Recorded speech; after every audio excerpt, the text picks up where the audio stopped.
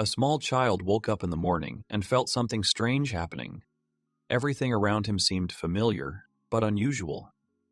He felt a connection with his former consciousness, returned to a new body. Despite the new sensations, the child understood that he remained himself. The boy woke up with complete memory loss. Feeling anxious and confused, he tried to calm down using breathing and focusing on his body sensations. This helped him regain his inner balance and confidence. The boy woke up in a strange environment. His body refused to obey. Having collected the remains of his memories, the child realized that he had lived differently before. Analyzing the children's room around him, he was convinced that this was not his place. Having tried to move, he remained motionless, experiencing increasing anxiety. He dedicated his past life to protecting the girl, facing difficulties and sacrificing himself for her safety. One day, having given his life in the final battle, he received a second chance through a new reincarnation, retaining the warmth and gratitude to fate for the opportunity to continue the fight. The young man fought desperately with many monsters, whose danger frightened even experienced warriors. Eric called loudly for Eileen, trying to hear her voice among the screams and roar of battle. The hero stubbornly moved on, throwing back the monsters one after another, passionately wanting to meet her again. He was incredibly strong, but he fought to the brink of death solely to protect this girl. The warriors did not understand how this man could push back an army of over 100 men and continue to fight. These wars would never reach the depths of his soul. Losses followed one after another, destroying plans and dreams. The pain of loss ate away at his heart, making the future foggy and uncertain. All that was left was the courage to move forward, even after losing almost everything. When the boy turned 16, his home village was suddenly attacked by terrible monsters. Huge creatures with sharp claws and glittering teeth brought destruction and chaos to the peaceful inhabitants. The boy came face to face with a real threat for the first time. During the monster attack, the boy's family showed the greatest sacrifice. His mother, father, and close friend, who became part of the family, willingly accepted death to give him the only chance to survive. They stood shoulder to shoulder, covering him with themselves, fighting until their last breath. After some time, he met his best friend. However, it soon became clear that the young man's wrong decision had put his friend in a deadly trap. Devastated by the loss of a loved one, the hero realized that he was responsible for his friend's death. Life had lost all meaning for him. Emptiness filled his mind, erasing the desire to continue to exist. But suddenly that very person appeared, whose hand appeared as if from nowhere, offering help and support. This person turned out to be Eileen, the very girl who was able to fill the void in his soul. Her appearance turned out to be the only reason to stay in this mortal world. Ellen revealed to him forgotten feelings of joy, becoming the main reason for continuing life. The hero was determined that he would no longer allow the loss of loved ones and loneliness. He would not allow enemy forces to take Eileen away from him. Filled with determination, he prepared to protect her with all his might, believing that life only made sense next to this person. The young man suddenly went on the offensive, striking the army with his audacity and strength. Turning to the enemies, he declared that whoever wanted an immediate meeting with his creator should try to stop him. The enemy troops refused on the spot, continuing to advance. They immediately understood the threat after the young man's words and, mobilizing the last of their strength, began to run away with all their remaining strength. The boy realized that his reserve of strength was close to exhaustion, realizing that he was approaching his physical limit. Overjoyed that the war was over and his enemies were gone, Eric asked Eileen to show herself and tell him where she was. He looked at the destruction caused by the recent battle and continued to call out to the girl, hoping in vain to hear her voice.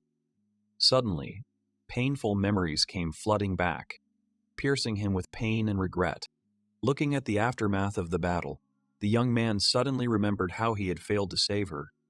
The girl, the last one he truly cared about, had breathed her last on that fateful day. A flash of acute grief engulfed him completely, resurrecting the lingering pain of loss that could not be erased from memory. He reproached himself for his weakness and inability to save her, considering his guilt the main cause of the tragedy. Every thought returned him to the moment when he stood as a helpless witness to her death, and anger at himself mixed with the deepest sorrow and indignation about the situation. Lost in his thoughts, The boy missed an attack by one of the soldiers with a powerful weapon, a crossbow. The warrior sneaked up behind him and fired, not giving the young man time to react. Thus ended the sad story of Eric. Absorbed in the bitterness of loss and suffering, he allowed his attention to weaken. Taking advantage of the moment, the enemy delivered a precise and deadly blow from a crossbow. On this day, the young hero met death. The event evoked deep sympathy. Death came at the hands of a nameless soldier who cowardly fled the battlefield and took advantage of the opportune moment. The situation, devoid of heroism and grandeur, made the end especially tragic and unfair. After many losses and sufferings, this man accepted death calmly and even with relief. The place of his death was perceived by the hero as a symbol of the end of the path, completing the circle of fate, and he left this life with a feeling of inner agreement and acceptance of the inevitable ending. Free from mental anguish and physical pain, Eric finally found peace. Death will allow him to fulfill his cherished desire, to reunite with his dead family, to whom he felt great affection and longed to meet for many years. Eric saw his beloved people in front of him, his mother, father, childhood friend, and dear Eileen. Finally freed from the suffering of earthly life, the boy extended his hand and went to meet his family, feeling the long-awaited liberation and inner harmony. This was how he had planned for his fate to unfold. He couldn't understand why his spirit had ended up in the body of a small child, and why he had found himself in such a difficult situation. Completely disoriented, he had no idea what was going on or why he was there. The kid couldn't understand why he was trapped in a small child's body. Memories of his previous experiences brought him only disappointment and bewilderment. The whole current situation seemed so absurd and senseless to the hero that he considered it absolute nonsense. The ritual of reincarnation is a process that allows a human soul to gain a second life. Through a special ritual, a person is given a unique chance to be reborn, receiving a new body and the opportunity to live life anew. At first, he saw the idea of reincarnation as a silly joke. Memories from previous lives were vague and incoherent. The idea of reincarnation seemed to him a ridiculous fantasy, easily dismissed as a figment of the imagination. The kid thought that they were simply laughing at him, playing some kind of evil game. If they decided to revive him, then they had to first erase all memories of his previous lives. Eric decided to end his painful existence on his own, but his efforts were in vain. His tiny childish hands turned out to be completely unsuitable instruments for what he had planned. It was impossible to accomplish something that required certain skills and physical strength. The child ordered his body to obey, but it refused to follow the master's orders. He reasoned that a mother, having gone through a difficult birth, should experience joy from the birth of a son. Therefore, Eric has no right to destroy the family's well-being because of the burden of past memories. The question remained open: why he was allowed to be born again in a completely new place. Even if he meets a huge number of people, there is no guarantee that in his current life he will be able to establish contact with children and peers. After all, the person has retained the worldview of an adult, which makes communication with children extremely difficult and uncomfortable. The scars of losing loved ones deeply traumatized his soul, and the boy was in a state of severe crisis. He did not understand why he was here in a new body, with the memory of his previous life. Suddenly, a misunderstanding occurred. The confusion arose unnoticed, and the child did not even notice how events got out of control. It was too late to understand what exactly went wrong. The misunderstanding turned into a catastrophe, the consequences of which became irreversible. He was outraged that God was supposedly humiliating him by sending him into a new body as a baby, forcing him to ask others for help. The hero perceived this state of affairs as an act of injustice and a mockery of his pride and dignity. People said that the child's job was to cry, and the hero played his role perfectly, regularly showing tears.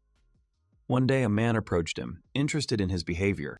He passionately wanted to see the faces of his parents, into whose family he was born again, hoping to find familiar features in them. But, finding himself face to face with his mother, he experienced a shock. It turned out that Selena was now his own mother. The prospect of becoming her son caused a storm of emotions that shook him to the core. He could not believe that fate had played such a complicated and bizarre joke, making the relationship radically different. Selena, being an attentive and caring mother, noticed that the child's pants were wet due to the misunderstanding that had occurred. She immediately changed her son's clothes, handling him carefully and ensuring comfort and cleanliness. The girl gently picked up the baby, worriedly asking what had happened, and offered the comfort of a motherly hug. The child, however, internally resisted such closeness, believing that it was simply impossible to accept parental affection after everything he had experienced. He doubted whether this woman was really his mother, because in appearance she was remarkably similar to his ex-mother from a past life. The external resemblance caused him mixed feelings. On the one hand, it calmed him down. On the other, it gave rise to internal conflict and mistrust. The name Eric was quite common, so the coincidence was not surprising, and his real mother from his past life had long since passed away, leaving only warm memories and sadness in his heart. The child tried his best to control his emotions, hiding his inner experiences. Soon Dion arrived, busy hunting, entered the house and greeted his son warmly, happy to return home and meet the boy.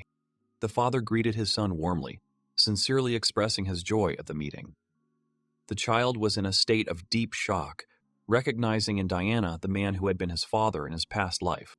Eric was completely confused, not understanding why the circumstances of his new life were so closely intertwined with the events of his past. The coincidences seemed mystical and frightening to him. A woman who looked exactly like his previous mother, a man he had grown accustomed to thinking of as his father, and even his own name, all pointed to some kind of supernatural intervention. The hero desperately needed an explanation and thought he was dreaming. The father said that his son would certainly become a strong and courageous man like himself. Then he suggested that the baby stand up on his feet, noticing that he had fallen and needed support. It turned out that what was happening was not a dream or an illusion at all, but a real reality, and a very painful one at that. The hero felt a full range of unpleasant sensations and pain. The father remained as confident and strong as he had been in his previous life, mentally considering himself a grown man. Meanwhile, Selena persistently explained to the man that he was an ordinary 6-month-old baby. It became obvious that the coincidence was far from accidental. In the manner of communication and speech characteristics of these people, he clearly recognized his real parents from a past life. This detail convinced him of the uniqueness and significance of this situation. There was no doubt, he was sure that these were his real parents from his past life. The hero could not make a mistake in such an important matter because he intuitively felt the truth in his heart. The girl sheepishly apologized to Eric, saying that Diana's behavior was due to his deteriorating health, the gradual death of brain cells, which is why his actions become unpredictable and sometimes inappropriate. The child watched his parents, smiling and seeing that their characters remained unchanged, the same as he remembered them from his past life. His mother was Selena, and his father was Diane. He himself was again embodied in the image of Eric, thus confirming the regularity and interconnection of destinies that turned into an unusual scenario. Having adapted to the surrounding environment, the child suddenly noticed that the room he was in was remarkably similar to the very nursery where he had spent the first years of his previous life. Interior details, furniture arrangement, and household items, everything connected the present with past experience. Now the hero was worried about something completely different. The preserved memories of the past were no longer of primary importance. It was more important to adapt to the new life, get used to the conditions of the present, and understand how to best use the second chance given to him by fate. It turns out that the baby actually returned to his own past, starting life anew, but now as a small child. He found himself in shock, immersed in his own past experiences. The memories repeated in his head exactly, down to the smallest details, forcing him to relive long-known events. Eric once again imagined the image of his death, but suddenly realized an important truth. Past fears and experiences lost their power over him. He realized that he now had a unique opportunity to influence the course of his life. He had a chance to create an ideal version of his life, taking into account the experience and knowledge he had acquired. The young man in his past life repeatedly said that he wanted to become stronger. Returning to his childhood, the little boy realized that he had a unique opportunity to correct his past mistakes and achieve better results. Thanking God for the opportunity, he set out to create an ideal version of his life, using the lessons of his past experiences. Using the second chance, he decided to save everyone he failed to save in his past life. He must act flawlessly, without mistakes or errors, because there may not be a third time. In his past life, the young man often agreed to compromises, which he later bitterly regretted. Now, with a second chance, he firmly decided to act differently. No deals with conscience, no justifications or excuses. Everything will be different, honest and fair. This time he intends to live fully and actively change his destiny.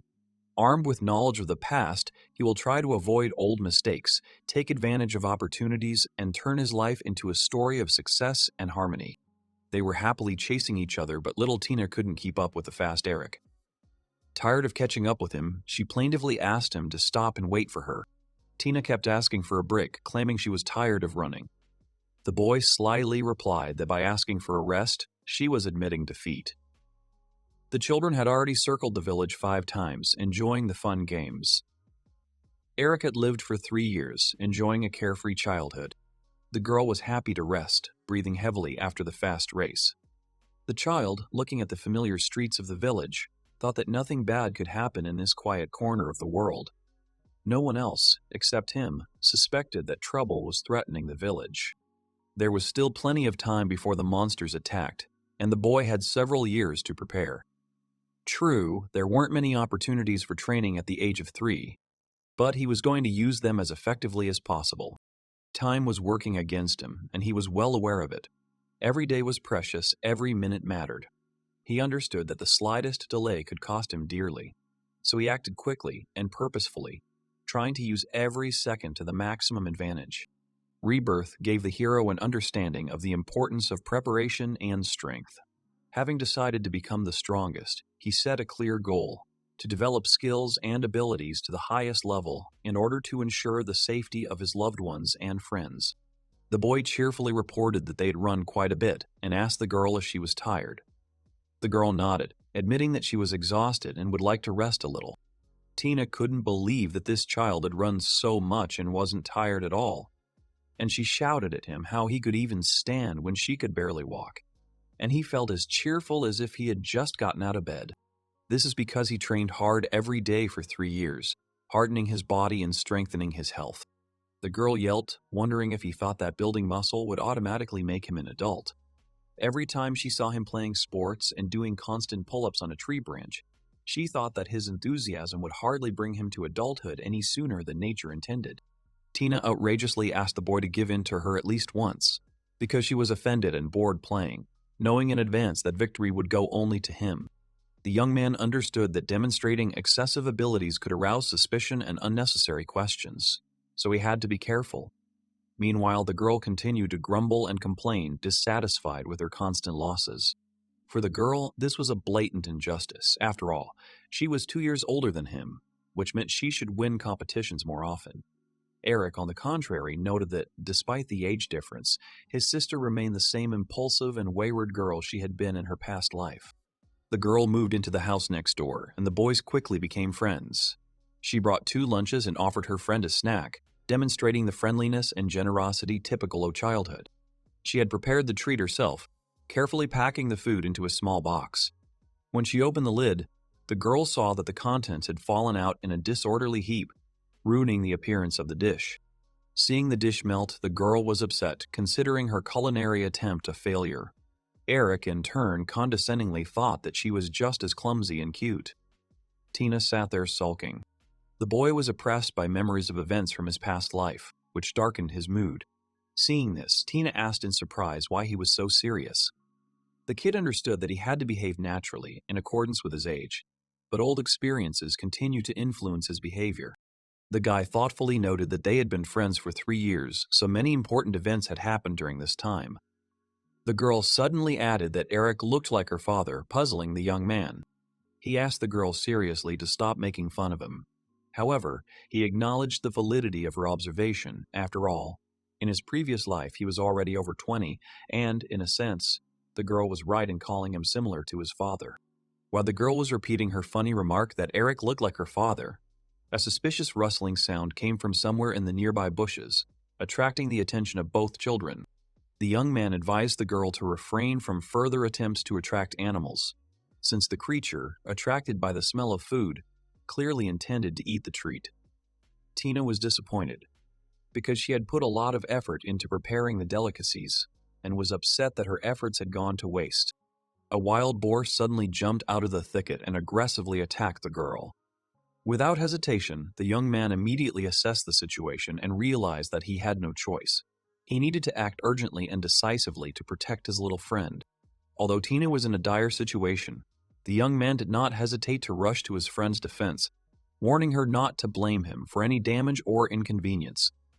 He swung his sword bravely and struck the boar, forcing it to retreat.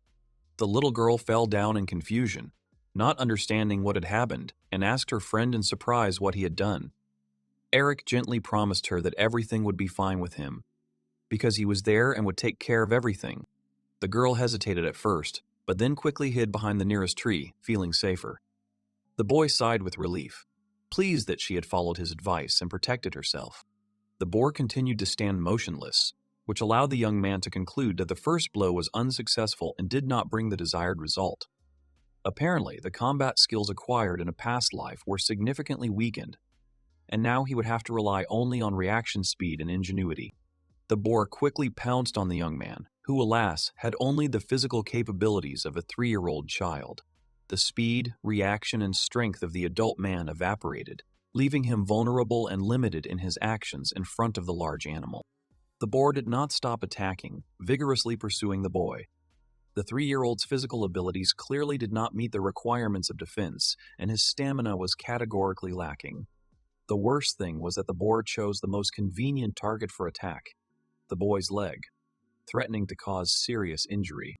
He managed to dodge the boar's attack, but the sudden movement knocked the ground out from under his feet, and the boy fell to the ground. Tina, who was sitting nearby, watched the fight tensely, feeling the strongest concern for her friend. She was ready to jump up and come to the rescue. The young man remembered the people he had promised to protect, for which he had trained long and hard. He understood that defeat was unacceptable here because it would break his word and cross out all his efforts.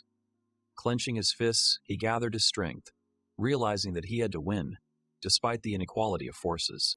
Having decided to demonstrate the fruits of his many years of labor, the boy solemnly announced to the boar that he would give him the opportunity to see for himself what he had achieved over the past 3 years of intensive training. Activating the magic of the shadow sword, the young man powerfully repelled the boar's attack, sending it high into the air. The girl gasped in surprise, seeing for the first time how her friend displayed unusual abilities that she had not even suspected. The boy threw the huge boar aside with one movement of his hand, as if it weighed no more than a feather. Tina's eyes widened, and she froze in place, realizing that he had activated magic. If Eric had activated his spell a little later or missed the target, the boar would have remained unharmed. But he himself realized that underestimating the boar had put himself in danger. He frantically tried to calm the emotions raging inside him, to convince himself that everything was still okay, although his heart was pounding desperately in his chest. And at this time, the girl was rapidly rushing forward, waving her arms and loudly shouting his name. She sincerely believed that what had happened was magnificent, a real miracle worthy of admiration. The boy was overcome by a wave of amazement and bewilderment because he expected a completely different reaction and did not imagine that someone would be able to see beauty where he felt only confusion. Tina never guessed that the guy had magic. He said that it was because of training, but the girl didn't mean that since everyone knew about his attitude towards them. The girl was offended and suddenly demanded to teach her magic. The guy was confused and did not know how to react to such a bold desire of his girlfriend. His actions could have a dramatic impact on the future, but he had not foreseen such a reaction. Stunned by the girl's words, the guy looked at her carefully, trying to understand the true intentions of his companion. The guy had no idea that events would take such a turn, but the look in the girl's sincere, trusting eyes softened his excitement and brought long-awaited relief. Tina persistently begged the boy to teach her magic, and he, confused and not understanding what to do, tried to gently calm her down. Without the intervention of harmony, magic in the hands of a girl can bring harm to its owner. But nothing looked as pure and sincere as her clear, radiant eyes. He said he wasn't going to teach her. She got angry and called him a greedy fool. The guy looked at his friend in silence, feeling growing anxious. Now he could clearly see that things had gone much further than a simple, friendly disagreement. The girl asked why she couldn't learn magic because she also dreamed of becoming strong. Tina wanted to avoid repeating dangerous situations and dreamed of becoming as strong as her brother, since she is his older sister and feels responsible for her own safety around him. This is what his sister had said in her past life, and now, hearing the familiar words, the boy was overwhelmed by waves of sweet nostalgia. He vowed to change the future, and as soon as he breathed out these words, he felt the world around him begin to imperceptibly transform. The boy agreed to teach the girl magic, and she smiled happily. He understood that he could not lose and be invincible. Tina, having mastered the art of magic, will become stronger and will never allow herself to be helpless in the face of danger. The next day, they don't have to worry about anyone noticing them since the training site is located close to the village and is free from any dangers like monsters. The master asked if the girl would be able to keep the secret, and she confidently confirmed this promise. However, the guide doubted her words, believing that sooner or later the information would definitely come to light. In order to save his sister, the boy decided to take risky steps. The girl perceived this as a funny adventure, was happy about having a common secret, and was eagerly interested in how the magic training would begin. The master calmly asked the student to stretch her hands forward. To successfully activate a spell, you must first concentrate and mentally gather the elements of nature in the space in front of you. Only after making sure that the necessary elements are gathered correctly, you can begin the process of activating the spell itself. As soon as she raised her palms, the girl felt a strange tingling sensation, and soon a transparent shimmering cloud of water appeared on her hands. She froze in surprise, her mouth open, not believing her eyes. The water slowly flowed between her fingers, shimmering in the sun with bright glare. Particular attention is paid to the quality and quantity of the elements used. In order to create a strong spell from a small amount of materials, it is important to improve the quality of the components themselves.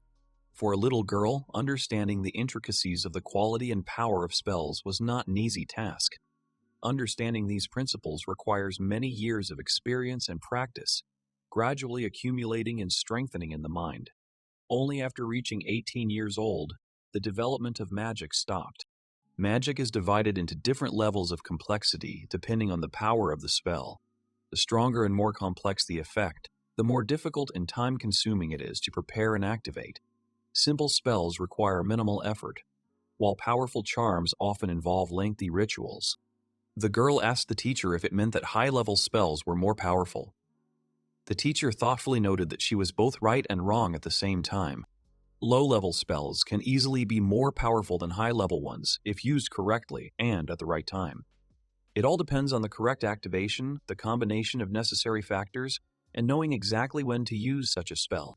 Tina found what was happening incredibly exciting, and the master intended to pass on to her the knowledge and skills accumulated over the years, necessary for safe and effective mastery of magical abilities. However, he could not even imagine that one day he would bitterly regret his decision to pass on the secrets of the art of magic to the girl. The days passed one after another, filled with diligent training. Tina was only 10 years old, and her mentor had recently turned 8. Thanks to regular exercise, the boy noticeably improved in physical fitness and magical power. However, this was not enough. The technique of wielding weapons left much to be desired. The swordsmanship had improved slightly, and he needed to restore his lost skills. Tina sincerely admired her brother's talents and supported his desire to regain his fighting form. She would never have believed that an ordinary steel blade could have such sharpness and devastating power, surpassing even her most powerful spells. These new spells required constant training and improvement, whereas in his previous life he had focused primarily on developing his fencing skills, neglecting the study of other forms of combat magic. In her eyes, he simply had to remain perfect, but doubts began to arise in the depths of her consciousness. Then the girl proudly declared that her magic would certainly win, thereby proving her faith in her own strength and respect for her teacher. Tina's ability to control water magic turned out to be much greater than his own, and this discovery painfully reminded the young man how harsh the world around him could sometimes be. This circumstance hurt the young man's pride, as it seemed strange and unpleasant to realize that a 10-year-old girl was superior to him in managing water. Eric was seriously behind in his magical studies, having only begun training at the age of 16. This is why his progress in developing his magical potential was rather modest, despite his considerable efforts.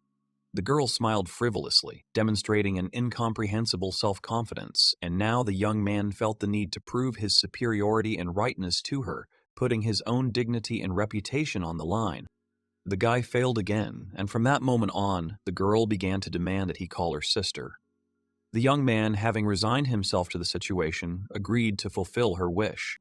The girl hugged her brother tightly, whispering that now, if he was in trouble, she would be the one to come to his aid and save him. Eric winced inwardly, finding such a statement highly dubious. He would never get that terrible talent for water magic. Tina brought Eric a cold towel using cooling magic. Eric thanked her and noted that rubbing himself with the towel was refreshing. The girl was proud of what she was doing with magic. She told the boy that if he had any problems, he should not hesitate to come to her because she could solve them. Dion stood behind her, amazed by the sight. On the way here, he felt that it was hot here and greeted the guys.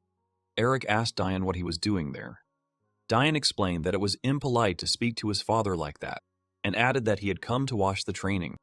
He had been there for quite some time, but the boy had not even noticed his presence. This spoke for itself. The boy still had a lot to learn. The boy frowned when he heard his father's instructions. However, he soon realized that the elder's wise words had a deep meaning. If he loses his vigilance, all his long preparation will be meaningless. Although this simple rule sounded obvious, the massive figure of his father in front of Eric's eyes made him think again about the importance of paying attention. His father greeted Tina. The boy was grateful to him for many things. The father did not demand anything from the boys in terms of explanation, keeping their ability to wield magic a strict secret. The young man expected such an act from the elder, just as the father expected that the son was able to pass on such knowledge to the girl. The young man asked Dion again why he had come. His father said that he had come specifically to invite him to go hunting. The young man agreed and said that he would like to go. This is what Dion's son turned out to be like. The girl was surprised to learn that the men were going hunting. The older man asked her to keep it a secret, explaining that his wife would be very angry if she found out about it. They decided to move immediately, leaving the girl to take care of the rest of the household. The girl turned her attention to them with determination, asking them to wait a minute as she was going to follow them. Dion firmly stated that the girl would not go with them. However, she was well aware of the seriousness of the upcoming event and passionately dreamed of undergoing a real test of her abilities. Therefore, the girl resolutely repeated her request, insisting on participating in the hunt. The father expressed approval at the girl's words, noting that they showed the character of his older sister. This news brought Eric into a state of extreme surprise. However, the father put forward an important condition. The old man warned seriously and clearly, if he felt the slightest threat, the hunters would immediately stop hunting. However, there were hunting grounds not far from the village. Meanwhile, the girl knew a clever way to get around her father's restrictions. A joyful smile appeared on the girl's face because a real adventure awaited her. After all, the experienced hunter Dion would lead the group. Understanding that with such professionals the business was reliable, the boy was trying hard to figure out how to come to terms with the incomprehensible circumstances and accept what was happening. An anxious wave was growing inside, filling his heart with vague uncertainty and anxiety. The boys walked briskly along the forest path. However, the faces of Eric and Dion betrayed something more, a concentrated expression, almost thoughtfulness, reflecting the tense anticipation of the unknown ahead. Both tried to remain calm. Both travelers felt a strange pressure coming from the surrounding nature. The air became thick and heavy, as if filled with an invisible force that penetrated to the very depths of the soul. They looked at each other, reading the same anxiety and wariness on each other's faces. The reason for this oppressive heaviness became immediately clear. The deadly intent in the air came from a huge forest beast. Opening the thicket of bushes, the father found himself confronted by a menacing brown bear whose powerful muscles played menacingly under his thick fur. It turned out that a rare and terrible beast appeared before them, a huge red bear devouring the remains of its prey. The girl froze in fear. The place where the collision occurred was far from the natural habitat of red bears. The man mentally drew a parallel with his past experience. 20 years had passed since he settled in the village, and he had never encountered such an unusual representative of the fauna. The red bear is a creature about 5 meters tall, known for its exceptional agility and invulnerable iron-like skin that cannot be damaged by an ordinary person. Although Eric had encountered similar creatures many times in his previous life, he was a mature man with extensive combat experience and special knowledge. For him, previous encounters were perceived as insignificant episodes, ordinary adventures. Dion asked her son to return to the village and organize a gathering of experienced hunters needed to confront the threat.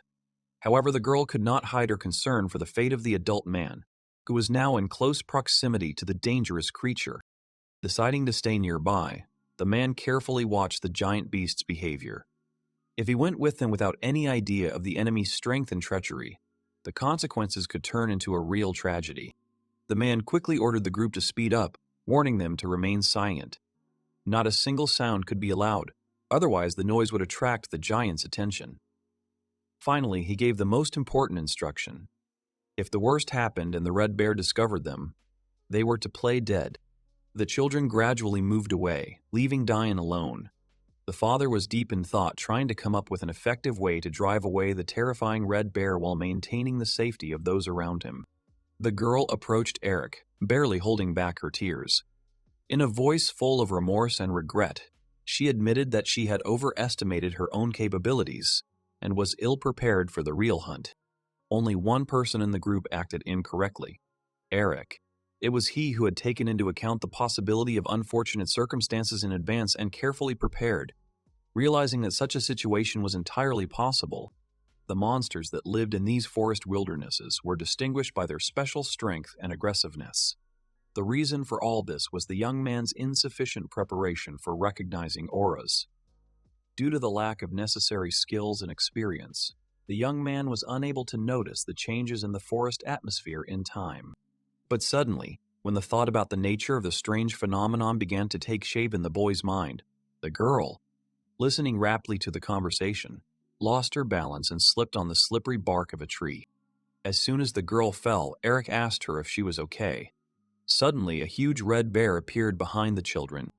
A piercing scream rang out, causing the man to turn around abruptly. His heart sank from the sudden tension. His brain instantly assessed the situation, preparing for any possible action. Intuition told him that the source of the screams required immediate intervention. The source of the shrill scream turned out to be Tina. Eric was finally convinced that the unusual energy fluctuations were coming from the huge red bears lurking in the depths of the dark forest. Before them appeared two red bears emerging from the dark shadows of the forest. The powerful bodies of the animals cast long shadows, giving the scene a particularly ominous appearance.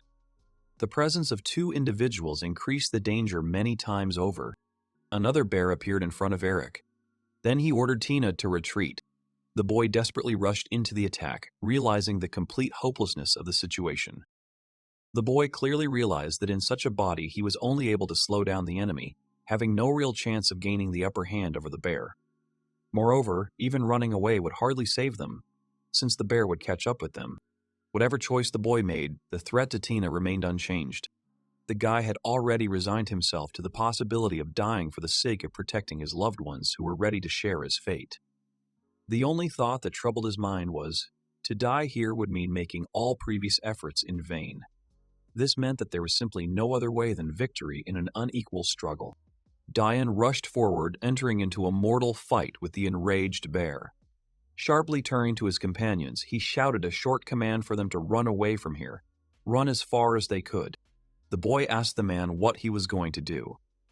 The man ran as soon as he heard Tina's scream, and the bear ran too. Dion didn't understand what was happening. It turned out that there were two dangerous red bears in the forest, and the situation was becoming increasingly alarming and unpredictable. The only way out was to buy time. The boy grabbed his older sister by the hand and ordered her to leave immediately. However, the girl persisted, refusing to leave her position. If things continue to go as planned, the man will not be able to handle the powerful beast, and the situation threatens to turn into a tragedy. Tina is not able to simply leave her father alone in the face of a deadly threat. The boy told the girl that now was not the time to stand there like a pillar of iron and ordered her to pull herself together. The only thing left to do was to retreat quickly to the village and return to where they came from. Only a quick return could give them hope for survival. Every moment spent in the open increased the chances of death. The girl asked the boy why he was sure that Dion would survive while they were returning to the village, and added that she did not want that. If a girl is the only person capable of saving a loved one, she will certainly come to the rescue, regardless of the danger. The pain of seeing a loved one dying is unbearable. It makes you forget your fears and doubt your own strength. The girl instantly activated the accumulated magical energy, illuminating the surroundings with a bright glow. Watching these actions, the young man wondered where the long hours of training and study devoted to learning complex spells had gone. Wanting to protect his friend, the boy was ready to sacrifice his own father, considering such a price justified for the sake of saving Tina. However, he did not realize the consequences of his decision, accidentally putting both lives at risk, the girl's and his parents'. The desire to save his own life was no different from the previous one. From the very beginning, he had no choice at all. He was initially prepared to fight, realizing that he would give up only in the most extreme case. It was now, at the most critical moment, that the realization of his mission came, to save his dear people at any cost. A sense of responsibility overwhelmed him like a wave of hot blood, restoring faith in his own strength. The father ordered the stubborn girl to be removed from there, but the boy apologized, saying that he would not fulfill this demand. The girl received important advice. She should attack 2 bears at the same time, but she did not necessarily have to kill them. The boy told her to trust him, and her sister understood him. Using their magical abilities, the group increases the distance between Dion and the advancing bears. This maneuver reduces the immediate threat, giving the team additional time to develop a plan of action. The plan was to wait for the right moment and then strike with precision and force, ensuring victory. However, the father, after listening to his son's ideas, categorically rejected the proposed strategy, claiming that it was a sign of madness and risk, unacceptable in this situation. The 2 young assistants, who had gained confidence, activated their magical powers, radiating a serious intent to turn the tide of battle. The men relied on their support. Expressing gratitude to their father for his trust, the young man and the girl are ready to enter the decisive phase of the battle. The young assistants switched on the Shadow Blade activation mode, and the combined attack began. The magicians, concentrating their forces, created a single stream of energy, directed directly at the enemies. A stream of energy rushed forward, illuminating the road with bright flashes of light and cutting a path through the ranks of opponents. And the bear threw the man aside and turned. The attack came down with lightning speed, cutting the bear's huge bodies in 2. The dividing light flared brightly, splitting the monster's flesh with inhuman precision. The man rushed to the attack, saying that they would not be able to escape by running away. With a well-aimed blow, the man cut off the monster's head, ending the duel with victory. Breathing a sigh of relief, he looked around and saw the children running quickly towards him, happy to be freed from mortal danger. The children ran up to their father, worriedly wondering if he was hurt. The man's gaze fell on each of them, smiling softly and reassuringly stating that the 2 had done a great job. The father was proud of his son, who managed to defeat the mighty bear. However, the biggest shock was yet to come. The winner was Tina, who managed to neutralize the bear. The man froze in complete amazement, unable to believe it, realizing the talent and potential of the little girl. The man hugged them, saying that they were amazing and were the heroes of the village. Shadow Sword was a mid-ranking air-type spell. Tina only has intermediate spells, but her magic power is top-notch. The man suggested that she consider becoming a hunter, but she said no. The energy that emanated from Tina literally flowed from her body. Eric was worried about the future, where protecting his loved ones would require a lot of suffering from him. Thoughtfully raising his gaze to the sky, he wondered what he should do. Back in the village, the boy knew what the future would be. Selena asked if the man wanted to talk and explain his actions. She asked why the father took the children hunting. The boy noticed important moments in life that had gone unnoticed in his past life and wanted this happiness to last forever. The residents faced difficult trials comparable to hell. Realizing the limited time, the boy redoubled his efforts in training, improving daily and developing the skills necessary to overcome the upcoming obstacles. He did not want to go through the suffering again because he could not morally endure it again. The pain and loss of the past left a deep imprint on his soul, making it absolutely intolerable for such a tragedy to be repeated. To protect his loved ones, He must become the strongest warrior. Only by reaching the peak of his mastery will he be able to successfully confront any threat and guarantee the safety of those he loves. The holiday had arrived. The family solemnly congratulated Eric on his 16th birthday. Yesterday he was a child, and tomorrow he would officially become an adult. The proposal to raise glasses sounded especially symbolic. The time was approaching the moment of truth. Eric thanked all the guests. The joy of the holiday, however, changed when he remembered that tomorrow would bring severe trials. Tomorrow, the village would be brutally attacked by ferocious monsters. Tina gently asked Eric if he was okay. Feeling guilty, he admitted that he felt a little ashamed. He was not at all to blame for what happened, and the fact that he was drunk also did not depend on him personally. Diana should be strictly blamed for what happened, because it was his thoughtless actions that led to this outcome. He was only 16, but many considered him an adult. However, forcing someone to drink alcohol is absolutely unacceptable and wrong. The girl showed care and attention, providing support at that moment. The boy insisted that what was happening to him was temporary and insignificant. He said that all he needed was a good rest, and all the problems would disappear by themselves. Tina believed otherwise. The parents' anxiety was quite justified because the experiences of loved ones often reflect a real danger hidden from the teenager's eyes. He didn't hear her words because the girl decided to stay with him all night. Both Selena and Diane were aware of this. Tina told her parents that they would spend the night together, supporting each other. Eric perceived the situation as something strange and inappropriate, but the girl calmly turned around and reminded him that they had fallen asleep together many times as children. However, it is important to take into account that the situation has now changed dramatically. He is no longer 3 years old, and the girl is 18. Besides, he had his eye ray and Tina, noticing the young man's confusion, asked the question again. The boy suddenly stopped. He said that such actions made him feel awkward and asked the girl to stop trying to persuade him to do something like that. The girl laughed and said that she was just playing a joke on him.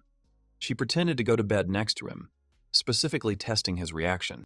The boy headed to the bathroom, intending to take a refreshing shower. The girl, concerned about her friend's condition, warned him that it was unsafe and unwise to wash under the influence. The young man answered confidently that he had already sobered up. Tina was left alone in the room, tiredly sank onto the bed and fell asleep. But even so, her thoughts returned to Ira. The peace of the room was broken by the silence and light breathing of the girl, immersed in a deep sleep. Nearby, on the next bed, lay a young man, tired in body but not in soul. Thoughts, like dragonflies, circled around, not allowing to close eyes. As he fell asleep, the young man realized that he was seeing a terrible nightmare. In his dream, he saw his native village being attacked by bloodthirsty monsters. The walls of houses were collapsing. Residents were running in fear. The streets were filled with screams of horror and despair. He was suddenly grabbed by his mother and girlfriend, who were squeezing his arms tightly and asking anxiously why he was standing there. His father was fighting the enemy. Selena was saying that they had to run, trying to convince the boy to leave the house immediately. They ran forward, trying to hide from the mortal danger as quickly as possible. The boy, looking back, desperately called his father, afraid of losing him in the turmoil and chaos of the moment. His heart was pounding wildly. Every second seemed like an eternity. Selena quickly said for Tina to take care of Eric and rush towards the dangerous monsters. The monsters pounced on her, but the girl with tears in her eyes held on steadfastly, trying to hold off the enemies as long as possible. A shrill, frightened cry from a young man echoed around the area. The boys suddenly realized that they were now alone and abandoned on the edge of a steep cliff. Eric whispered under his breath that this couldn't be happening. Mentally turning to his parents, he tried to understand how events could develop so quickly and tragically. He knew that if the situation continued to deteriorate, the consequences would be catastrophic. She knelt down next to the boy, placing her palms softly on his shoulders, and spoke quietly that she would definitely save him, so he should believe her.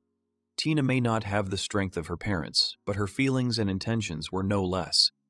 She vowed to be his support, no matter how difficult the task. Tears rolled down the boy's face.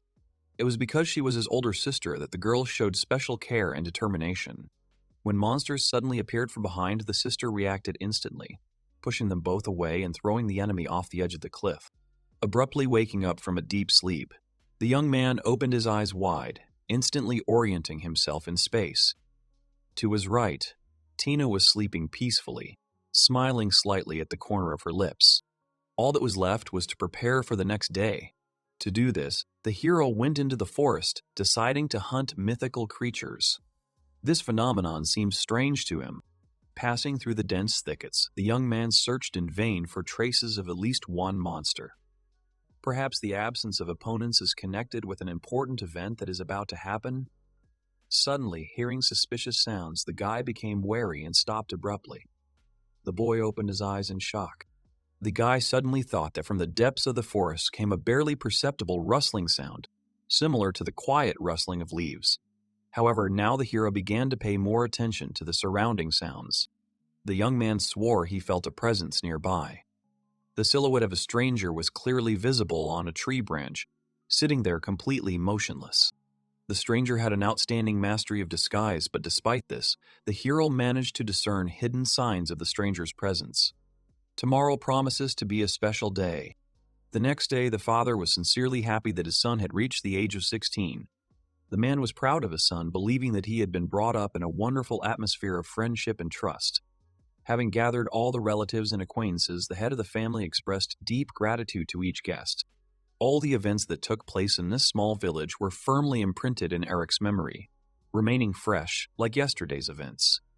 There were very few children here, so the adults always treated him with special love and attention, perceiving him almost as their own offspring. Eric's birthday was celebrated by the whole village, but the young man knew that in the midst of the celebration, monsters would appear. He thought that how could he forget about the threat? Eric was going to tell Tina about the strange things happening in the forest, but the old villager managed to do it earlier. The boy's father told him about it. It turns out that the guys recently went to the forest, but there were no animals at all. But they felt an indefinite, frightening presence of some creature. Therefore, Eric wanted to strongly advise the villagers to avoid going into the forest if they suspected something was wrong. However, the old man considered his fears to be overly exaggerated and claimed that there was nothing to worry about at all. In the end, the assembled agreed to hold a celebration in honor of Eric, so the elder considered it unnecessary to warn the people about the possible danger of the forest. The boy yielded to the opinion of the majority, but deep down he remained anxious, knowing that the threat remained and could one day remind of itself. Tina looked at Eric with admiration and respect, noting that he behaved much more responsibly and carefully than most of his peers. However, Tina herself also had a desire to have fun and enjoy life. She called her mom and dad. Although Tina tried her best to take care of the children, her parents expressed their dissatisfaction, saying that with her body type, she would not be able to become a worthy sister. They decided to feed her meat and broccoli. This decision left her very disappointed. Tina asked Eric to help her deal with the food she hated, counting on his ability to cope with large portions of food. However, the guy left the village the day before, and her hopes were dashed. Eric left his native land and took up the preparation of hay and wood. He did not tell anyone about the impending attack, keeping important information secret. But anyone who tried to warn of the impending invasion in advance would surely have been met with distrust and labeled a madman. But now it was too late. The young man bitterly reproached himself for his indecisiveness and weakness, leading to the loss of his home and loved ones. Reality turned out to be a harsh lesson. Dreams of protection and salvation seemed unrealizable. Desires and plans collided with the cruelty of reality, revealing the limits of human capabilities. Eric turned to his friends and honestly admitted that he had been acting selfishly for a long time. Standing in front of his comrades and his thoughts, he asked for forgiveness for past mistakes, having learned to put the interests of the community above personal ambitions. Now the young man, although he said that he had not learned his lesson from past mistakes, made every effort to protect the village. Using the knowledge and experience accumulated over the years, he erected strong walls that reliably protected the locals from external threats. The villagers were chatting quietly with each other, exchanging news and plans for the future. The day began sunny and warm, giving pleasant moments of relaxation and rest. But suddenly, Diane noticed alarming signs of an earthquake. The man hurried to climb a high tower located near the village to assess the extent of the damage and determine further actions. There was a wise old man there, advising the young man to be careful and attentive. The observation deck offered stunning views of the surrounding area, allowing one to notice the slightest changes in the landscape. Diane stood on the tower, not believing his eyes. What he saw shook him to the depths of his soul. Stunned by the suddenness of what happened, he screamed loudly, informing those around him about the invasion of unknown creatures and ordering them to run. The villagers, overcome with fear and anxiety, frantically questioned the man about the attack. He told them in detail that the monsters were gathering near the village. Realizing the inevitability of the invasion, he called for immediate shelter in safe places. A man standing in the middle of the excited crowd shouted that the attack was real and not a drill. Suddenly, Tina burst through the crowd, sobbing and screaming that Eric was missing. The news stunned the man, adding to his sense of foreboding. The man commandingly ordered Tina to join the evacuation group, entrusting her care to his companion Selena. The girl resisted, declaring that she was ready to go with him. The man categorically rejected the offer, arguing that the mission was extremely dangerous. Dion assured the girl that he would be fine, as Eric was not so weak that he would die easily.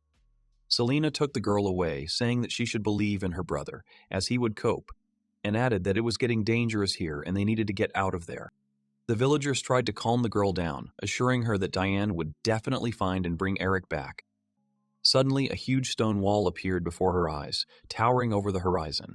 The villagers were in utter amazement when they saw the huge stone wall that had not existed that morning suddenly appear. They were in deep fear, thinking that they would be easy prey for the monsters. However, the new defense provided reliable cover. Selena actively participated in attempts to calm the agitated residents, assuring them that the high stone wall would provide reliable protection from predatory monsters. The woman tried to create a positive mood. The woman's idea was welcomed by the locals, who found the wall practical. Some community members noticed that the aggressive creatures were behaving strangely. Tina, watching the events unfold, suggested that some locals might have slipped out of the encirclement unnoticed. The new wall emitted a powerful magical radiation, familiar to Tina from her childhood. She trained with Eric for years, learning the basics of magic and learning its unique features. Creating such a structure required a colossal expenditure of energy and time. The wall appeared literally out of nowhere, as if someone knew exactly about the upcoming threat and took care of the village's protection in advance. The girl wondered if the structure was really created by Eric's hand. What else was he hiding from them except for disappearing? Eric stared into the distance, impatiently awaiting the appearance of the monsters. Remembering the previous encounters, he decided to repeat the tried and tested defensive tactics. Eric said that he would defend this village himself, recalling the past defeat and losses. Fighting spirit rose, replacing fear with confidence and determination. He clearly imagined what lay ahead and prepared himself mentally and physically for the long road leading to victory. Eric repeated, shouting that he would protect this village himself.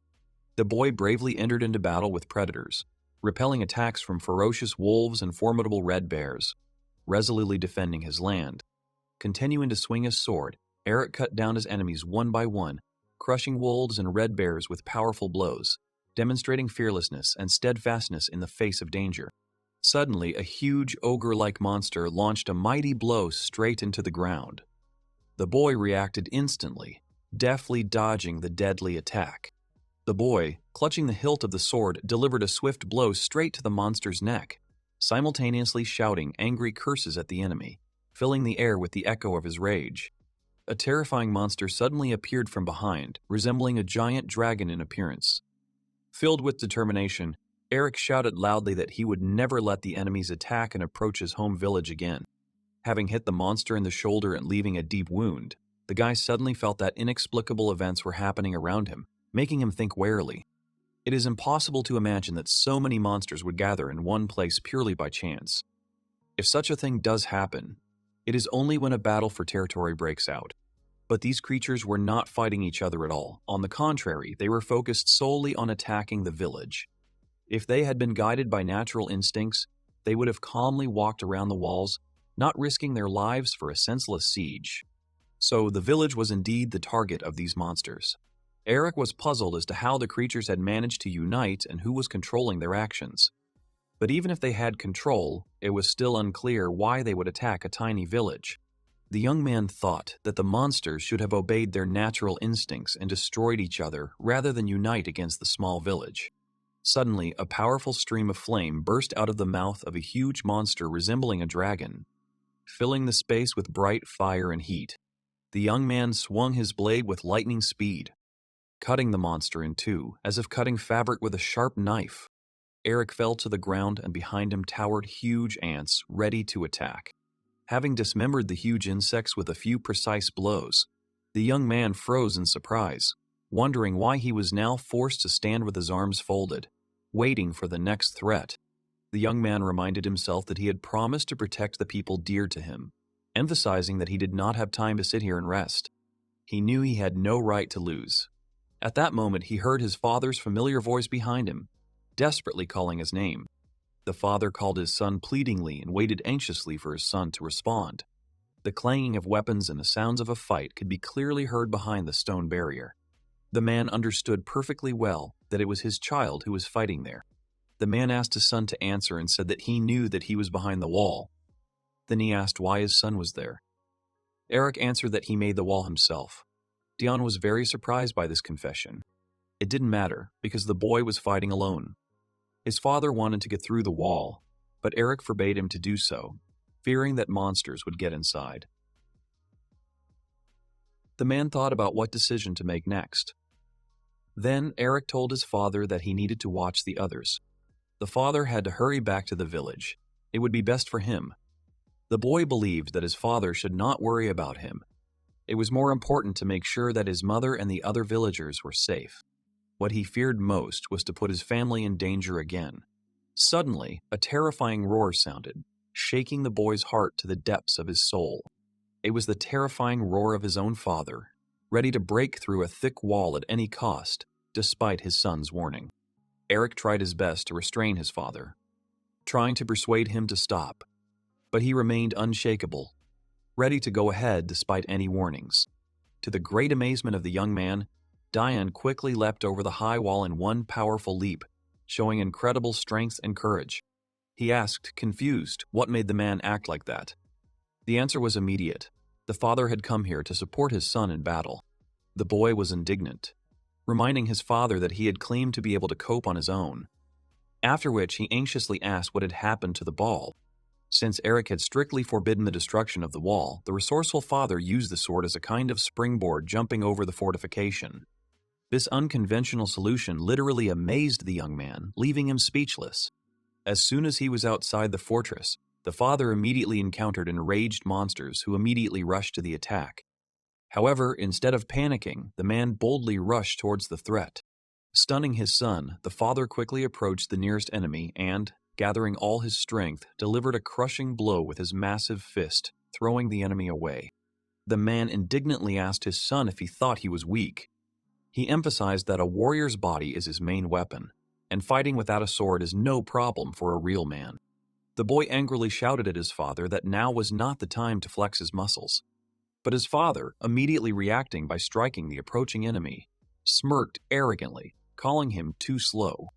The father's daring speech flashed by, and did the son imagine that a man was incapable of single-handedly dealing with 5 red bears at once? Yielding to impulse, the boy loudly repeated this provocative speech out loud. Diane advised his son to relax, calming down after defeating the first enemies. But the boy could not let go of the tension, realizing that the victory was far from complete. Many dangerous monsters remained at large. The father had many things he wanted to discuss with his son, but all of them seemed insignificant compared to the heavy realization of his own weakness next to the strength of the young hero. The young man was genuinely interested in what exactly his father meant with his words. The man had no intention of implying that his son was overly confident in his own abilities, but he was deeply worried when he saw how he stubbornly acted alone, neglecting the support of those around him. Everything was going well until the young hero began to take responsibility for absolutely every problem, trying to solve everything on his own. Although support from family and friends was needed and available, while the father courageously fought against the enemies, he appealed to his son to believe in his own strength and the capabilities of the team, and to stop acting alone. The son looked thoughtfully at his father and confirmed that what his father had said was true. Eric hoped for his father's help and support. Diane tried to ask a clarifying question, but his son quickly interrupted him, asking him not to interfere with an important moment. Father and son finally unite shoulder to shoulder, becoming a single team in the fight against a common enemy. Eric asked his father to cover his back. With a smile, the father noted that the proposal sounded good and immediately added that the boy should cover him too. Dion and Eric entered into a fierce battle together, delivering accurate blows and repelling the attacks of many dangerous monsters, acting in a united and effective manner. The boys continued to stand steadfastly shoulder to shoulder, jointly repelling the attack of each new monster, demonstrating rare teamwork and combat skill. During another clash with a powerful enemy, the young man's blade could not withstand the blow and broke in half with a crash. The man noted that cheap swords are useless as they will certainly fail at the decisive moment. Without his father's help, the boy could have been very unlucky. Therefore, Dion, without thinking twice, threw his son a reliable blade, giving him the opportunity to continue the fight. The young man worriedly asked if his father was comfortable fighting without his usual sword. He shrugged, explaining that his movements were not refined enough to use a weapon. The man sarcastically warned that using such fragile blades would inevitably cause them to break and turn into worthless pieces of metal, unsuitable for combat. Therefore, the father concluded, let his son learn to handle such an unreliable weapon on his own, gaining useful experience for the future. The father is absolutely not happy with this kind of weapon. It is simply unbearable and unpleasant for him. The young man looked closely at his parent and carefully asked if his father had ever used bladed weapons, especially swords, before. The father dreamily recalled the old days and promised that as soon as this endless war with monsters ended, he would personally make his son a magnificent blade that could withstand any test and never break. Eric warmly thanked his father for his concern and sincere promise, after which he lowered his head, timidly asking for forgiveness for the trouble and worries he had caused. Dion convincingly assured that there was nothing to worry about. Being a talented master blacksmith, he would certainly create a strong, reliable blade that would never fail or break. The number of demons had noticeably diminished, and the father encouraged his son to continue their joint struggle. Receiving an energetic affirmative nod, both resumed their active resistance, feeling growing confidence and inspiration. These words from his father unexpectedly caused a wave of warm nostalgia in the boy, bringing back memories of happy childhood days and adventures with his family. Over the years of numerous battles and trials, the young man gradually lost his vigilance, forgetting how insidious the danger of a sudden attack from behind. Deciding that he could cope alone, he missed the truth. The most valuable assistants in battle are proven comrades. Dion finished the battle with a spectacular throw, sending the last monster surrounding them high into the sky, thus ending the bloody battle. However, the monster grabbed his father's hand with an iron grip, stopping the powerful blow with a firm blocking motion of his fist. The father pushed his son forward sharply, ordering him to immediately strike the weakened monster, taking advantage of the moment. Eric, with a well-aimed and precise blow, cut the round monster's head in two, putting an end to the last threat. The man shouted with delight, smiling broadly and raising his hands triumphantly in a sign of great joy at the joint victory achieved. Dion happily invited his son to admire the result of their efforts. But he only smiled tiredly in response, feeling very tired after the intense fight. In truth, without the participation of a brave and skilled son, such a huge horde of monsters would have been almost invincible for a lone warrior. The young warrior politely denied the claim, modestly admitting that without the timely support of his wise and strong father, he would have had a hard time in such a difficult battle. Then it was a real common victory, achieved thanks to the efforts of both heroes, who showed courage and fortitude in the decisive test. Father and son proudly raised their clenched fists upward, symbolizing the triumph of joint work and brotherhood in battle. An ominous voice came out of nowhere, declaring that it was too early to celebrate victory. A moment later, the son saw an invisible force knock his father off balance, roughly hitting him in the stomach. The young man stood there, stunned and dumbfounded by the unexpected turn of events. The shocked young man didn't even have time to comprehend what was happening, as the man quickly flew back and crashed with his back into a massive stone wall with a dull sound. The boy's desperate cry echoed over the forest. His father was unconscious. Eric ran into the forest, realizing that with the departure of his assistant, the opportunity to protect the village was lost.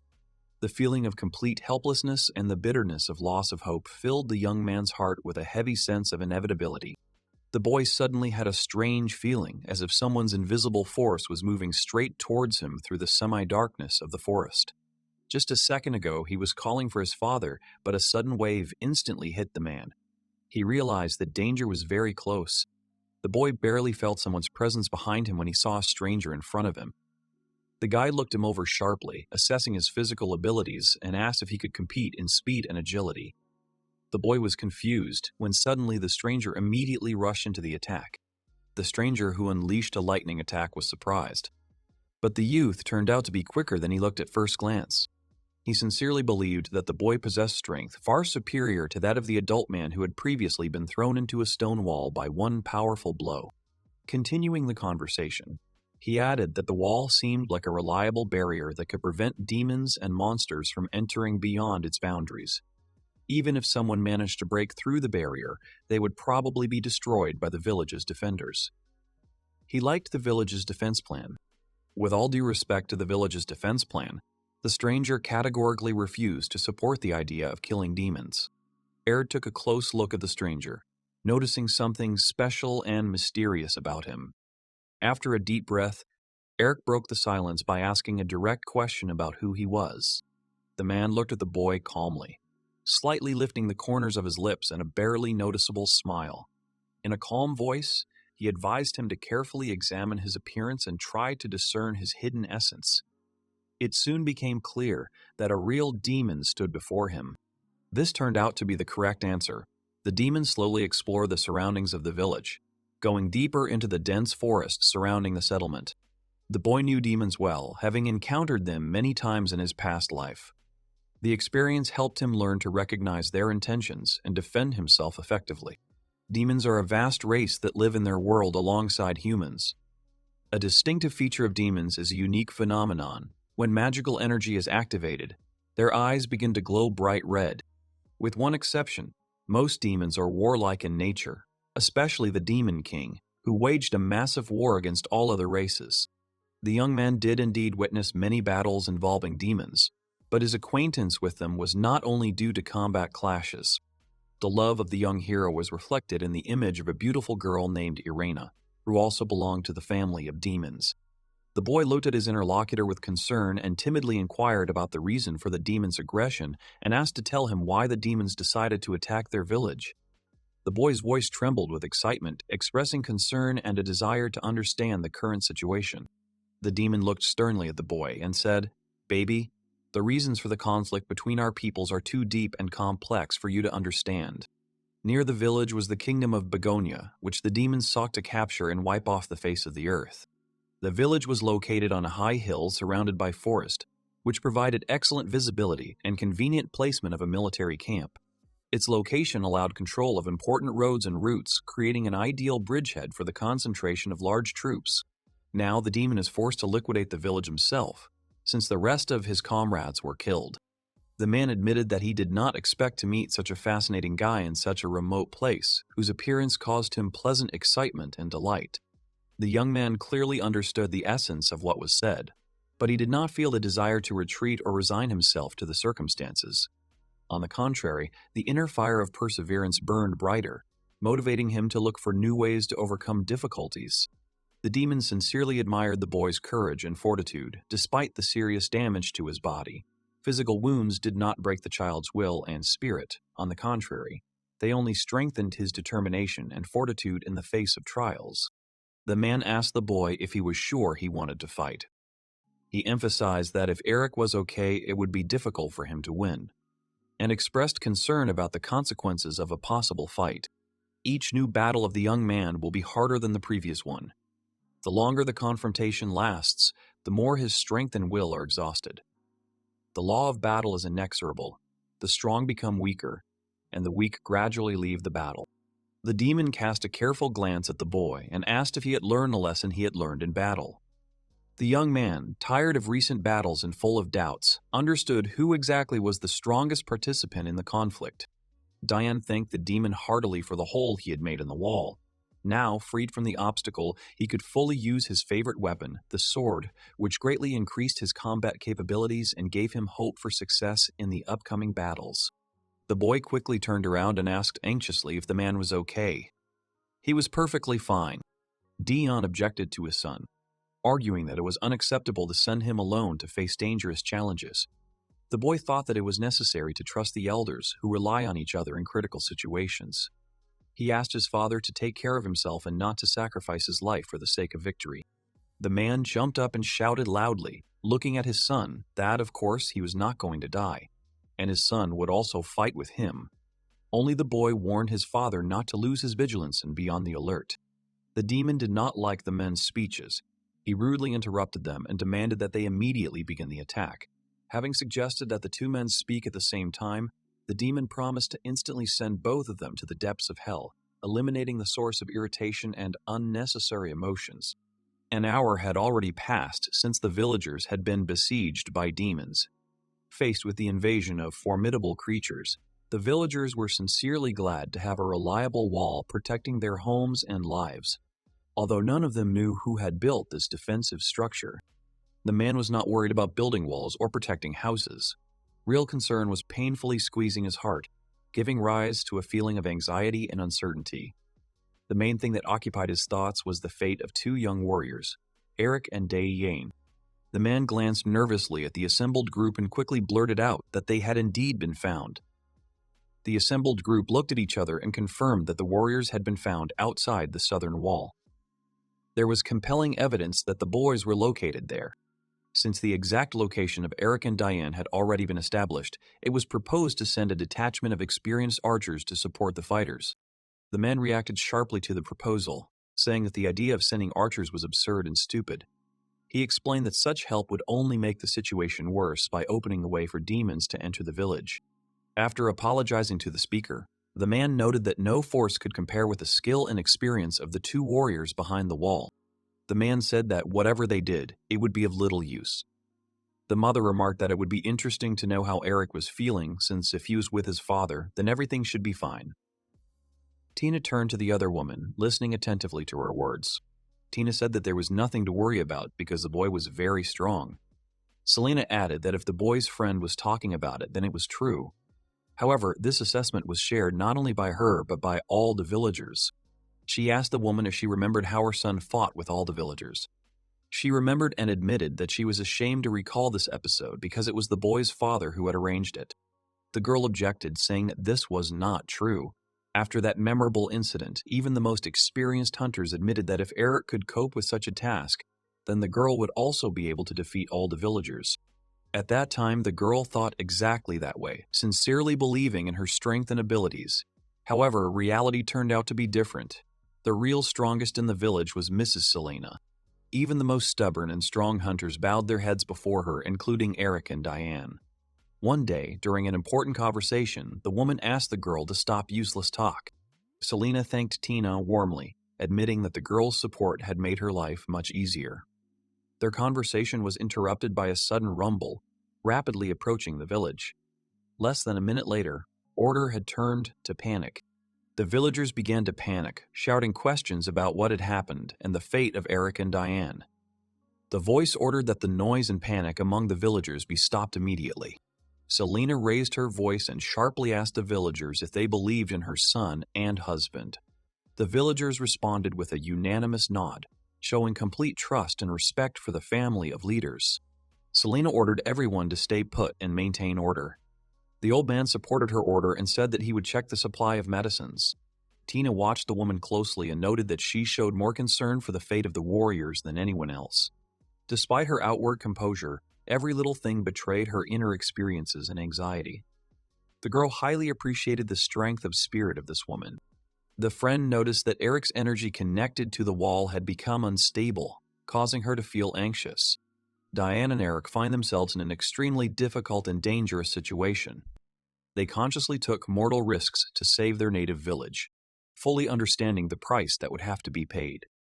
Their courage deserved the highest respect, because even the strong and self-confident Mrs. Selena felt fear, not to mention the ordinary villagers. The girl rushed forward with all her might, calling the warriors to wait for her. The man, despite constant blows and injuries, continued to deliver precise and fast attacks on the demon, who disdained his supposedly slow speed of movement. The young man struck with lightning speed, putting all his accumulated anger and despair into it. However, despite the accuracy and speed of the attack, the demon turned out to be surprisingly agile. A split second before the blade touched the target, he gracefully jumped to the side, maintaining his balance and freedom of movement. The monster assessed the young man's reaction positively, noting its speed and accuracy. The demon delivered a crushing kick straight into Eric's stomach. While the young man was recovering, the boy's father, enraged by what he had seen, resolutely entered the battle, unleashing a series of powerful blows on his opponent. The monster took advantage of the moment with lightning speed, cunningly moving behind the man. Taking advantage of his momentary loss of vigilance, the creature suddenly attacked, delivering a sharp and precise blow. Eric, enraged by the monster's behavior, called his father, asking if he had eaten anything. The demon sarcastically asked if the man had ever fought a truly strong opponent, implying that his previous fights had been with less skilled opponents. The monster laughed mockingly commenting on the old warrior's behavior, that maybe he should take an example from his son. The words sounded like sharp blades, penetrating the very heart of the man, tearing apart the remnants of dignity and faith in his own strength. He was puzzled as to how a simple guy from a remote province could have such deep knowledge of the art of combat. After considering various options, the monster came to the conclusion that nature had awarded the young man a unique gift that allowed him to master martial arts intuitively. The young man's courage and strength aroused sincere admiration in the observer. However, his father's attempts to demonstrate equal strength and agility were unsuccessful, turning into an attempt to provoke him. This use of brute force disappointed the monster. The demon concentrated, activating streams of magical energy that instantly colored his eyes with a deep red glow. Then, with a triumphant smile, he offered to continue the fight, declaring that the fight would now move to a qualitatively new level of difficulty. He braced himself for the blow, activating a technique designed to inflict deep wounds. Loudly, the monster warned his opponents that if they wanted to survive, they should try to dodge. The boy, realizing the seriousness of the situation, ordered his father to leave the affected area immediately. The attack released by the demon rushed forward at a tremendous speed, cutting through the air with a hissing sound. A bright streak of light left a wide scar on the surface of the fortress wall, damaging the massive structure. The monster's attack achieved its goal, hitting the warriors at the most inopportune moment. Eric and Diane found themselves in the center of the blow, receiving serious injuries. The wave's energy cut through the armor, leaving deep wounds on the body and partially incapacitating them.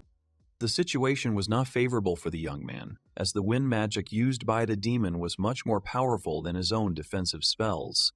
Even after successfully avoiding a direct hit, the young man felt the impact of the pressure wave and kinetic energy emanating from the blow.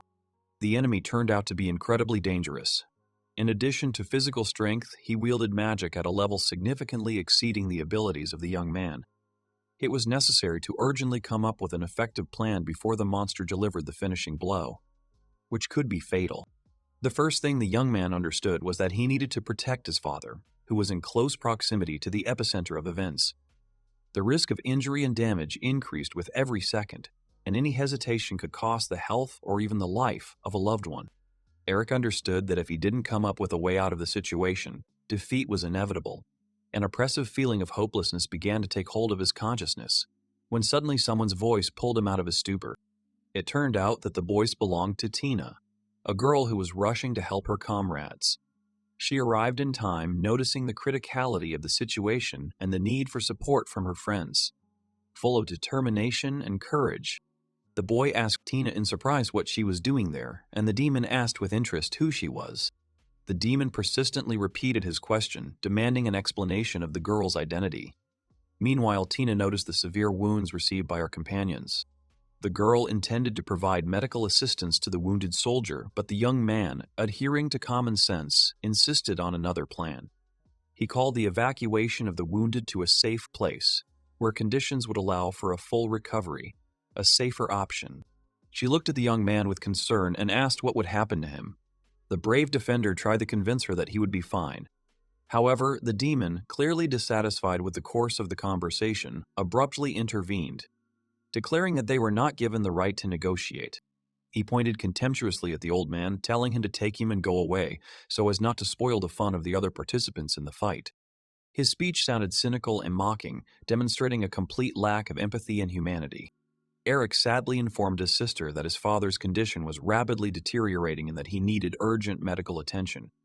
Realizing the seriousness of the situation, Tina agreed to evacuate her parent immediately, promising to carefully deliver him to a safe place.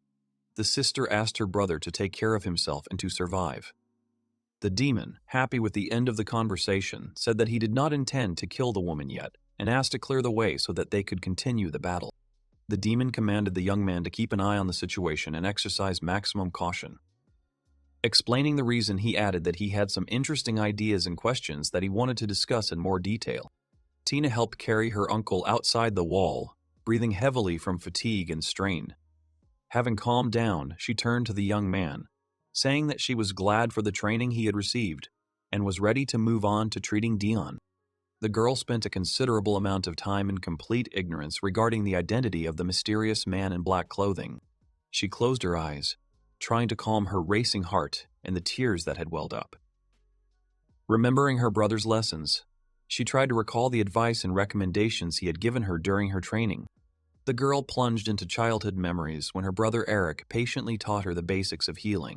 Before this, Tina had only treated minor bruises and scratches, but now she faced the difficult task of healing the deep wounds received in a fierce battle.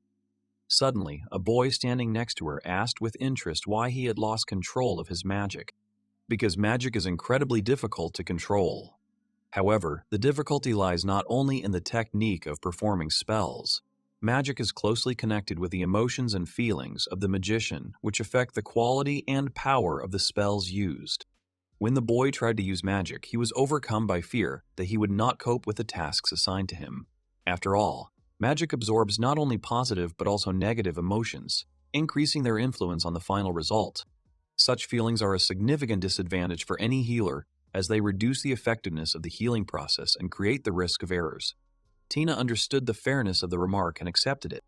Gathering her strength and taking a deep breath, the girl resolutely leaned over the wounded man. Gently running her fingers along the edges of the wound, she focused on the internal resources of the body, concentrating the flow of vital energy. While carrying out the treatment, she realized that the magic training conducted by Eric had much more meaning than just learning techniques and methods. Remembering Eric's advice, the girl felt confident in her abilities. The girl realized that her brother taught her not only magic, but also combat tactics, although at first she did not see the point in it. Now, having found herself in real danger, she realized the usefulness of the knowledge she had received. The demon was openly interested in the young man's story, wanting to know how he managed to achieve such a high level of strength and skill while living in a remote provincial area. He mockingly asked who had taught the young man martial arts, and if the teacher was an old man, he considered this occupation to be completely frivolous and insignificant. His contemptuous tone clearly showed his attitude towards the capabilities of the teacher, who was perceived as a weak and mediocre mentor. The demon ended his speech with a sharp statement that he was tired of watching this spectacle put on by the young man. In response, the young man boldly declared that the demon would also be much stronger than he seemed at first glance. There are geniuses in all worlds, but the boy's talent in battle was truly unique. Particularly impressive was his ability to stand on his own 2 feet in a world where everyone is ready to cut the throat of others for personal gain. The smell coming from the boy was reminiscent of the aroma that accompanies the demon himself. Watching the young man's hesitation, the demon noted that the boy was acting decisively, sweeping away everyone in his path. Curiosity made the demon ask a question, trying to find out how many souls had already died at the hands of the child. The question asked by the monster was rather delicate. He did not assume that his interlocutor was keeping count of the dead. The monster was certainly interested in the young man's abilities, which he wanted to buy. The demon confidently declared that the young man would go with him. The young man froze in place, not believing his ears. The demon country was built on the principles of meritocracy. The strongest and most competent candidate became the ruler. In order to take the king's throne, the contender had to regularly prove his superiority by participating in brutal tournaments and competitions. In order to lead the demon army and crush the kingdom of Begonia, winning fame and recognition, the demon set a condition: the boy must go with him. If the young man demonstrates equal strength and skill to that of a demon, Eric will receive the status of viceroy, taking an honorable second place in the country's hierarchy. This opens up prospects for career growth and influence for him, guaranteeing prestige and stability in society. The boy asked the demon if he would continue to destroy the village if he joined him. The boy then abruptly ended the conversation, refusing to continue the discussion. The negotiations failed, and the demon was puzzled by the reasons for the failure. He did not understand what went wrong, and wondered whether the main driving force was fear for the fate of the village or love for the girl left in danger. The monster tried to attract the young man with offers, claiming that in his domain he would be able to possess any number of beautiful women. However, the boy reacted coolly to such words, asking the demon to stop throwing around empty promises. The demon was bitterly disappointed to find that his plans to entice the boy had failed. Having failed in negotiations, he took the only decision available to him: to eliminate the threat posed by Eric. The young man concentrated and activated his magical abilities, releasing a powerful stream of energy that literally caught the demon off guard. Never having encountered such a level of mastery of magic before, the demon experienced a real shock. The monster was completely taken by surprise by the fact that the young man had been quietly accumulating magical energy during the conversation. Having become convinced of the enemy's capabilities, the demon wanted to kill him even more, clearing his path to power. However, the young man was not afraid of the threat, exclaiming that the demon should try to attack first. The boy concentrated and released pure magical fire energy, forming a dense flame that brightly illuminated the surrounding area and directed it at the demon. A battered Eric was breathing heavily from his flame attack. He was so exhausted that he fell to his knees, but he continued to monitor the situation. Suddenly, the demon jumped out of the smoke. His clothes were burned, but not his hatred for the man. He kicked the hero in the stomach so hard that blood poured from the mortal's mouth. Eric was thrown back and hit a boulder. Felix was furious. He mockingly asked if the man considered himself the smartest. The enemy explained what had happened. The guy lacked speed, so he decided to use a magical attack, because with its help, even without a direct hit, you can cause damage. The demon admitted that he liked the man's tactics. Felix noticed that he was standing naked to the chest and exclaimed that these clothes had cost him a lot of money. He promised that the saboteur would pay him for it. The demon grabbed his hair and noticed that it was also burnt. Now he would have to fix it again. Meanwhile, the hero tried to stand up, leaning on his sword.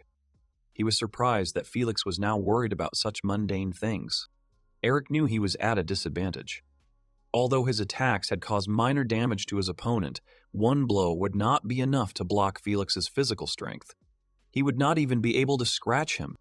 The hero frantically began to look for a way out of the situation, because if he could not do anything, then everything would be over.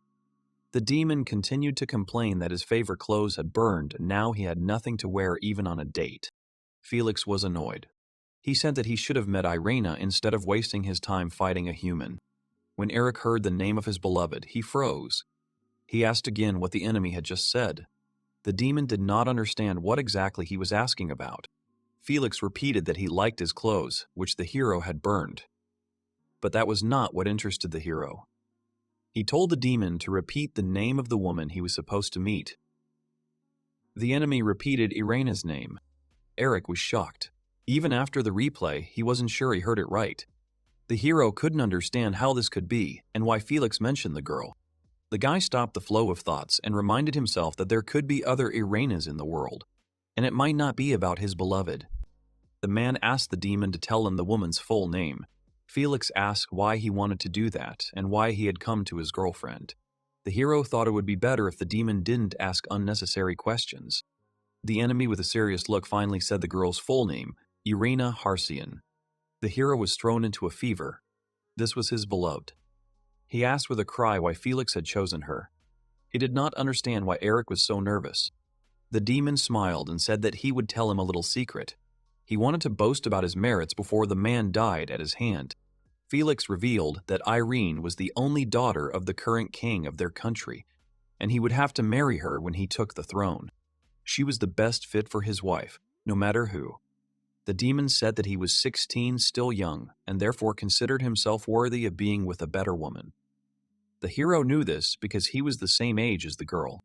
Felix said that despite her status as a princess, Irena was a good cook and a good fighter. She was a perfect woman. Eric knew all that. Then the demon with a sly grin wanted to add something about her body, to which the hero reacted sharply. He told the enemy to shut up, to which he laughed and asked if the man had already begun to envy him. The hero noted that throughout the entire story the demon never once said his name. Felix was surprised that his enemy was only now interested in his name. Eric told him to also tell him what country she was from. The demon tiredly patted his head and said with awareness that the man simply wanted to take this knowledge with him to the next world as a souvenir. Felix decided to support the mortal and said that this would be Eric's reward for living to this moment. He asked to listen carefully. The demon introduced himself as the next ruler of the kingdoms of Halcyon, Felix Gladiel, and added that the hero should try not to forget this name before his departure to another world. The enemy asked the boy if his name was Eric, because that was what Diane called him. The boy had already gotten to his feet and confirmed that that was his name. He remembered that in his past life, the demon king who had started the war was Felix. Along with the demon king, the name of the country changes, so after Felix ascended to the throne, his surname Gladio became the name of the kingdom. In the past, the hero had heard this name many times, and finally he found it. Although much time had passed, the young man had already managed to be reborn, but he remembered everything. The memories came flooding back to the boy. Anger boiled up inside him. With a look full of revenge, Eric told Felix that it was he who killed Irena in his past life. The hero began to remember that in his past life, he and Irena had often talked about her country. They lived in the same house then. In his memory, he was working in the garden with a hoe. The young man wiped the sweat from his face, satisfied with his work. Irena, carrying a basket of bread, came out of the house and suggested that the guy take a break. He didn't mind and said that he would come as soon as he finished. The girl smiled at him. She said she had just baked some bread and wanted him to try it. Eric didn't object and came up to her. The hero stood leaning against the fence. Having bitten off a piece of fresh home-baked bread, the young man praised it and said that while he was eating Irena's bread, he would rest. The girl was glad that he liked it and said that this time she added a little more salt than usual. Eric smiled and said that her cooking skill was very useful. He added that for a former princess, she cooked well. Irena smiled uncertainly and asked if that was fashionable to consider as a compliment. The girl said thoughtfully that they were a free kingdom after all. Even though she was required to represent the country and observe etiquette, she could calmly pursue her hobby. Now everything had changed beyond recognition. Eric asked if her country was now called the Kingdom of Gladiel. The princess confirmed it. The guy thought about it and remembered that she had never told him why she had decided to run away from her country. The girl was surprised that he had brought it up now. Noticing her confusion, the hero quickly added that she doesn't have to say anything if she doesn't want to. Irena replied that there was no problem because she trusted him. Then the girl told, her father was killed by the current king, and with the change of ruler, the name of the kingdom also changed. The new king left her alive only to marry, but Irena did not understand how one could marry the murderer of her father. Because of this, she had to run away, but sometimes the former princess wondered if she had done the right thing. Eric listened to her attentively, but found nothing, the strength to answer. Irena continued to tell the story. After the king learned of her escape, he got rid of all the servants who helped her. The girl thought that she was too careless for a royal person. It was clear that she regretted the past. Irena added that if she had married the king, the courtiers would have remained alive and she would have been able to restrain the dictatorship of the harsh ruler. After a long time of reflection, the girl came to the conclusion that her escape was tantamount to betraying those who remained in her country. Eric was silent for a moment, and then said that he understood everything. He doubted that such a powerful demon would listen to Irena. Considering that rulers did not stay in their country for long, with a serious look, the hero added that if the kingdom fell into decline, the princess's life would be in danger, so her father and courtiers did not want her to stay. He asked her not to think that their sacrifice was in vain because it was not so. The girl looked at the guy with some relief. She sat down and called herself a pathetic princess who had fled her own country. Irena said that if it weren't for Mr. Eric, Gladiel would have gotten to her already. The girl was also worried about the idea that she constantly needed someone's help. This upset her. The young man sighed and said that he personally did not think so. This surprised Irena. He reminded her of the day they first met. He had lost his reason for existence, and it was Irena who had given him back his reason for living. Eric looked straight at the girl and said that she had saved him once too, and for that he was grateful to this day. Irena was touched, and then with a stupid innocent smile, asked if this was a declaration of love. Because of her words, the young man choked. He had to be supported by the fence and asked to change the subject. He reminded them that it was too early for them to relax because they were still fugitives. Irina smiled and thanked Mr. Eric for everything he did for her. The guy was embarrassed. In his past life, he protected the girl and was happy. He wanted to protect her from suffering and not let her experience the terrible feelings of losing her lover. That is, him. However, he couldn't. One fateful day, the hero returned home and saw a mess. It was obvious that there had been a fight. The girl was nowhere to be found. Eric immediately rushed to find the princess. It was only worth them to test their vigilance a little as Irene's parents. The young man blamed himself for what happened. He was so carried away by the fleeting happiness that he believed that he could return to a peaceful life. The day the girl was kidnapped was their last. Now he had nowhere to return to. Eric had missed his chance, and there would be no other. In his past life, when he was making his way to his beloved with such difficulty through many enemy soldiers, he found her already dead. Embracing her, the hero could not hold back his tears and cried from grief. And right now, his worst enemy was standing in front of him. Eric had told Felix that he would kill him and save Irena. The demon didn't understand what kind of nonsense this man was talking. He said that he had nothing to do with his past life. Seeing that the hero was not going to listen to him, the demon waved him off irritably. He was going to stop their fight. Felix raised his blade into the sky. A fiery whirlwind enveloped him, growing stronger and stronger. The wind rose around them. His weapon became much larger. The demon thanked Eric for entertaining him well. He was not going to remain in debt and told the enemy to appreciate his trick now. The hero said that his pure flame magic was nothing special, but the amount of his magic power was a problem. The boy reminded himself of his promise to protect everyone, but he did not take how he would awaken in this battle. Eric knew he had to get at least one hit on the demon. He looked straight at Felix and said seriously that he had given him all he had. The demon told him not to be afraid because the man would not die, but would simply drag out his miserable existence as a piece of coal. The hero knew that he could not avoid such a wide attack, and now he would definitely die. He thought that with such a burst of magic from the demon, he would only have one moment to counterattack. The enemies raised their swords and ran at each other. Even though Eric knew that after he touched Felix, he would most likely turn to ashes, he needed to hit the demon. The hero was going to take revenge on his enemy for all the suffering he had caused him in his past life. The guy screamed from the tension and adrenaline, but suddenly Tina was there. She screamed at Eric to hold on. Felix and Eric's blades touched. There was a fashionable explosion. When the smoke cleared, the demon saw that his enemy was not dead. He was protected by a thick block of ice. Felix was unhappy about this, and the hero did not understand how he managed to survive. The demon did not understand what kind of magic was in front of him. Eric immediately understood that Tina had helped him. He turned around and saw the girl standing not far from them. The guy stood up and immediately ran to her, covering her with his body. He asked what happened to her father and why she came back. Tina asked him not to worry and said that Uncle Diane was safe. As soon as he came to, the man tried to return to the battlefield, but the villagers did not let him move. The young man was happy to hear such news. The girl asked how the situation was and what was going on.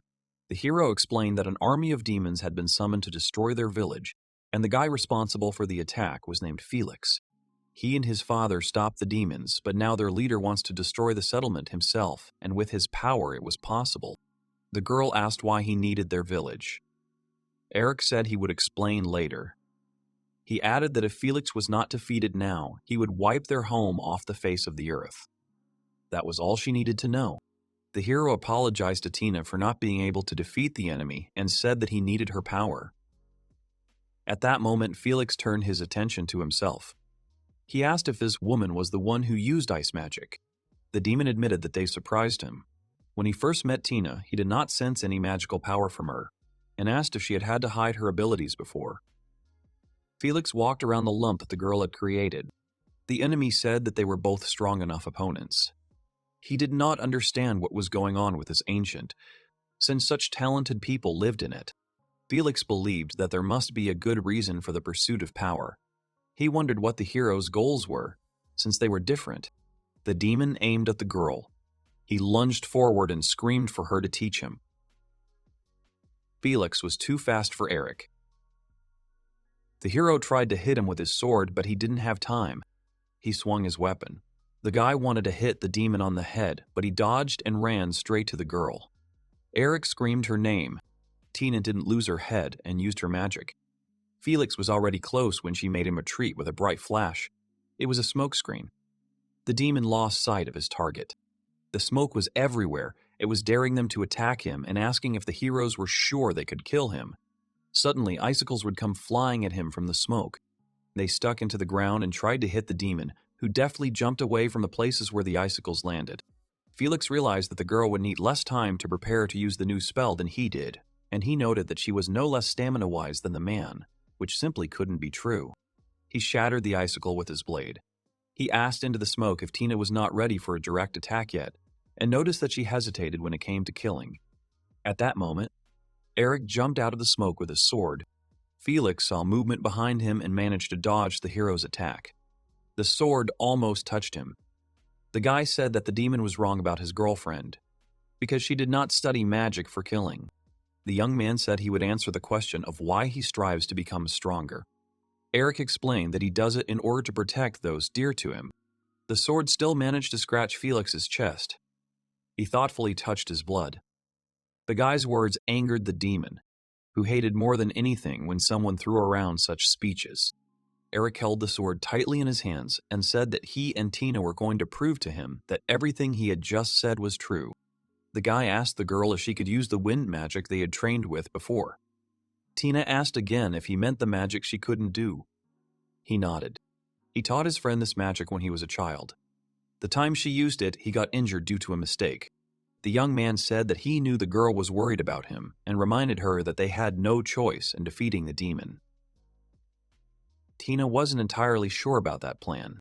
Eric said that everything would be fine because she had grown up since that time and was much more capable than before. He added that he believed in her and asked her to believe in him too. The girl became determined and said that she understood him. Felix had been watching and hearing their conversations the whole time. What was happening was very mocking to him. He began to laugh loudly and exclaimed that it all sounded like a joke. The demon wondered where all their enthusiasm for protecting each other came from. Without thinking for a second more, Felix pounced on Eric, who managed to defend himself with his sword from the enemy's swift dagger. The demon said that war is not a picnic with friends, and such naive and simple-minded people will not survive. He didn't care about the others. The only rule he obeyed was kill or die. The demon continued to attack the hero with his dagger. The young man barely had time to defend himself. As their blades touched each other once more, Eric's sword glowed and sent Felix flying back in a bright flash. Felix landed on the ground and was struck. In front of them was wind magic. He asked if that was all they could show. Ice shards flew in the air. The wind swirled around the hero. Tina stood not far from him. Felix realized that she was using magic to strengthen Eric, and in the end it was the boy, as the more experienced one, who would try to kill him. The demon asked the girl if she was okay, because she was using magic on her friend, which was difficult to control. Despite his words, Tina tried her best. Felix continued to press. He said that if she was wrong, the guy would be torn to pieces. Eric, who was standing right in front of him, disappeared. He rushed past the demon like a whirlwind, wounding him severely in the shoulder. Blood gushed from the wound. The hero noticed that he had hit where he wanted. Felix asked what was going on and noted that they were fighting in disarray. The demon smirked and said that he was right after all. Their nonsense about the power that would protect the others was a complete lie. The air also concentrated around the enemy. A strong wind enveloped him in the form of a shell. Then the hero realized that the demon could also use wind magic. They clashed with swords, causing everything to glow. Felix said that protecting an ally could be very annoying during a fight and asked Eric to look at Tina, who was worried about her magical power hurting someone. Because of this, she was unable to limit her innate power. The demon screamed that power defines its master, and friends are just insects that get underfoot. The skin on Felix's face and body began to peel and burn as if he was in flames, but he did not pay attention to it. The demon added that those who were willing to suffer unnecessary wounds for the sake of their friends would still lose in the end. These statements made Tina a little worried. Eric said that he had to thank Felix because he reminded him of a very important thing that had slipped his mind during the battle. The hero explained that the reason they help each other is that if a difficulty arises that they cannot cope with alone, it can only be overcome together with partners. At this moment, the power of Tina's wind magic increased and hit Felix, who was unable to stay on his feet and was thrown back. Multiple wounds appeared on the demon's body. He believed in what was happening to him and that the boy could use wind magic himself. Felix realized that his energies with the girl were intersecting. The hero told the demon to open his eyes wider before he died and see the true power of friendship. He sped up and cut the enemy's body in half with his sword. Eric landed on the ground and would have fallen exhausted if it weren't for Tina, who managed to catch her friend. She asked if he was okay.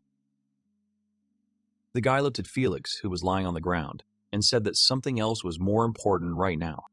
Demona was still alive. He was coughing up blood. Wounds decorated what was left of his body. Felix realized that he had lost to the human after all. The hero approached the enemy, surprised that he was still conscious. Felix explained that demons were simply very tenacious. The guy compared them to cockroaches, to which the defeated one asked not to irritate him, because he would soon die anyway. Seeing Felix's body split into two halves, Tina couldn't take it anymore and threw up. Eric stroked her back while the demon laughed at her reaction. He noticed that the girl had never killed before. Looking at the guys, the demon could not believe that he had lost to them both. Felix couldn't believe his fate because he only had a little time left to take over the kingdom and make it his own. The hero wanted to tell the demon before he died that even if he became king, Irana would never be his. The demon asked how he knew about this because it sounded like the guy knew the future. However, Felix did not know that this was the absolute truth. The hero remained silent. The demon snorted at this and said that being killed by someone stronger was a wonderful thing for a warrior, and thanks to the boy, he felt joy for the first time. The demon added that if the girl had not appeared, he would have definitely won, and admitted that he was not particularly offended that they fought 2 against 1. Felix was already losing strength. His vision was clouded. He raised his hand to the sky and sighed that in the end he had never had a single friend in his life. He was just unlucky enough to have real comrades around him. The clouds he was looking at became blurry. The demon realized he was starting to die. He waved at Eric and said it was a fun fight. The demon's hand dropped and he said nothing more. The hero felt sick. He sat leaning on his sword. The girl saw this and asked to let her heal him. She apologized and said it was her fault. Eric asked why she thought so. Tina agreed with Felix's words that she was not ready and could have put herself in danger because of her ineptitude. Tears began to roll down her cheeks. The girl admitted that she did not want to harm people with her power. The feeling of killing people scared her. The hero sighed. He explained to her that the reason and place were not important, because it was hard for anyone to kill a stranger, and added that he and Felix were both crazy. The girl asked if she hadn't killed the demon. The hero replied that he was the one who dealt the enemy the fatal blow, and that he would take full responsibility for what would happen next. Tina did not understand what he meant. The guy asked to listen to him carefully. He said that the most important thing now is that they won this battle. The young man reminded her of her parents, the villagers. After all, they themselves had survived and had lost no one. Eric smiled at his childhood friend and added that, for now, that was enough. Tina was touched and began to cry. The hero thanked her. Irene stood by the window while Eric cleaned his sword with a rag. She confessed to him that she was a demon and asked for forgiveness for hiding it from her comrade. He sat there, silent and surprised. The girl continued to say that the thought that the hero would hate her upset her, and she wanted to talk to him about these thoughts. After some time, the young man turned to Irina and said that he knew that she was not a human, but a demon. The girl did not expect to hear this. He explained that when they were fighting the demonic beasts, he noticed her eyes turning red. Irina looked away, saying that she understood now. Eric added that it didn't matter to him because she would always be Irina. Harshian, love is his whole life. The princess blushed from such a confession. She thanked fate with relief that she met him, because the girl was able to find her meaning in life, and now she is happy. The young man said that he was also glad that he had met her, because he had almost lost his reason to live, and he did not want to lose Irina. so he was going to protect her from everything at all costs. The girl sat down next to the young man and called him. They came closer to each other and kissed. The hero suddenly opened his eyes. He was lying in a bed in bandages. It was just a dream. In his dream, the young man saw memories of the day he first kissed Irena. He was upset that he woke up at that moment. As soon as Eric wanted to move, he felt pain in you. He immediately remembered the recent events of how he fought with Felix. In his past life, Felix became king and Irena ran away from the wedding, after which they met each other. However, now the demon conqueror was dead. Now the girl would not have to run away from her country, and the future in which he met her had changed. The young man looked thoughtfully out the window, not understanding if this was good or bad. At that moment, there was a knock on his door. It was Diane. He approached his son's bed and asked how he was feeling. The hero replied that some of his wounds were sore, but overall he was fine. The boy asked his father how he was. He replied that he felt quite cheerful. He took a chair and sat down on it opposite Eric. The son added that Tina had helped them a lot. Dion called the young man seriously and asked him to tell him one thing. He asked if Eric knew about the invasion of demonic beasts in advance. The hero knew he had to answer, but he didn't want to. He paused and then said affirmatively that he did know about the attack. The man sighed and said that his thoughts about it were correct. The father asked why Eric hadn't said anything about it, because if they had known about it, they could have fought back together. To which the boy tensely replied that someone could have died, so he kept quiet. The man seemed to understand why his son had done what he had done, but he was also upset by it. Diane said he would have called his son a fool, but in the end, no one had died. He walked up to the boy and put his hands on his shoulders. The man said seriously that the hero should remember one thing. Having thought everything through and chosen the safest path for everyone, having decided to fight alone, he did not do anything rash. It was clear that Diane didn't want to think about the worst-case scenario. He added that the most important thing was that his son was alive, which was a wonderful thing for a parent. The man quickly wiped away the tears that had come and admitted that he had never said such a thing. Diane told himself to stop crying. At that moment, he noticed that his son was also trying to hide his tears. The father said that if the hero thought his answer was wrong, he should take his time and think it over. They were very lucky that no one was hurt. He added that the young man had plenty of time and no one was rushing him to make a decision. Diane came to the door and said with a smile that he was going to run some errands. He added that his son should come out later because everyone wanted to see their savior and hero. When the man left, the young man immediately thought deeply. He did not know if he had any time left to decide everything. He agreed that he had achieved his goal. No one died in the invasion. But the future had changed. Now even he didn't know what would happen because Felix was dead, and he had caused a lot of trouble with his existence. The demon was an important figure. Although he was hated by everyone, no one would leave the news alone that the future queen was killed by someone from another state. The hero understood that everything was not going smoothly and did not know what to do. Meanwhile, in the kingdom of Halcyon, Irena was in her chambers. She thought about her people and did not know what to do. The girl remembered a rainy day when she had dinner with the future ruler of her country, Felix. Seeing her serious expression, the demon asked her to smile, but Irena did not listen to him. Then Felix reminded her that it was he who had defeated her father, Saradonia, with one blow. Halcyon, and said that she knew the customs of their kingdom. The demon only had to rename the kingdoms to become the official king. Now the one who decides was Felix, because he was the one sitting on the throne. Irena asked what his goal was. The demon stood up and walked to the window. He explained that this kingdom had originally grown through countless wars, so he wanted to restore their homeland to its former glory. However, Irena was against this development. She said that she would not allow Felix Gladio to take the soldiers of this kingdom. He looked at her as if she were a naive girl. The demon approached her, saying that the idea of the peaceful prosperity of the king of Saradonia was generally not bad, but he asked her to look more closely. The people were dissatisfied with the current state of affairs. The streets were filled with talk about the king's incompetence. The inhabitants called him a beast without fangs. Irena did not retreat from her thoughts. She said that despite this, her father's idea was right for the development of their country. Invading other kingdoms would only ruin them. Felix didn't care and told her to look at the state of the country. The girl was taken aback and said that everything takes time. The demon said that they don't need time to become great again. The boy said that this country only needs one thing, a reason to go to war.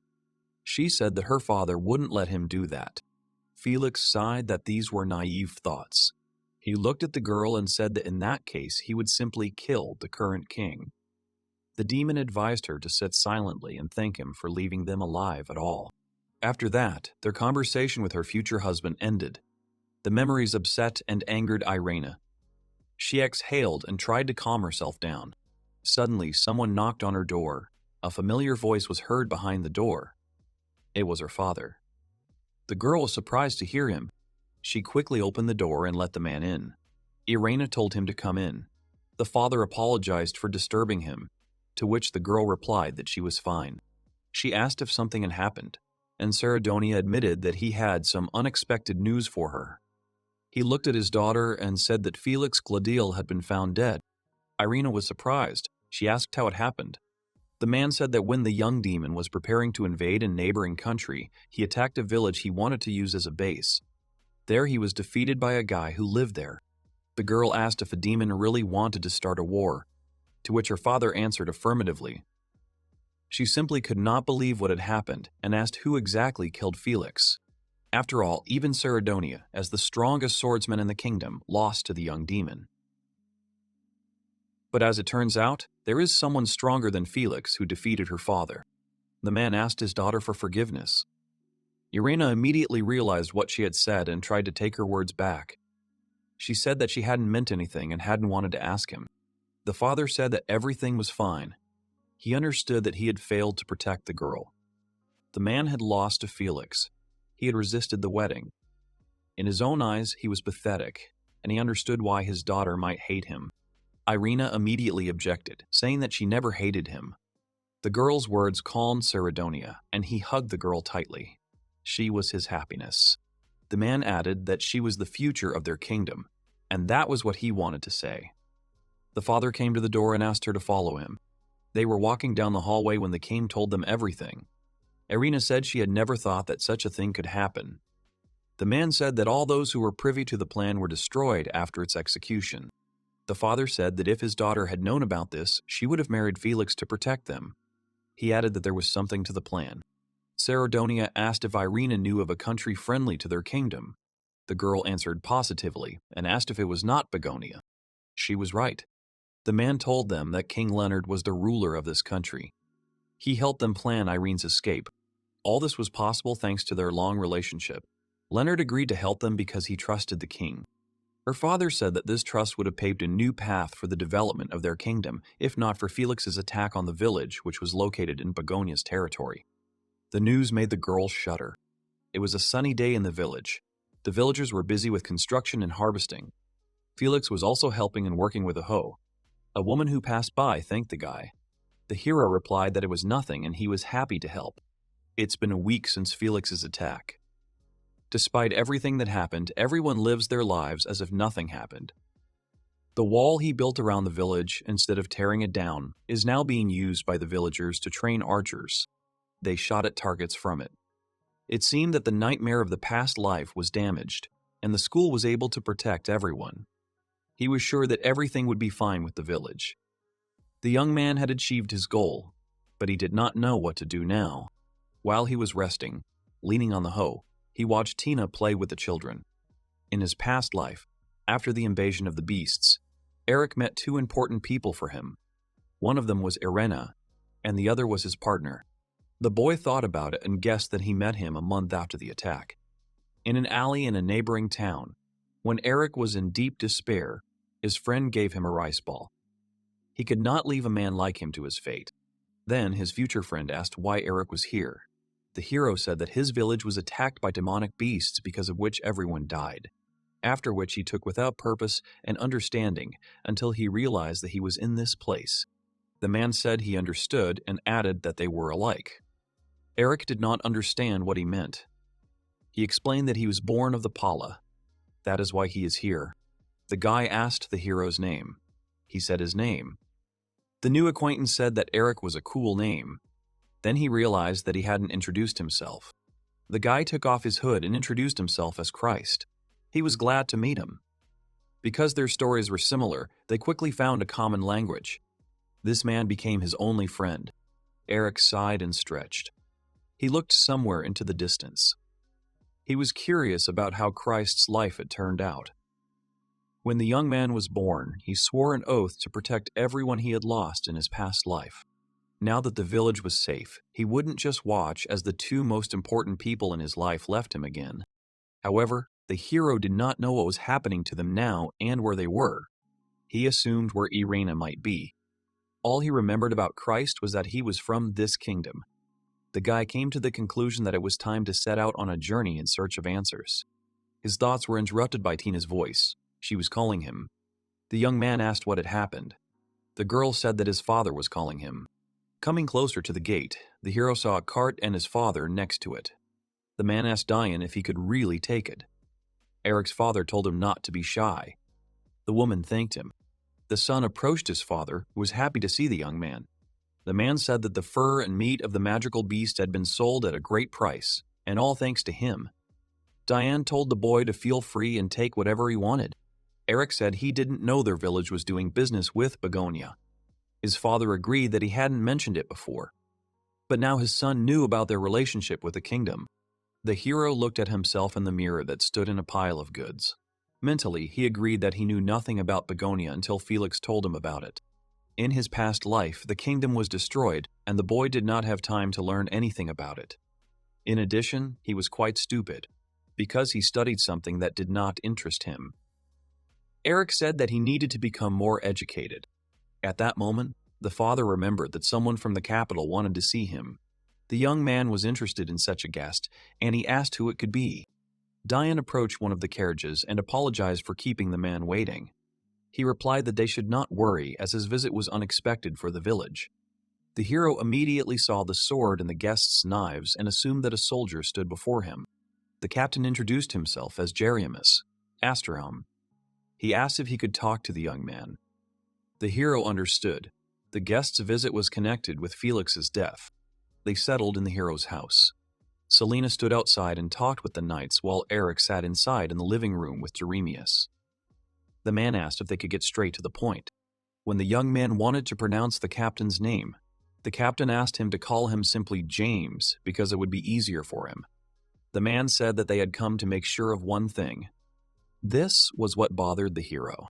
The captain said that they were interested in what happened the week ago. They noticed unusual activity of demonic beasts near this village. In the forest, they met Diane, who said that he lived in a village nearby. Eric said he understood. It was a week ago that Felix had attacked the hero. The young man apologized for interrupting the captain and asked what his job was.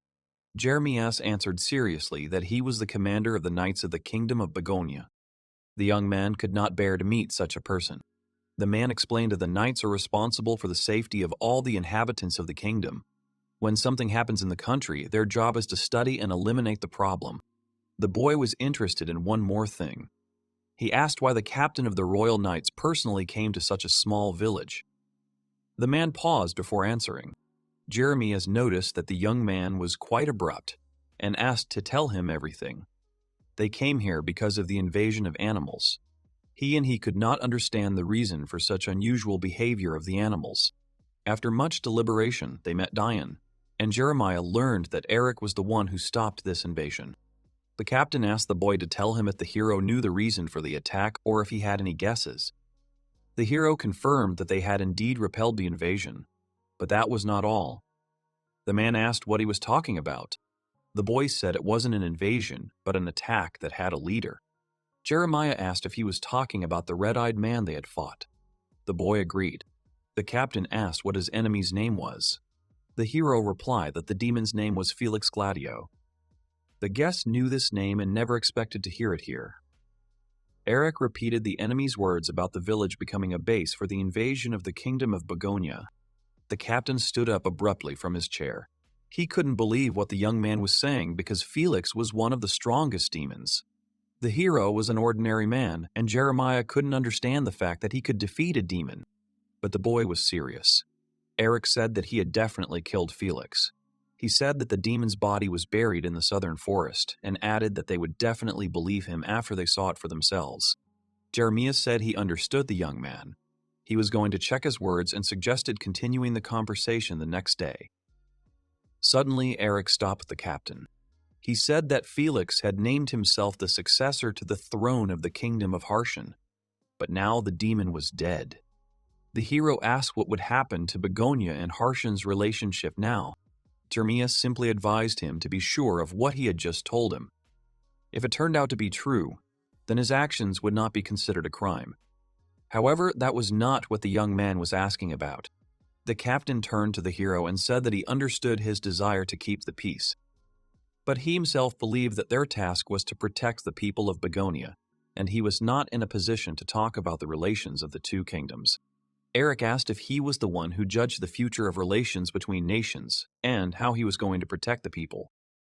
Jeremiah reminded the boy that he was just a civilian and asked why he cared. The hero said that although he was an ordinary citizen, even he had people he wanted to protect, so he cared. After learning the young man's reason, the captain said that he was right. Jeremias extended his hand and offered to join the knights of the kingdom of Begonia. Eric was silent from such an unexpected offer and asked again. The captain said that if he really had killed Felix, it wouldn't be difficult. He could even write a letter of recommendation. Seeing the boy's hesitation, Jeremias admitted that he didn't think it was a bad idea.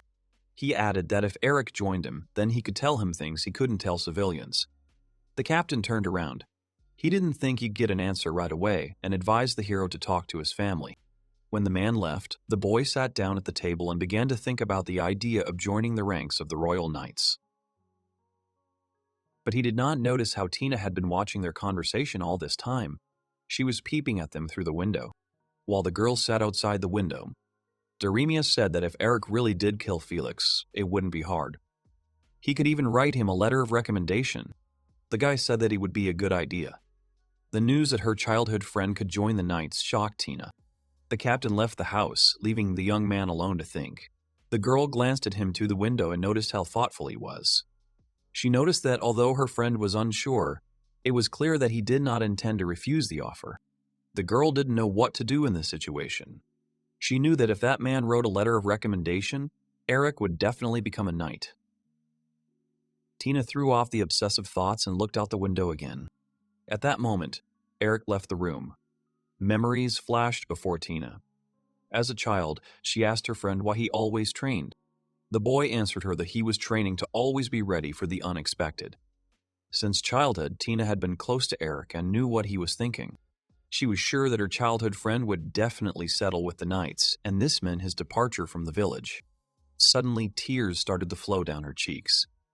It upset her very much, even though she understood the opportunities that would open up for Eric. Tina didn't want the boy to leave. She was distracted by the captain's voice, who thanked Selena for her hospitality. The woman said that she was always glad to see him. The man replied that he would definitely visit them again. The girl looked at Jeremias carefully and decided to follow him and his knights. They entered the forest and stopped near a small grave. The soldier asked if the captain really wanted to join them with that 16-year-old boy. The knight didn't understand. It usually took years to be accepted into their ranks. Besides, the captain wanted to write a letter of recommendation with which Eric wouldn't need training. The man asked sharply if they didn't like something. The captain picked up the flower and said that he understood their feelings and now he was going to find out the truth. After giving the plant to the fighter, he took the shovel from the knight and began to dig a grave.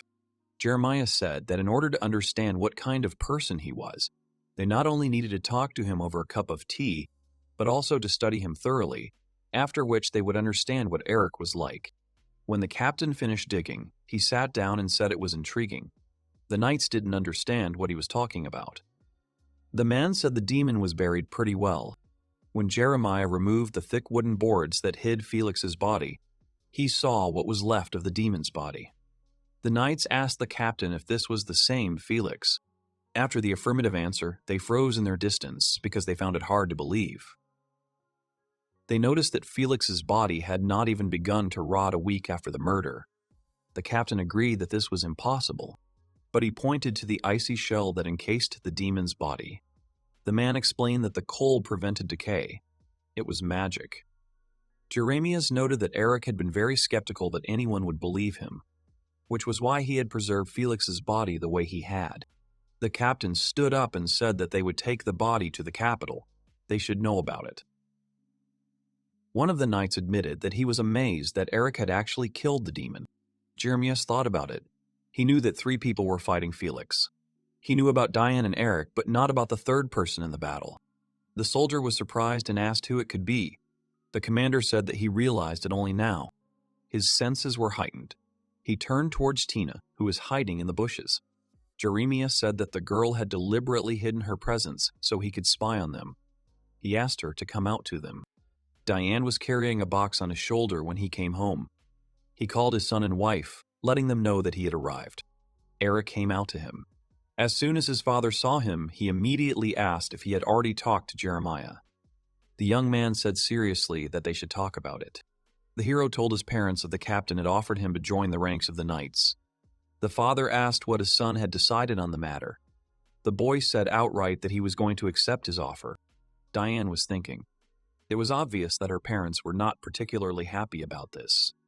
Selena admitted that the thought of her son leaving the village made her sad, but she understood that Eric was already an adult and had the right to decide for himself. The mother said that the young man should think about his future. She had nothing more to say, so she turned to her husband and asked what he would say to this. The man said sharply that he did not agree with this choice. This surprised the relatives. Diane said that there were not many young people in the village anyway, and if her son left, they would be left without a workforce. He reminded Eric that he was the main breadwinner in the village, so it would be difficult for them to replace him. The hero apologized to his father and said that he had already made his decision and was not going to change it. He was serious. Diane said that he understood everything. He stood up abruptly from the table, approaching his son. The mother watched her husband's actions with tension. However, he suddenly grabbed her son by the shoulders and said that it was wonderful. This was doubly surprising. The man said that if Eric had changed his mind just because of his word, the father would have given his son a good slap. Now he realized that the young man was confident in his decision. Diane looked at Eric warmly and praised him. He was proud of him. The boy was pleased to hear such words from a parent. The man apologized to his son for such a test and explained that he did not want his son to be weak-willed. The father assured his son not to worry about the village and asked him to leave all the worries to him and his mother. The woman supported her husband and added that they were still quite young. Eric thanked them. Suddenly, Selena remembered Tina and asked the young man if he had told her about his plans. The son replied that he had not spoken to her about it. His mother wanted him to tell the girl about it as soon as possible, because if he left silently, Tippa would be upset. Eric said that he would definitely warn his childhood friend, but he didn't know where she was and asked his father about it. He thought about it. The man replied that he had seen her when he had spoken to Jeremias. Afterwards, he had walked around the village but had not met her. The boy had an idea of where the girl might be and said that he would go looking for her. Meanwhile, in the forest, the captain, looking towards the bushes where Tina was hiding, told the young lady to show herself. When the girl looked out from her hiding place, he asked what she wanted. Tina didn't understand how this man could notice her because she hid her presence with magic. Jeremiah understood what the girl was thinking. He explained that his 5 senses were more acute than others due to the nature of his work and asked her not to be surprised. The man said that he hadn't fought anyone, so he had saved his energy, and told her not to strain herself so much. Tina wasn't convinced. She continued to look at him with fear and suspicion. Jeremias calmly said that he wouldn't hurt her. The girl understood that she had no choice. She came out of the bushes that covered her. Tina immediately got down to business and asked if she could join the knights. The soldiers were surprised. Jeremiah realized that she had overheard their conversation with Eric and asked if she was sure about it. He asked if the hero had not told her not to spread the word about her involvement in Felix's murder. Tina suddenly remembered her friend's order and hesitantly tried to answer something.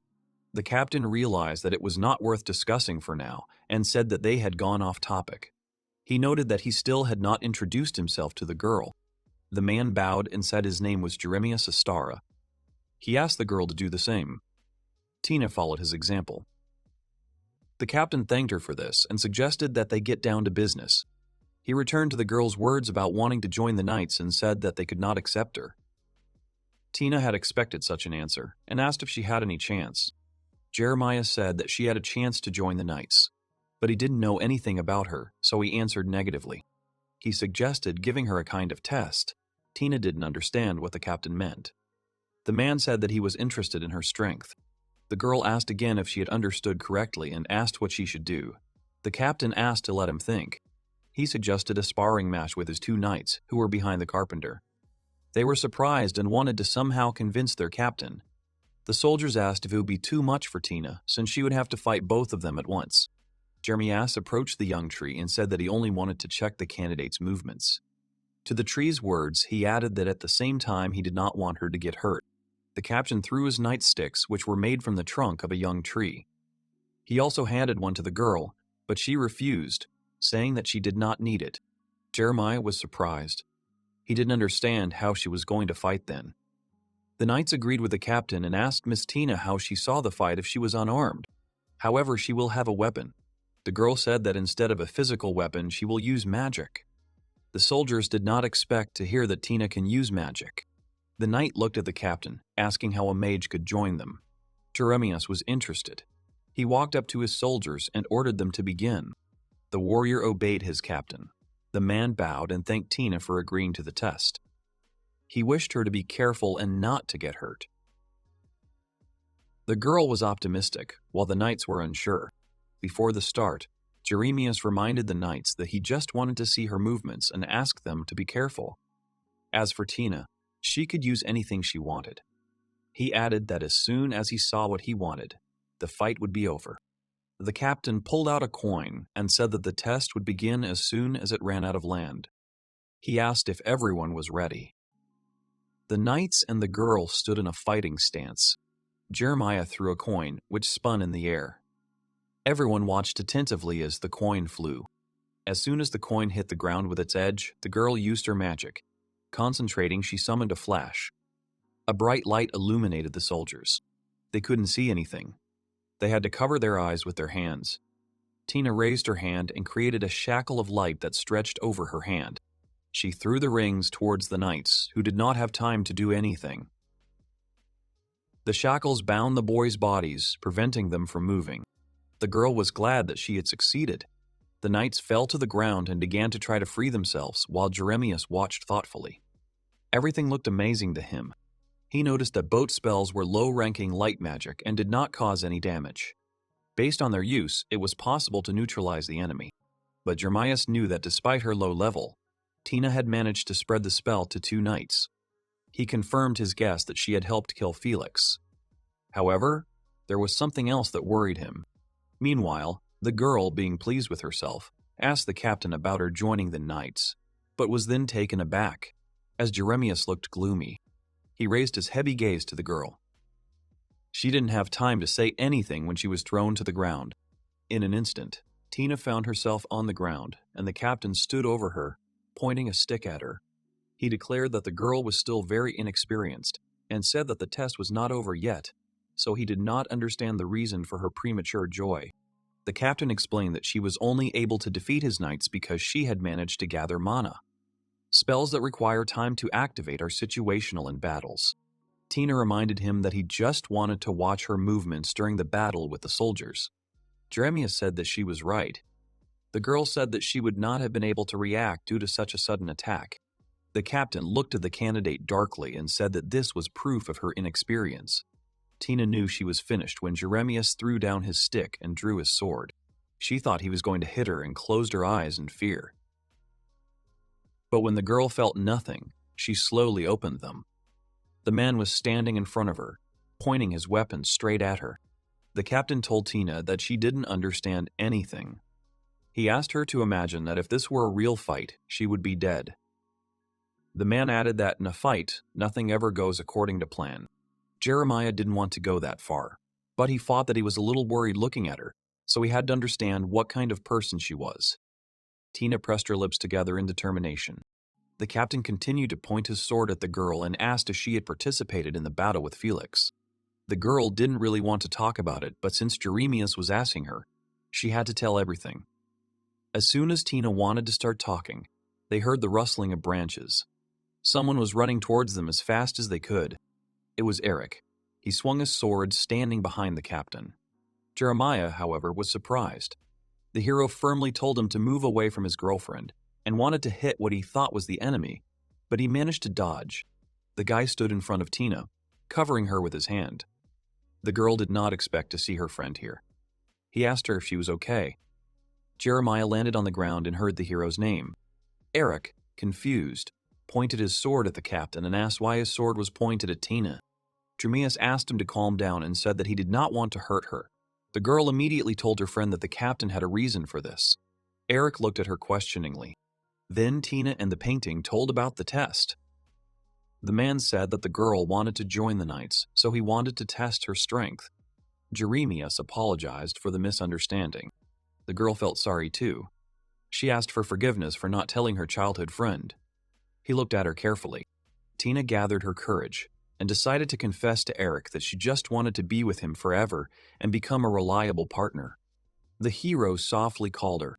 Jeremiah said that he understood the girl's feelings, but she relied on them too much.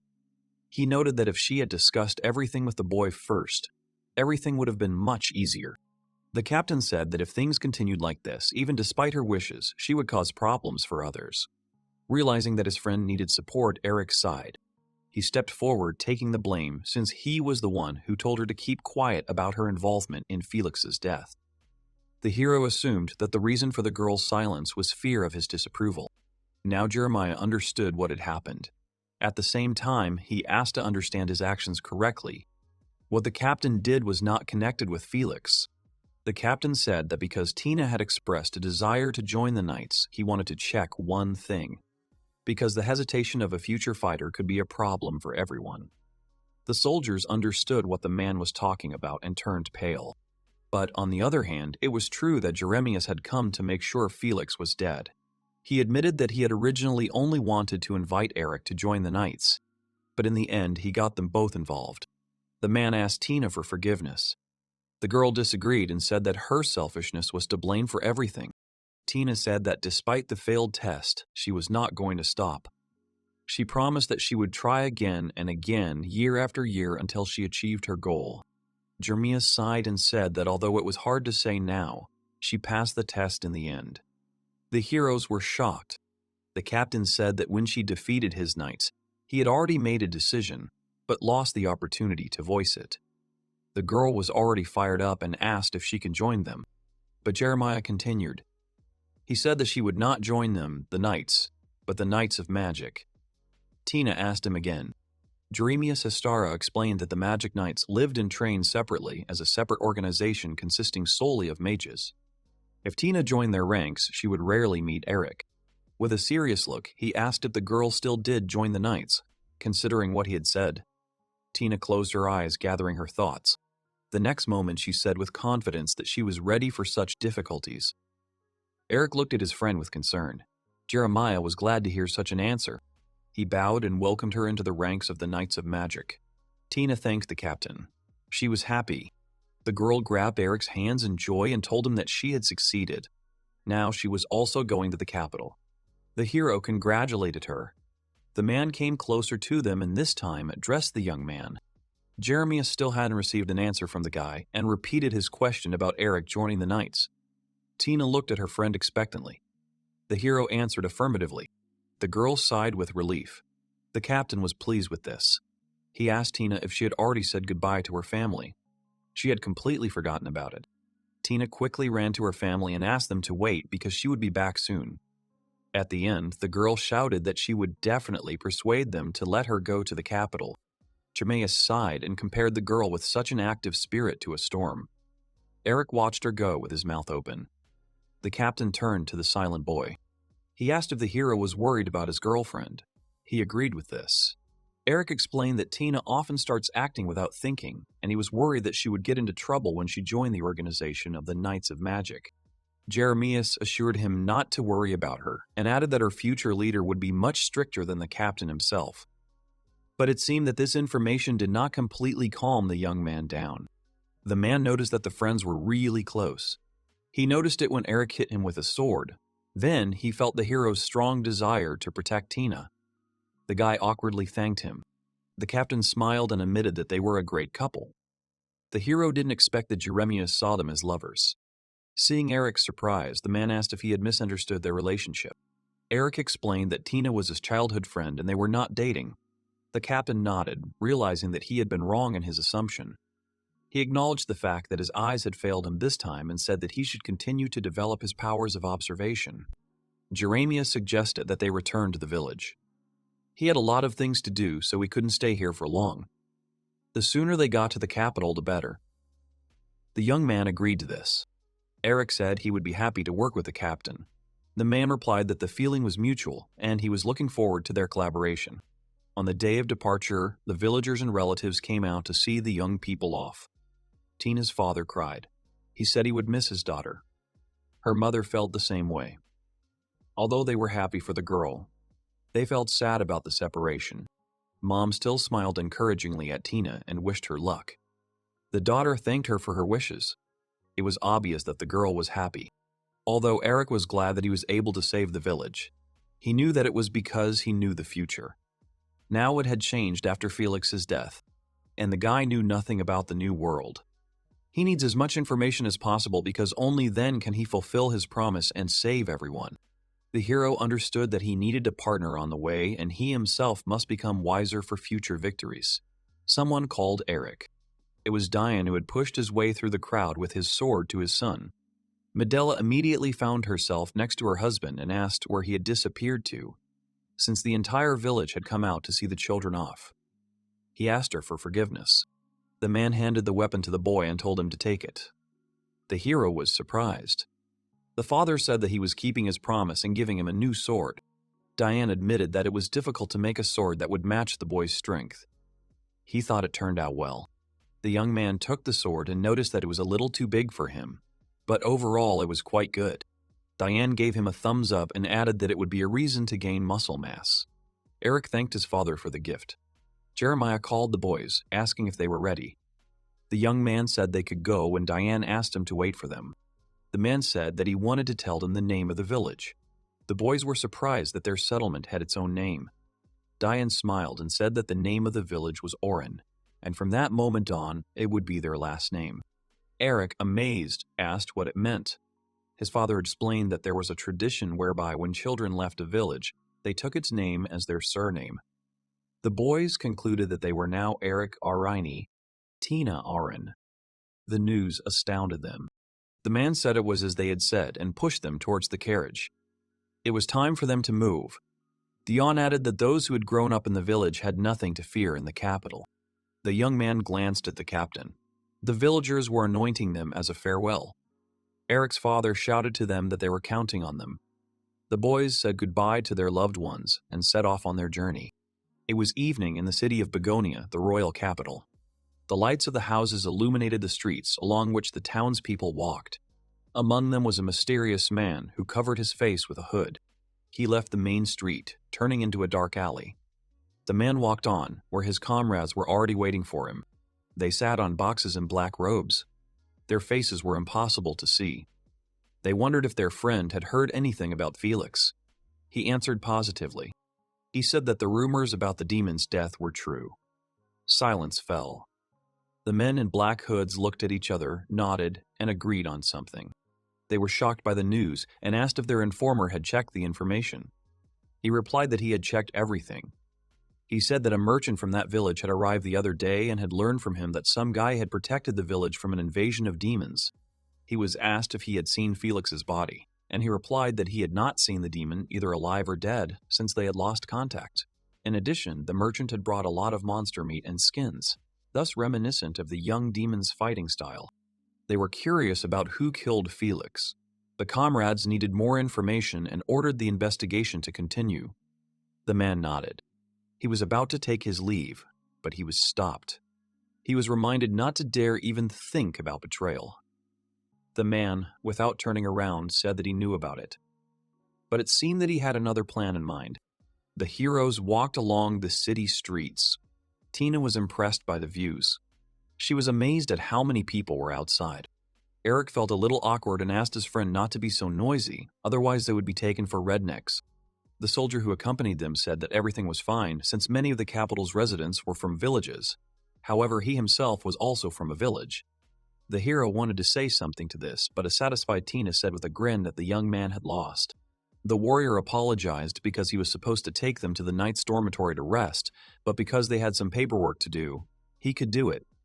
Eric replied that everything was fine, and it would be a good distraction for them.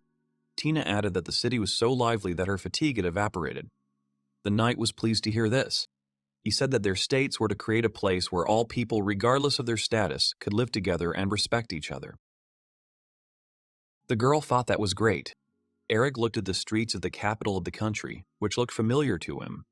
He understood that this world was different from his past, and the future was preparing many unexpected events for him, for which he must be prepared.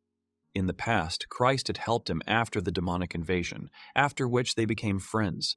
Then Christ told him that he lived in a kingdom that was destroyed. Only now did Eric realize that his friend was talking about Begonia, which was destroyed by Felix. Since the destruction of the country had brought him and Christ into contact, now that the demon was dead, they would not meet in the real world. The hero felt like he was missing something important. In his past life, he met Christ a month after the attack on the village, which meant Felix conquered Begonia in less than a month. The guy wasn't sure if that was even possible. Tina was surprised by how many shops surrounded her. The knight said that the population of the capital was 500,000. Eric mentally noted that with such a number of residents, the kingdom must have impressive military power. Looking at the citizens, the hero understood that the government was doing a great job. He could not imagine a weak king in such a kingdom. Eric came to the conclusion that Felix could not destroy this country in a month, because of which the guy did not understand and could not remember what exactly happened in his past life. At that moment, the knight addressed the guys. He assumed that the dorm had already finished with the paperwork and suggested meeting with the captain. The young man agreed. He asked if the royal palace was nearby. The warrior confirmed it and said he would show them the way. Tina couldn't wait to see the real palace. The friend tried to calm her down. Eric wasn't sure if they would actually enter the palace. When they got there, they saw huge gates. The girl was amazed by their size. A captain stood near them. The knight greeted him, saluted, and said that they had returned. The man said that they had arrived on time and thanked the soldier for his service. The commander also praised Tina and Eric because thanks to them the transportation of the body and the settlement business were completed. But the man added that they had one small problem with the dormitory. Seeing the guy's lack of understanding, Jeremiah asked him not to worry about it and promised that they would figure it out and everything would be fine. However, the hero needed to know what happened. The man said he would explain everything after they returned to the dorms. Right now, he wanted to discuss something else. The captain headed towards the palace when he said that he had called the boys for a completely different reason. He turned to them and called them inside. The heroes were not sure that they could enter the royal palace. Jeremias said that they were going to meet His Majesty Leonard. The young men were sent away because no one had warned them before. Jeremias led them through the corridors of the ornate royal palace. They could not believe that they were about to meet His Majesty. They even wondered if they should change into something more formal. The commander told them not to worry, as His Majesty did not care what his guests were wearing.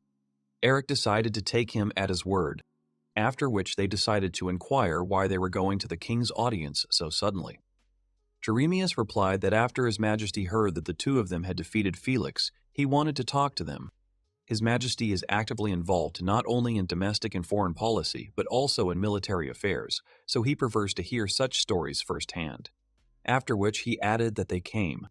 Coming closer to the door, he introduced himself and asked if they could come in. A voice was heard behind the door, allowing them to enter. For Tina, this was very exciting.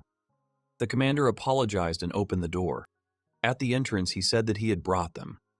A tall man with a serious expression, dressed in a uniform, stood by the window. He asked if they really decided to join the ranks of the knights. The main character introduced himself and said that it was a great honor to meet him. The frightened girl also gave her name. The king extended his hand and said that he was Leonard Calro Begonia, but since this name was too long, he asked to be called Leo. Eric began to approach His Majesty in a hurry, and he in turn asked him to relax and said that he was glad to meet him. When the guy shook his hand, he felt its strength. From the handshake, he could tell that this hand had once gripped a sword for years to develop calluses. The king said that the boy had a strong hand. He could tell that he had been training hard for a long time, so it was no surprise to him that he was so strong. Afterwards, he shook the girl's hand and asked if she used magic. The knight commander told him about her talent. He knows much more about magic than he does. He slapped them on the shoulders and added that it was no wonder that together they had been able to defeat Felix. He really liked that such capable men would be his knights. Eric thanked him, and the king called for them to sit down. Afterwards, the king sat down noisily on his chair, which made the boy realize that he weighed at least 100 kilograms. The girl thought that the sofa would fall apart so soon. The king began the conversation with gratitude to the boys. He said seriously that if they had not destroyed Felix, this country would have been in danger. Without getting up from his seat, he bowed and expressed his gratitude once again. Eric and Tina were shocked by what was happening. They began to protest his words. Leonard looked up at them and said that they were very modest. He thought that they would say that since they had helped him, he owed them money. Eric said that he would never dare to say such a thing. The commander remarked that only the king could say such phrases. The girl was surprised that His Majesty could do such a thing before. However, he said that it was just his job. He added that he had once saved the country, but they said that they would give nothing in return, and he shouted these words right in the king's face in front of all his nobles. After these words, he laughed loudly. Afterwards, he asked them what they thought about it. They froze at first, and then Eric said that they really thought that this happened, and it was a joke. The commander replied in the negative. The king had indeed done so. Because of this, he had to settle many diplomatic problems. His words caused shock. The king asked to understand him correctly. They could handle the problems of their country in those days. His people had risked their lives, and they said they did not want to pay. It was unforgivable. If he hadn't spoken out right there, his soul would never have met the soldiers. Eric realized what had happened and thought he was peculiar, but still a good man. At that moment, the maid came in, saying that they had brought them tea. The king began to get indignant because he asked to bring him another drink, but the girl replied that he still needed to work. The king began to shout that he would cut her salary, but the maid said that she would convey his decision to the queen. After that, Leonard calmed down and began to drink his tea quietly, saying that it was very tasty. The main character again doubtfully thought that he was not a bad person. At this point, the commander bowed and said that it was time for them to go. The king agreed with him and quickly finished his tea. Rising, he apologized, saying that he would like to talk longer, but His Majesty had much work to do. He began to yell at Jeremias for allowing things to pile up like this. But Jeremias calmly replied that it was because the king was always slacking off. Leonard cleared his throat and shook the protagonist's hand, saying that they would talk another time. The guy agreed. As he left, the king, without turning around, said that he wanted to say one last thing. Knights protect the inhabitants of the kingdom. It is a prestigious profession. Only thanks to the support and trust of the people can the knights carry out their service. He asked them to try to be worthy of their position. With inspired faces, they replied that he could rely on them. The king raised his finger and said that they were in a great mood. The future of Begonia was in their hands. The heroes were moving around the city in a cart. The commander thanked them for their efforts and said that he would take them to the dormitory. Eric noticed that the king was very peculiar. The girl added that she thought the king would be more severe or something like that. Jeremias replied that it was not surprising that they thought so. However, it made him much closer to the common people. One day, to help an elderly farming couple, His Majesty himself took a hoe and went out to work in the field. This is his attitude towards the inhabitants of the kingdom. Because of this, even those who are not interested in politics support him. The knight reminded the commander that he was going to say something. Eric asked if there were any problems with settling in. He replied that, as he had said earlier, knights and mages lived in separate dormitories. Also, according to the rules, a room is shared by two. So Eric will share a room with one person, and that person is a little problematic. The protagonist asked what was wrong with his neighbor. The commander replied that this person was an aristocrat. At the same time, he is a very capricious person. He cannot stand being in a room with other people unless they are stronger than him. It's great that talented 18-year-olds are performing, but this kid is very self-confident. He's not a bad person, though. The girl asked him if he was one of those people who think they're always right just because they're stronger. She clarified that it was normal to turn a blind eye to such things, only because she was an aristocrat. After all, His Majesty had previously told her not to think about it. The protagonist asked if they could choose their roommates. Does that mean aristocrats are more privileged than knights? Jeremiah's replied that they do not accept such requests, even if they are from aristocrats. However, this is a special case. The guy asked if it was like he needed this person to acknowledge him. He didn't understand it. The commander replied that he just needed to get to know him first. After these words, the girl puffed out her cheeks in displeasure, and the guy thought about something with a serious expression on his face. A little later, they arrived at a large building. At the entrance, the commander was greeted by another knight. They began to discuss the current situation among themselves. The commander said that he had warned that he was coming here. But it seemed to him that this person really wanted to meet Eric. At that moment, someone in the distance called out to them. In front of them stood a girl who introduced herself with a smug face as Urina Kashpao. She demanded that the main character fight her. Tina was simply shocked by what she saw, and the guy could not believe his eyes. Tina indignantly asked who allowed her to suddenly challenge Eric to a fight. She replied that she had not called strangers, but the girl said that she was not an outsider. Urina realized that she was Eric's younger sister. She asked her to relax because she had permission from the commander. They were surprised by these words. Tina started screaming that she was not the younger sister, but the older one, and she didn't care that she was an aristocrat or whatever. She had no right to choose her roommates. Why should someone like her be her roommate anyway? These words touched Urina.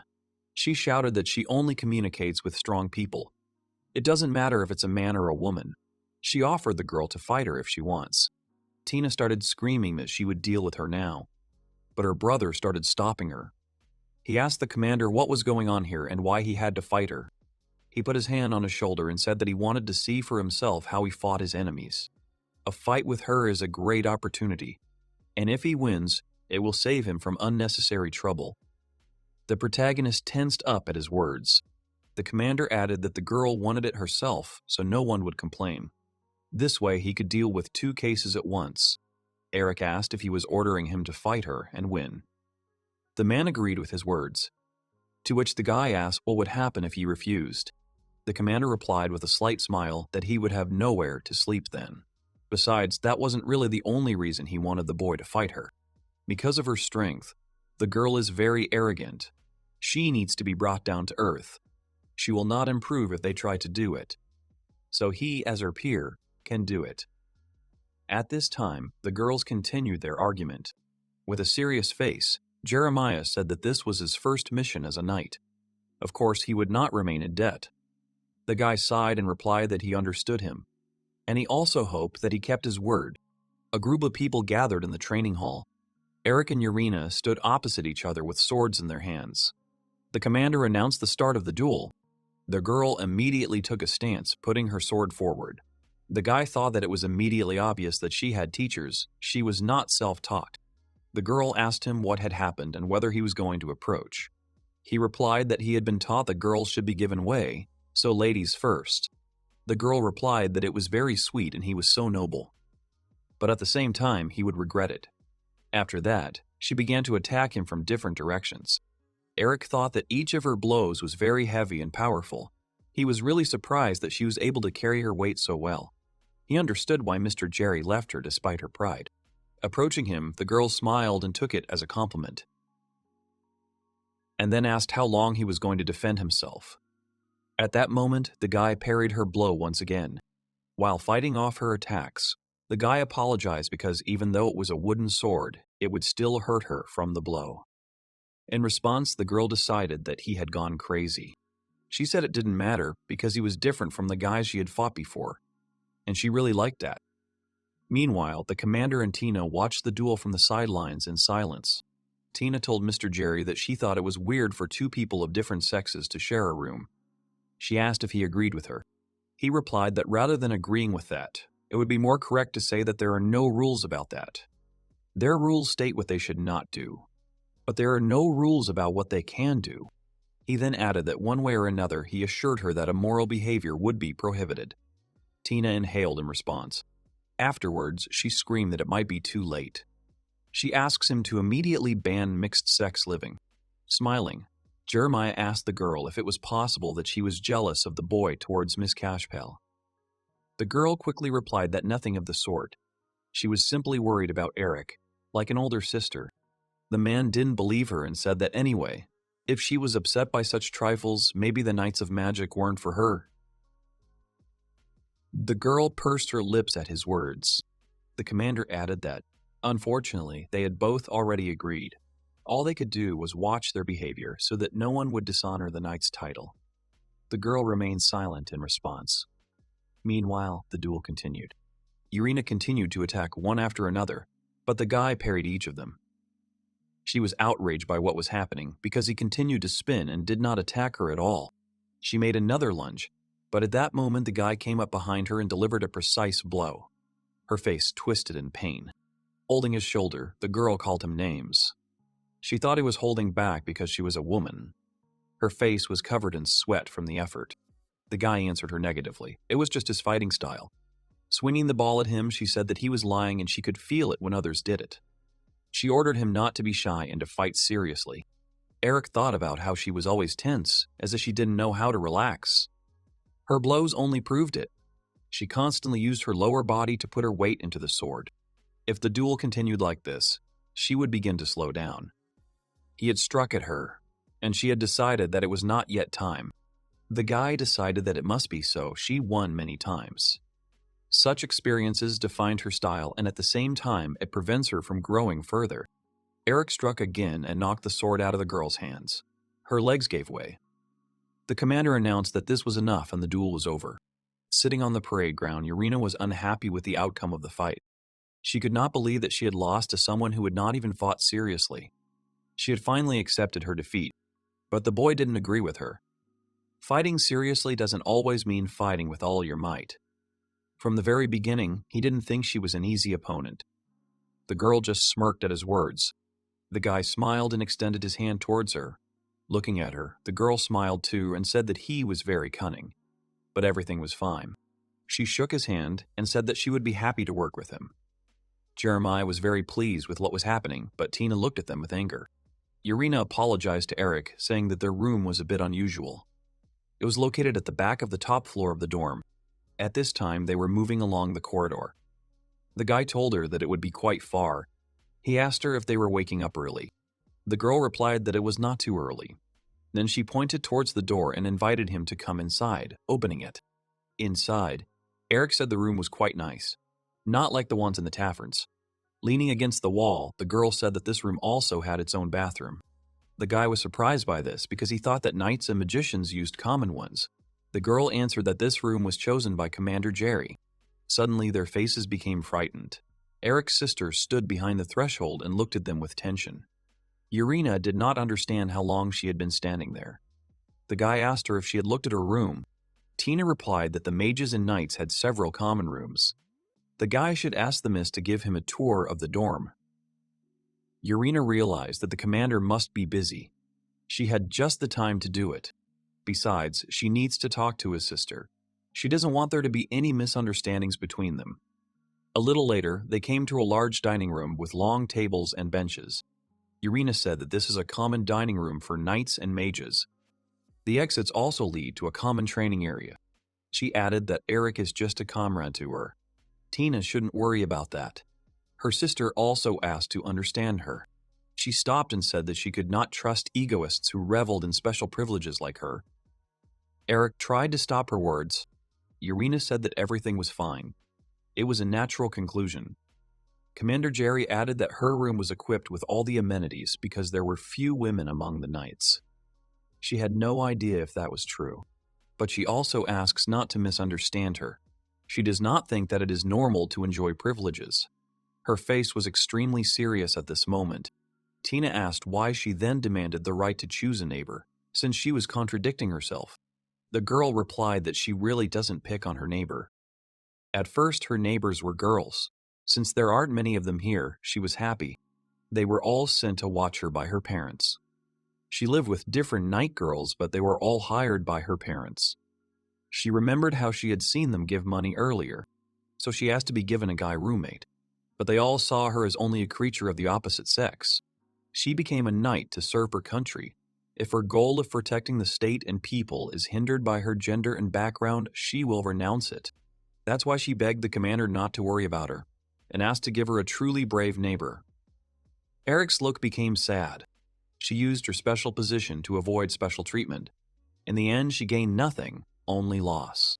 She lowered her head and added that she had dragged them both into this too. She was very sorry for her behavior.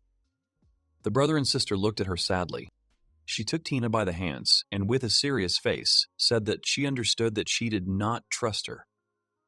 But she asked her to understand only one thing. Tina's eyes widened in surprise. Urena confidently said that she is one of the noble knights, and she swears that she will not do anything that will disappoint her. Tina accepted her words, and stepping back a little, she apologized, saying that it seemed like she was the only selfish one here. She thanked the girl for her words and said that she would be leaving now. Eric and Urena stood there, watching her go. The girl said that she hadn't expected that her experience would only complicate things. That shouldn't happen on the battlefield. She leaned against the wall and sadly wondered if this was really her place. The guy thought for a moment and confirmed her words. He said with confidence that she was one of the most talented swordswomen. The girl laughed slightly, saying that it was possible. Afterwards, she thanked him. Sitting at the table, the captain suggested starting the meeting.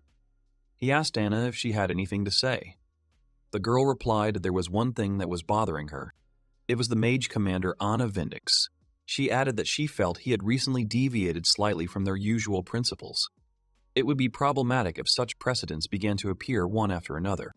It was a girl with long hair and a mole near her mouth. She was wondering what if there were problems. If that happened, the personnel would be demoralized. The girl next to her looked at the captain in silence.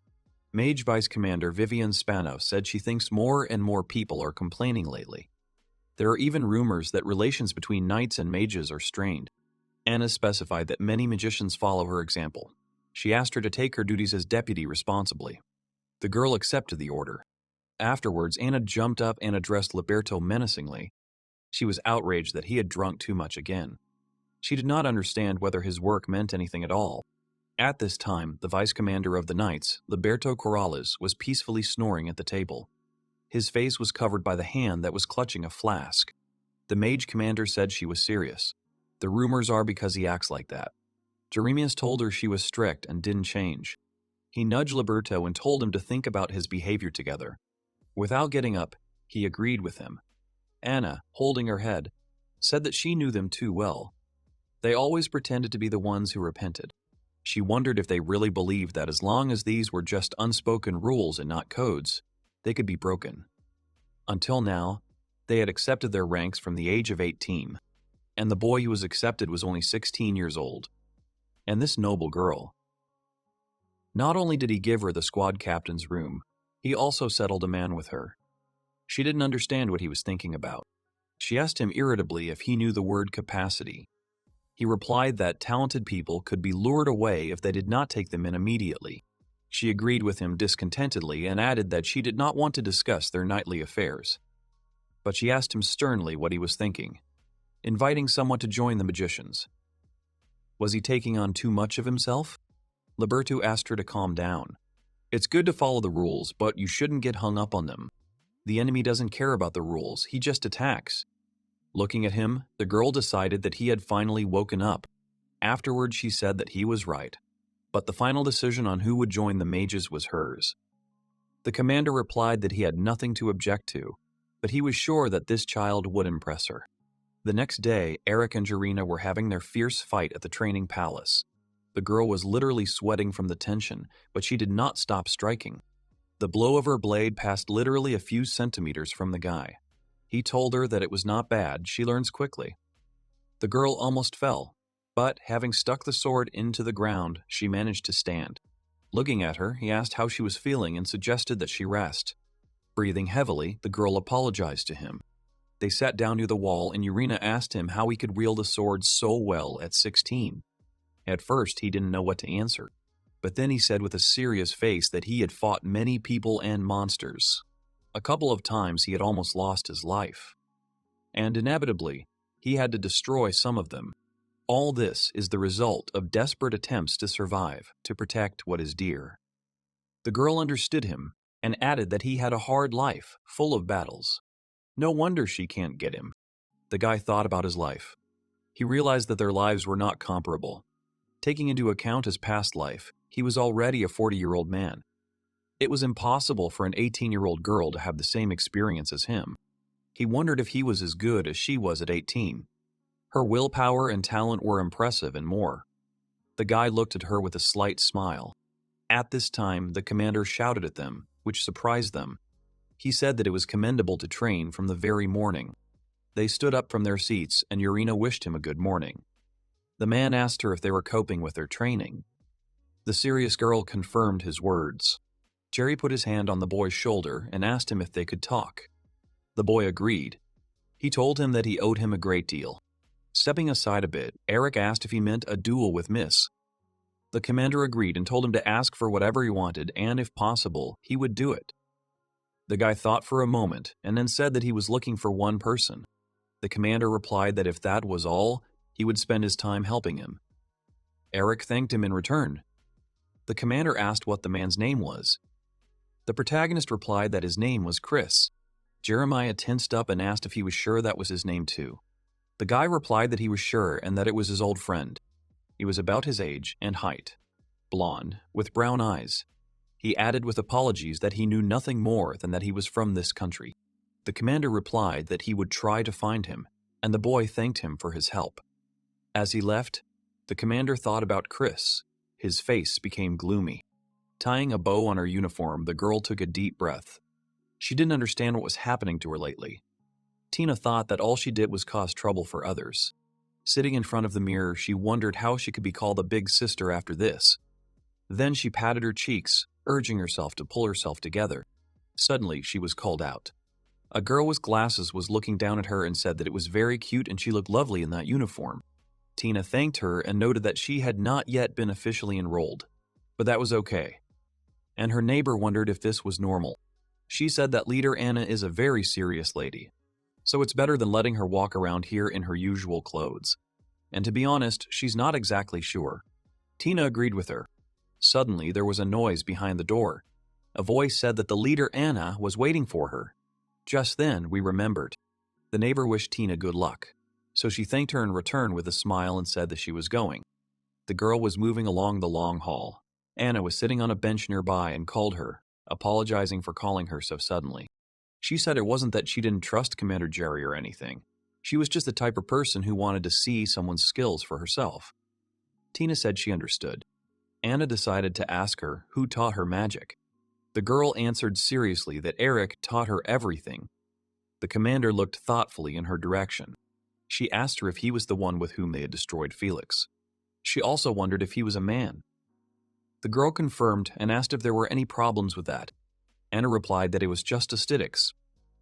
But she said that in the case of humans, women accumulate magic better than men. There are slight differences depending on the race, but the fact is that she has seen few human male mages. Tina was surprised by her words. She hadn't even known about it before. The commander replied that this was the material from the first lessons in studying magic. Anna thought about the fact that the girl didn't even know the basics of magic. Besides, she was taught magic by a boy. She didn't understand how she could defeat Felix. She decided that she shouldn't expect much from her. Maybe she trusted Jerry too much. After which she told her that Tina should show her everything she is capable of and that she should not hold back. The girl confidently agreed with her and began to use magic. The commander shared so much magic power. She realized that this was definitely not a joke. Tina's face was shining with self-confidence. At this time, a large number of men were training on the parade ground. Jerry said that when they were dealing with many opponents, they should not allow themselves to be surrounded. They should always be on the alert, waiting for a chance to gain the upper hand. Suddenly, Jerry was greeted and asked what the topic of today's training was. His deputy approached him. Jerry replied that the theme was one versus several. Today's training was dedicated to fighting against a group.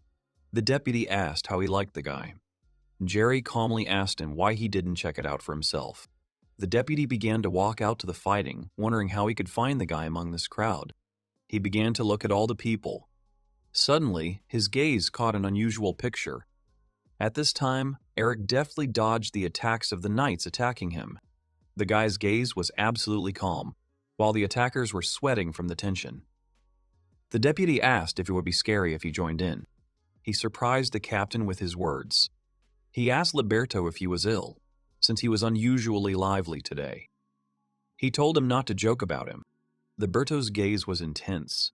Looking at such a strong young man, how could he stay away? The battle did not stop for a second. The main character was attacked by 4 people at the same time. He calmly parried the blow of each of them. The blows of their swords whistled around him. One of the guys tried to throw his whole body at him, but the guy repelled this attack too, throwing him far to the side, while the other man began to attack him from behind. Eric jumped away from his blow. Hovering in the air, he counterattacked his back and landed to the side. The man was outraged by this because they could not touch him even with a finger. The protagonist assumed that this was exactly the case. It seemed to him that they were not moving as they would like. At that moment, his opponents noticed something. Eric added that they were standing too close. Because of this, they were in each other's way. That's why they had no coordination in their work. A voice came from behind saying that coordination was not one of his strong points. It was the deputy who raised his hand to strike Eric, saying that in the end, there was nothing better than personal involvement. And his gaze was focused on the enemy. The guy with wide eyes managed to jump away from that attack. Looking at him, the deputy exhaled. The knights jumped to attention and greeted him. The guy asked who it was. The girl confirmed that it was the vice commander and asked if he knew him. In front of them squatted Vice Commander Liberto Corrales. They say he is one of the strongest men in the Order of Knights. He asked them to stop embarrassing him. He asked Eric if he would mind sparring with him. He added that it wasn't every day that one got the chance to face the vice commander of the Knights. The boy replied that it wasn't that. The guy thought he looked like a slob. But he also knew that you shouldn't judge a book by its cover. Even though he did stand out, looking closely, he noticed that he had no left hand. At this time, the man took a flask from his bosom and drank the drink it contained. The knight said that the commander always fights like that, and there is nothing to worry about. The girl seriously added that there is no need to weaken the defense. As they were leaving, they wished him luck. At that moment, the man began to rise and suggested that they begin. He approached the guy with great speed. The guy was surprised by his attack at first, then calmly dodged it. The man's face became surprised. Standing behind him, Eric wondered if he had missed or if this was his style of fighting. Liberto quickly turned and threw another punch. He asked the guy why he didn't hit him. After all, he had let such an opportunity pass. At that moment, the guy was seriously considering whether he was pretending. He realized that when fighting such an opponent, you can play by his rules and not even realize it. Frankly, he doesn't really want to fight him. But he didn't understand where this strange feeling came from. It was something painfully familiar. He was fighting someone who moved like that. He remembered Felix at first, but then realized it wasn't him. He thought it must be his drinks that were making him stutter, but he wasn't sure. Meanwhile, the vice captain continued his sweeping, ornate attacks. Eric realized that in this case, he should take the bait. He rushed to attack the man who had landed to the side. A drop of sweat was running down his face. He was thinking about what to do next. His thoughts were interrupted by a kick to the face. He managed to dodge it. This surprised Liberto. He asked how he had managed to dodge since he had never seen anything like it. The commander stopped and, slapping his sword on the shoulder, said that something was really wrong with the guy. He had a feeling that this was not their first fight. He asked if they had met before. The guy was shocked by his words. Standing in front of him, the vice captain said that something was really wrong with him. It felt like this wasn't their first fight, so he wondered if they had met before. The guy had the same question. He thought about what he was talking about. He couldn't help but think that they had already fought. Had he imagined it? The baritone noted that even though he said so, this was definitely a first meeting. He would never forget a run-in with someone so good, which meant he didn't finish, and decided to check with the tense guy. He decided that someone had already taught him. He was curious about who taught him how to hold a sword. After these words, the protagonist had an idea. The vice commander said that his style, especially his emphasis on counterattacks, was very similar to his.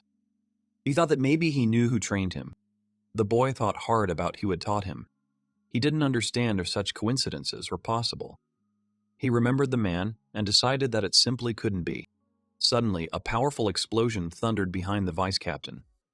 Everyone present on the parade ground watched in horror. Eric was perplexed. They were asking from all sides what caused the explosion. They thought it was in the courtyard.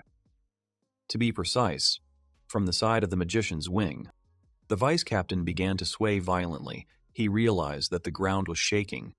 His face twisted in pain. After that, his stomach could not withstand this shaking. The people around them, looking at this picture, talked about it as if it happened quite often.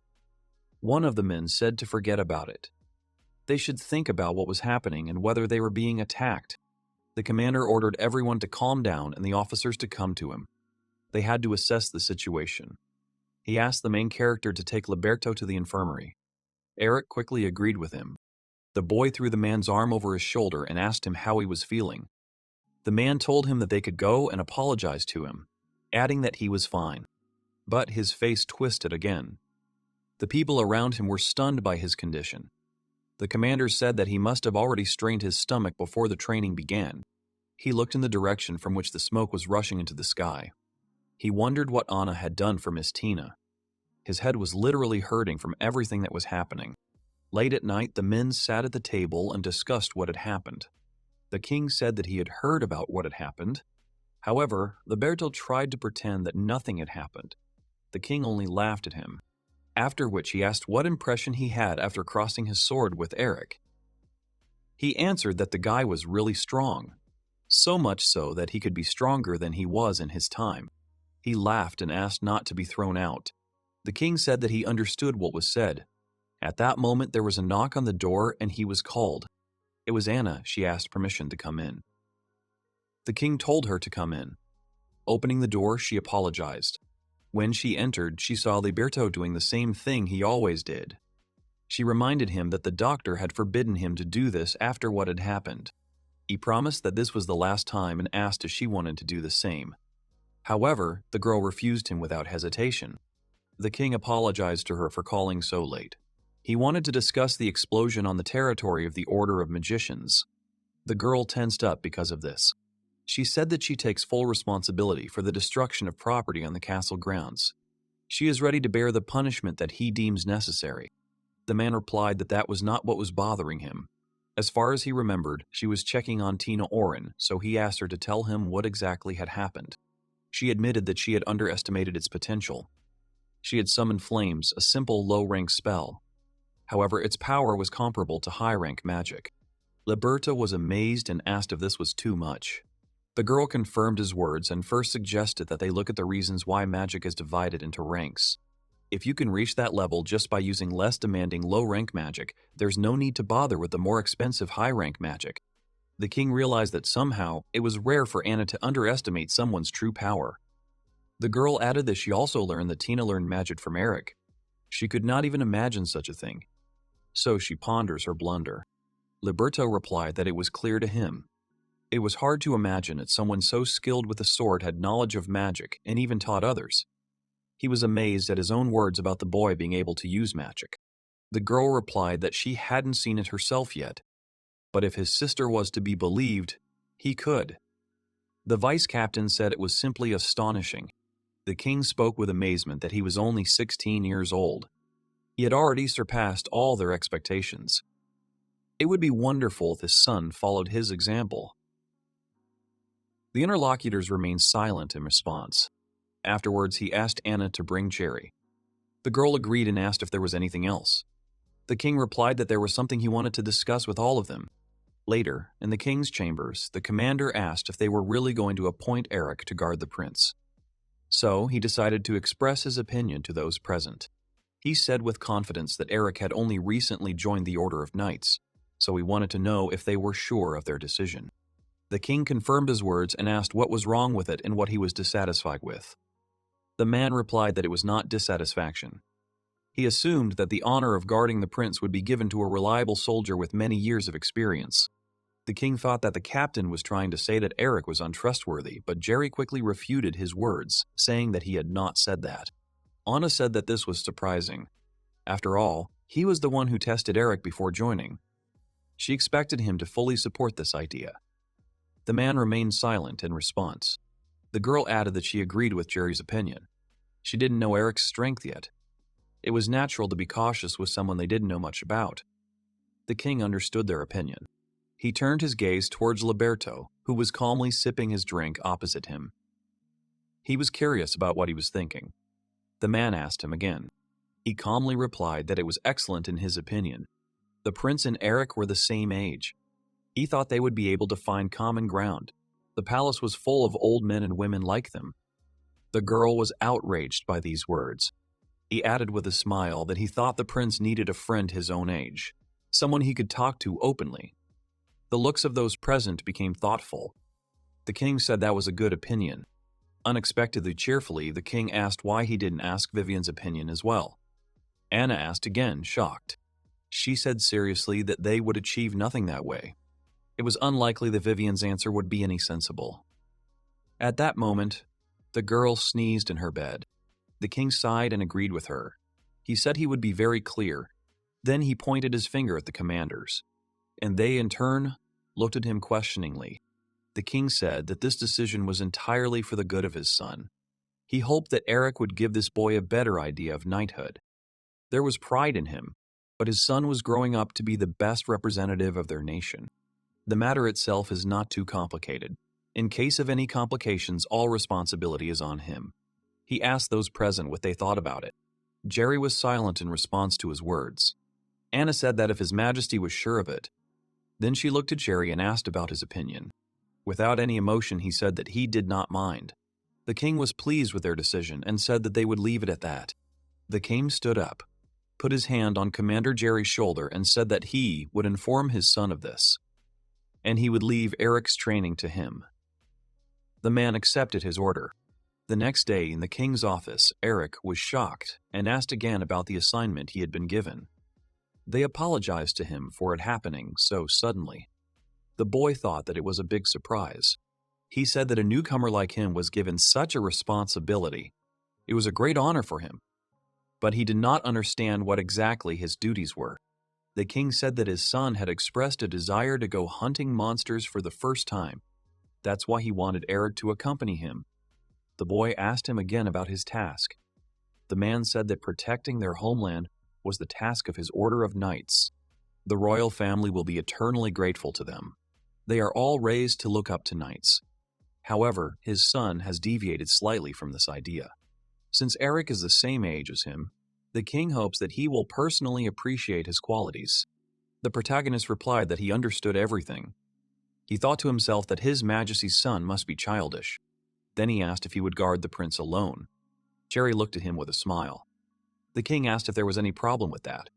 Hadn't he said it was an honor? The guy replied that with all due respect, he found it somewhat unreliable to have a single person guard the prince of the kingdom. He thought he would appoint a few more people to ensure more reliable protection. Turning to the captain, he asked if he agreed with this. But the captain's look struck him. He called him again, whereupon Jerry replied that it was for the prince's good. The king confirmed his words, adding that this is exactly what he needed now. Eric was the only one who could handle it. The boy did not understand why they were saying that.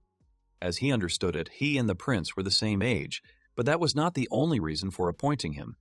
If both His Majesty and Commander Jerry insisted on it being him, there must be something else. He wondered what was wrong with the prince. At this point, the king shouted in rage that he did not understand where his son was going. Why was he making them wait for so long? He had told him to be on time earlier, so he decided to go and get him himself. It was just unbelievable. He didn't understand who he thought he was, and it really pissed him off. Those present were shocked by his anger. As he reached for the door handle, he heard a voice say that he could be heard from the other end of the corridor. The king snorted and said that it was because he was late.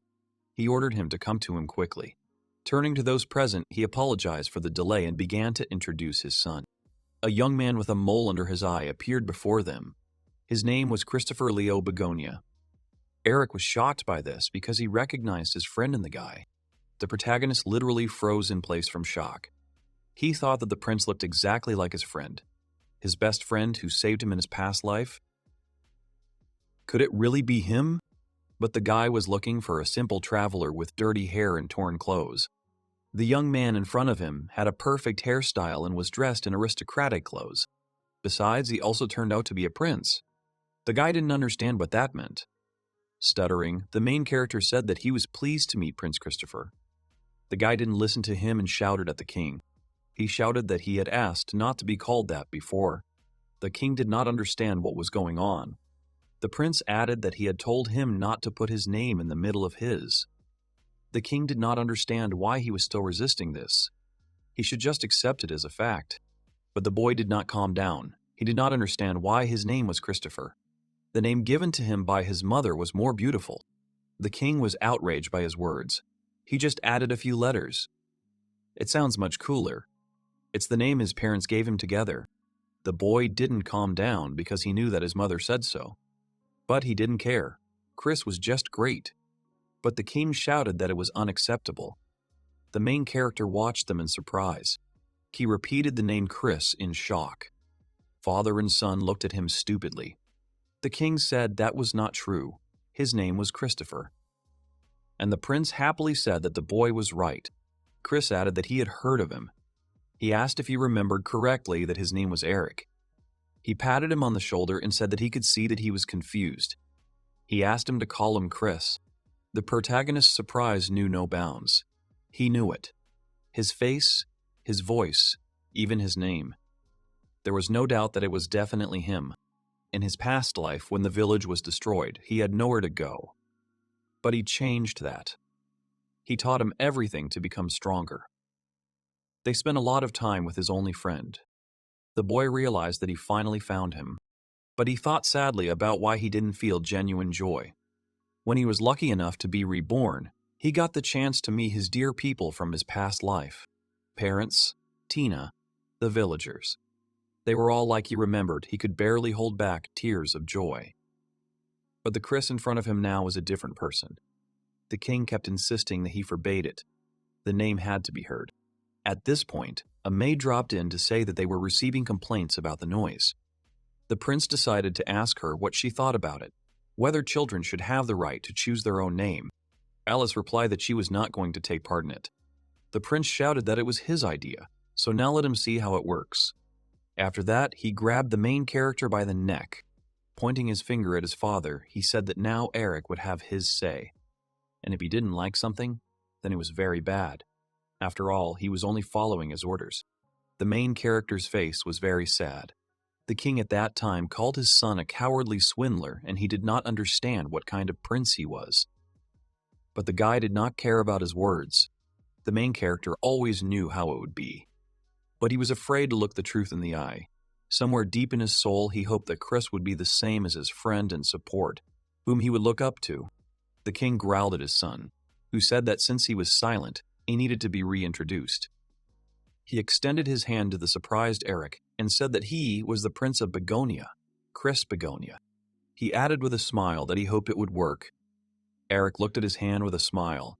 He realized that he had to find the strength to overcome anything, but it was really hard to face a reality like this. They shook hands. The protagonist realized that one way or another, he had to move on. The friend who saved him in his past life is now in front of him. It's Chris. And even if he has no idea who he is, he will do everything in his power to protect him. The contented guy thought that he had finally met his best friend, whom he had lost in his past life. But the prince who now stands smiling before him is the Chris he has never known. Besides, he is seeing him for the first time. He was prepared for this. After all, he was desperately trying to measure the future. But still, it depressed him a little. However, it didn't matter now. He had sworn to protect Chris, no matter what. He was thinking about how he could achieve his goal. It was foolish to think that simply destroying Felix would be enough to preserve the peace. There must be more going on that he doesn't even know about. He's trying his best to just remember what happened in his past life. Now he needs some kind of clue to remember. They were walking through a dark forest. Eric wondered where they were going. He was just following him. They were already far outside the city. The monsters were much more active at night, and they needed to get back. You answered him that they would not return. The The protagonist did not understand his words, what it could mean. He did not answer him, simply turning around. Afterwards, he added that the forest was now much safer than the city. Eric apologized and said that he did not think so. They arrived at a place where a makeshift camp had been set up. There was a tent made of leaves, a log for a bench, and a burning fire. Chris said that he wanted to show him something. Noticing that the main character was looking around, he said that he was sleeping here. But that was not what he wanted to show. He asked him to come to him. Handing him a telescope, he explained that it was a great place to see the whole city. He told him to watch his step and look around. Eric started to turn from side to side, looking at everything around. Chris directed the pipe in the necessary direction so that the guy would look at the central square. The main character was surprised by what he saw. A large number of people had gathered there. In the middle of the square, there was a platform on which a structure had been erected. At that time, the military carried out sentences. This shocked Eric. He began to describe everything that appeared before his eyes. Beads of sweat were running down his face. Chris confirmed his words and added that he didn't know anything about it. War had torn these lands apart, and this city was on the losing side. Anyone who resisted was punished as a warning. Unfortunately, they were no longer safe here. Eric had no answer. Chris added that he was leaving at dawn. He asked Eric what he was going to do. The guy kept silent at first, and then asked what would happen to the townspeople. Turning away from him, Chris said he would have tried to help them if there had been any chance. But it was too late now. They are desperately trying to prolong their lives a little bit, begging for mercy from the soldiers. The only way to survive is to hand over their friends. Does Eric understand what will happen if they try to help them? They would be putting themselves and those they were helping at great risk. He frowned and added that he could only get Eric out. After all, no one knew him there.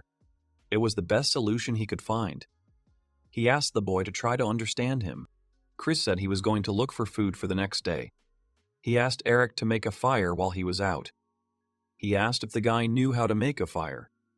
The protagonist replied that he certainly did, and asked why he had no food. The guy replied that he must have done something wrong when he tried to dry the meat. A lot of flies had gathered around it and it had a bad smell. He added that he would check the traps he had placed nearby. If he started a fire, it would scare the monsters away. Eric asked him to wait, because he wouldn't leave him here alone. Chris looked at him carefully. Chris asked him if he remembered correctly that he had survived the monster attack on his village and survived alone for a month. It was just unbelievable. He was much stronger than he thought. He asked him to trust himself more. The guy asked him again in surprise, then he clenched his fist until it trembled, not understanding what he was talking about. After all this time he was running from place to place trembling with fear. Chris looked at him with pain. He apologized and said that he was right. It was not easy for him. But he also added that if anything happened, he would protect him no matter what. So he didn't have to be afraid. He asked the guy if they had agreed. Eric looked at him blankly at first, then looked down. As he left, the prince added that they had little time anyway. Even here, they could be discovered tomorrow. So they had to work together now. He asked Eric to get ready. Eric agreed with his words. After a while, the boy sat on a log next to a crackling fire. He thought about the war.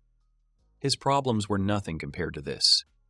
He wondered when he would stop relying on others. He had nowhere to go and nowhere to go. And he had no idea what he was supposed to do, what he was even living for. He supposed he really had no reason to live anymore. He threw some wood on the fire. At that moment, his stomach made a loud rumble. He looked back at the meat hanging behind him. As he approached it, the guy thought about what Chris had said earlier, that he hadn't been able to dry it. He looked at it and felt disgusted. He wondered how Chris had managed to build a camp without knowing how to dry meat. He decided that he could still be saved by boiling it.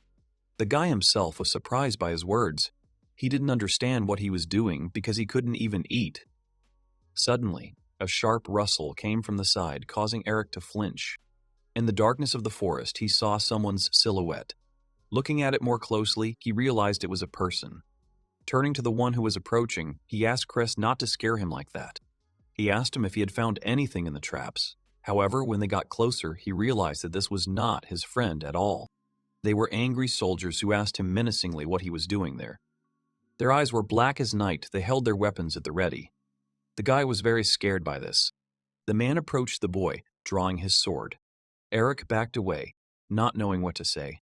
The soldier looked at him with annoyance and grabbed him by the hair, causing the protagonist to scream. Bringing his evil face close to the frightened Eric, he asked him if he could hear him well. He ordered him to start talking before he hurt him. He asked again what he was doing here. The protagonist replied that he had only just arrived today, but it was already getting dark, so he set up camp. Hearing his words, the man hit his head with all his might against his knee. The guy screamed from the pain he received. After that, the man let go of his head. He asked him why he had set up camp in the forest when the city was so close. The entire city was clearly visible from that place. Kicking the main character, he said that he was lying to him. Putting his foot on his face, he asked, "But for what reason is he here?" A second man stood nearby with his arms folded across his chest. He told him to stop because how could he answer him if he didn't let him speak? If he was going to torture him, he had to do it slowly. He had to get everything out of him before he passed out. He started getting examples of different ways to get information. The guy tucked his legs in horror and covered his head with his hands. The man said that this guy was probably sniffing around here, asking questions about them. It would be a problem if he was not alone. Any information about the partisans would give them a chance to earn some money. The second soldier agreed with him. At this time, Eric tried to crawl away quietly. Suddenly, a sword was thrust into the ground in front of him. The soldier told him that he had heard it. He told him to be a good boy and tell the truth before he began to torture him. He asked him who he was and why he had set up camp here. He had to tell him everything, including how many of them were there. Lying on the ground, Eric looked at him in horror. Tears came to his eyes. He thought that he didn't want it to end like this. He screamed loudly, begging for someone to save him. A voice came from behind the soldier telling him to let the boy go. He turned around in shock. He asked loudly who told him that. He saw his partner, behind whom stood the prince with a knife. He said that the guy had nothing to do with it. The soldier looked at him in fear. Having dealt with his partner, Chris said seriously that if he was looking for someone who was sniffing around here and asking questions about them, then he found him. After these words, he took off his hood. The soldier didn't realize how long he had been there. He looked at his partner who had fallen to the ground and gritted his teeth. He ordered him to stay put. He had to drop his weapon or his friend would lose his life. Chris looked first at her dagger and then at the man. He asked again, didn't he say that the guy had nothing to do with it? That's why he ordered to let him go right away. The man didn't understand what he was talking about. He asked him irritably what he was going to do with this toothpick. He was the one giving orders. Chris didn't understand why he was afraid of his weapon then. These words made the man very angry. Veins stood out on his face with rage. He swung his sword at Eric, saying that since they wanted to part with their lives, he would help them do it. Eric was very scared again. The prince, meanwhile, moved his fingers, after which the screaming man was left without his hands. His eyes were filled with amazement. Looking at his hands, he began to scream loudly, not understanding what had happened to him. After that, Chris grabbed him by the throat, saying that this was amazing. He added that he was a demon, but he did not recognize magic even when he saw it. He thought that magic was a normal thing for them. The soldier clenched his teeth in anger. He did not understand how a man like him had such power. Suddenly, he recognized something about him. After that, the prince dealt with the man, and Eric looked at him in shock, asking who he really was. Chris kept silent with a serious face. Eric backed away in horror and called his friend. He wanted to know who he was. Chris did not turn around. He said that he had found the horses. They were nearby. They needed to leave here quickly. He asked him if he knew how to ride. Later, they rode on horseback along a deserted road. There was only dark forest around them. Chris rode a little ahead, and Eric rode behind him with a thoughtful face. The protagonist tried to start a conversation with an uncertain voice. However, the prince interrupted him, saying that he understood him, but he did not know where to start. The Gladio Kingdom is a nation that occupied this territory. They are representatives of the demon race. He asked him if he remembered what Chris had told him when they met. He had been forced to flee from home and eventually came to this city. Gritting his teeth, he said that they had done all this. They had destroyed his home and everyone he cared about. Eric listened quietly to his story. The prince, his brows furrowed in anger, said that he would never forgive them. That's why he would fight them.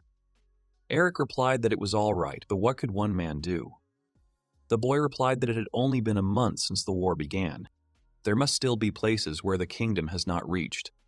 There must be people there who think like him. He will find those who will join him to fight the kingdom. The guy screamed that it was simply unrealistic because he himself said that it was a kingdom.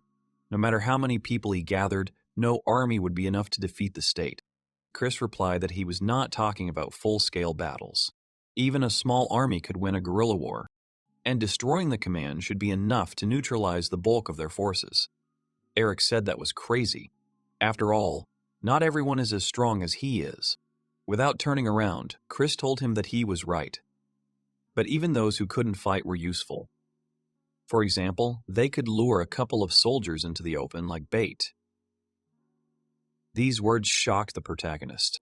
He realized with shock that he was waiting to be attacked. He started screaming and calling him names because he pretended to help, but he tricked him out of the city. The guy replied that he didn't want to deceive him. He needed his help.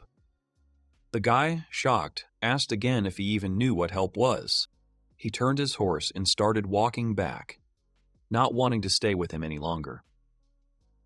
He said goodbye. Chris asked him to stop and tell him something. He asked how he was going to survive with the demon all around. His village was destroyed by monsters. It was terrible, but obviously his life was destroyed. He wondered how he would be able to survive in such conditions, find food, cook food, what he would do in winter. Now he is not able to survive alone. Sooner or later he will part with life. The guy thought about his words. Chris added that as they spoke, this country was changing. If he wanted to live, he had to become stronger. Looking at him, Eric didn't know what to say. He clenched his teeth in frustration, and tears began to flow from his eyes. Chris continued to look at him sadly. Later, they set up camp in a cave. The horses were grazing near it. They sat opposite each other with a lantern between them. Chris said those soldiers had food. He couldn't have gotten it without it. So he got half. Eric asked him why the country had been taken over. After all, if it hadn't been for that, none of this would have happened. Chris looked down and said it was a difficult question. It was so sudden, he doesn't know all the details. But he heard from some people that the kingdom was helped by someone. These survivors can no longer be contacted. The prince had no idea who they were working with. But he would find out who was behind this. His eyes lit up with rage. He added that he would find them and bring justice. All for the sake of those he had lost. Eric looked at him sadly and thought about those he had lost. Scenes from the past flashed before his eyes. He had a question for Chris. Looking at the prince seriously, Eric asked if he would help him if he asked to teach him swordsmanship and magic. The boy was surprised at first, but then said that he would do it with pleasure. He added that in return, all the cooking would be his. They smiled at each other. Now that Eric thought about it, the fact that Chris was a prince was confirmed by every word and every action he took. And that former prince had already given him an important clue. Looking at the prince of this time and his father, the boy thought that someone was collaborating with the kingdom, and he had to find out who exactly. Jerry was sitting in his office at his desk. Behind him was a bookcase with a lot of books. He was writing something down on paper. He sighed from fatigue and stretched his shoulders. He thought about the fact that Eric was looking for his best friend named Chris. He searched everywhere, but only found one person who matched the description, and it was Prince Christopher, who preferred to be called Chris. He was the same age and appearance as Eric had described. These thoughts haunted the commander. He remembered what had happened earlier, how the prince had shouted his indignation at his father today about why they couldn't start hunting right now. The king had replied that such meetings were necessary to prevent misunderstandings. You can't just go hunting, you have to prepare. Jerry thought about how it didn't seem like Prince Christopher and Eric had ever met before. If Eric was looking for the prince, he was lying when he said he was his best friend. He didn't understand why he was looking for the prince. Could it be to destroy the prince? There are many people who encroach on the lives of kings and princes, but he is one of those who suggested that Eric join. And if Eric knew that the prince was a prince, he wouldn't have needed to look for him. Why would he need to look for a prince without knowing who he really was? Jerry sighed, thinking that maybe he was thinking about this too much. He was brought out of his thoughts by a sudden knock on the door. At the door, they asked permission to go out. With a serious face, the commander answered that he had been waiting for him. He told Millwood to go inside. At this time, a large number of people had gathered in the common dining room. Sitting at their tables, they chatted and ate. Tina, putting a basket of food on the table, said that she had prepared lunch for everyone. Eric replied that he had not thought he would have the opportunity to enjoy her cooking while he was a knight. The girl replied that Vivian's deputy had arranged for her to use the kitchen. Vivian laughed at this. Placing her hand on her chest, she proudly said that listening to their cute little newbies was part of the job of the deputy leader of the Order of Mages. Urena said with delight that her attitude deserved respect. The girl told her with displeasure that she had already told her many times to drop formalities. But the knight replied that this was out of the question. Eric said he was surprised. The commander said that the leader of the Order of Magicians was incredibly strict, so he expected the deputy to be the same. Vivian sighed and remembered Anna. Leaning back in her chair, the girl replied that she was trying to take things easy. Besides, a smile would make everyone feel better. Winking, she asked Tina if she was telling the truth, and Tina awkwardly confirmed her words. Turning to Miss Cashpal, Tina asked her for forgiveness for that day. Urena was surprised to hear her words. Tina added that she hoped she could apologize, and if she liked, she could treat herself to lunch. The girl asked if she really could. Tina confirmed and said that she wanted to get to know her better. After all, she hoped that they could become friends. Urena first looked at her in shock, and then tears gushed from her eyes. Wiping her tears with her sleeve, she apologized to them. No one had ever asked her to be friends before. She was so happy that you couldn't hold back your tears. Taking Tina by the hands, she said that she would be happy to be her friend. She asked to call her simply Urena, without all these formalities. The girl happily replied that she would do so. Vivian said that was just wonderful, and since that was the case, they shouldn't forget about the deputy.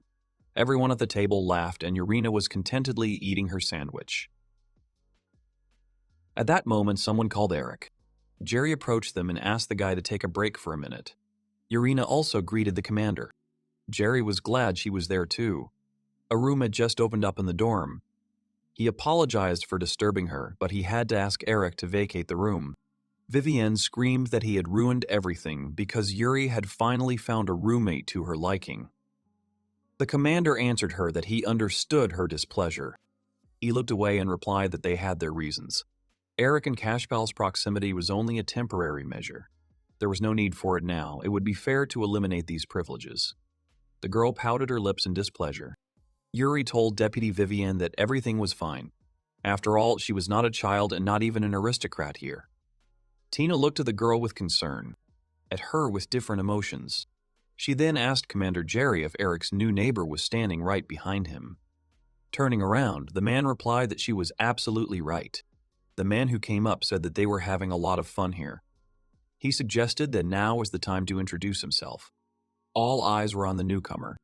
He looked at Eric and said with a smile that it was nice to meet him. His name was Ellen Millwood. The people present looked at him in shock. Tina screamed in horror that it was another girl. Urena quickly asked her to wait and calm down. The commander said that he was one of the most experienced knights. He added with a smile that he also had excellent grades. He was sure that the two of them would get along. His sister shuddered when she realized that it was a guy.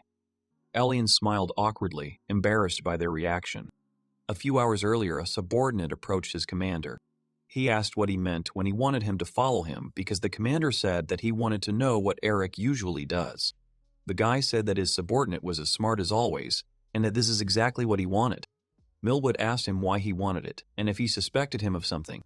The commander replied that this was not the case and that it was not the issue, but he was simply curious.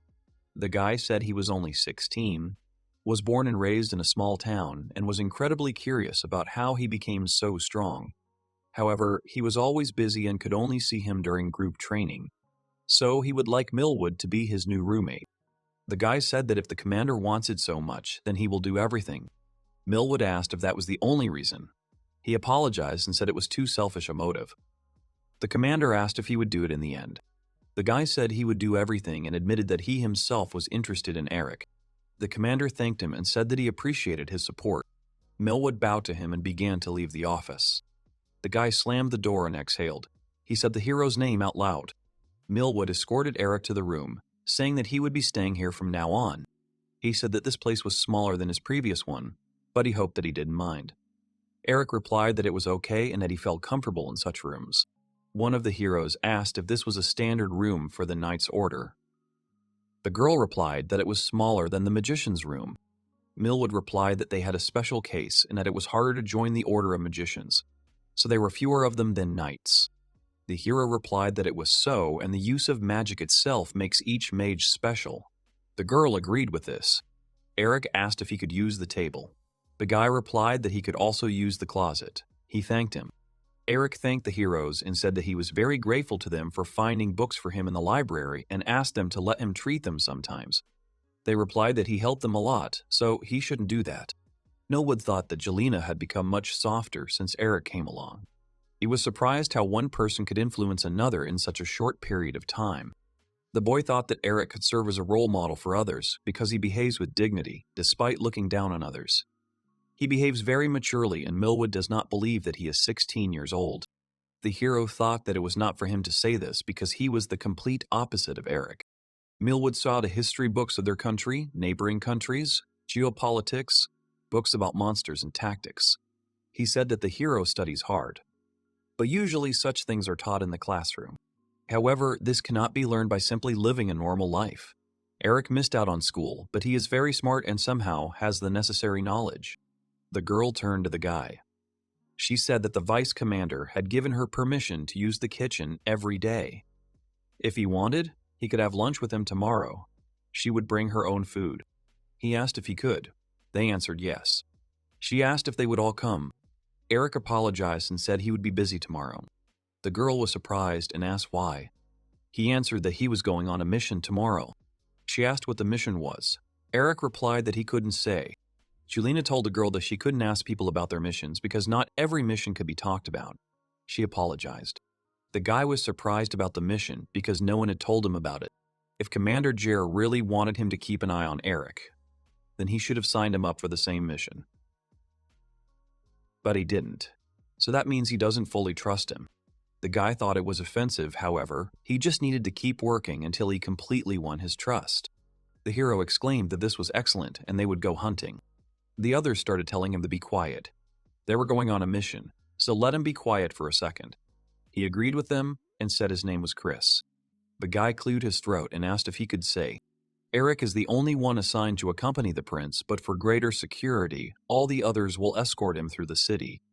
They do not want everyone to know that the prince has left the palace, so they will all pose as merchants. The boy asked if everything was clear. The prince answered that it was. He specified that he had to act not like a prince and said that it was not a problem. The commander threw his head back and addressed Eric. He said he was leaving Prince Christopher in his charge. The boy replied that he understood. Chris said that they needed to leave and asked everyone to follow him. Everyone was surprised. They couldn't let the prince ride in front. The commander asked Eric to take care of him. The commander turned to the prince and Eric. He said he wanted him to take this before he left. It contains information about the location and details about the monsters. Eric unrolled the scroll. The prince saw that it was a request from the guild. The boy asked again. He asked if the guild was a trade association and if they really needed a third person to hunt monsters. They answered yes.